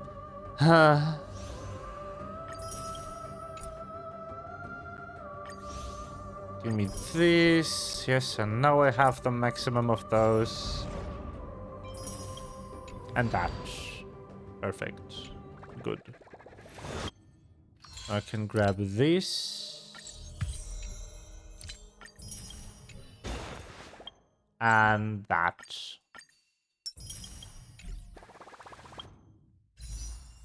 That's plenty. Alright. Alrighty. Okay, we're doing a few singles, and then I will turn off stream. I'm like 20 pity, this won't be Castoris. As much as I would like to manifest streamer luck, there's no way. Unless...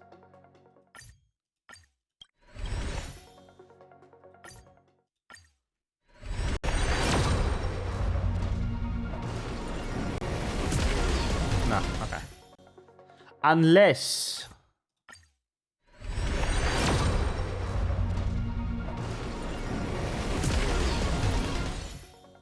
Okay, one more. Unless...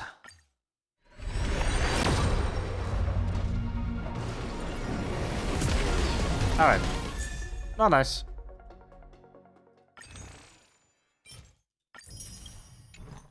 Unless...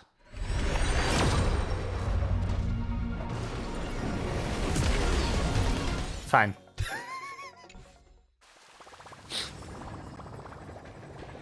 F. We get to add an eidolon to the boy. Let's go. I found a home to protect.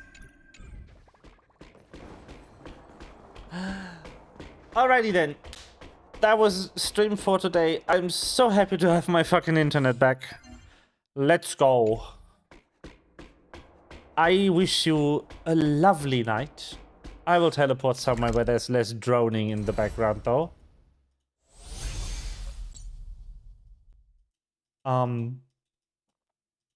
I will see you tomorrow. Not tomorrow. Something? I lied. If I will not, see you on then Friday. I'll be leaving. For I don't know what yet. Also, don't forget, Saturday is Pathfinder Day. So if you are into that, or if you are in that, yes, don't forget. Seems like all the rooms are full. Anyway, have a good night and bye-bye.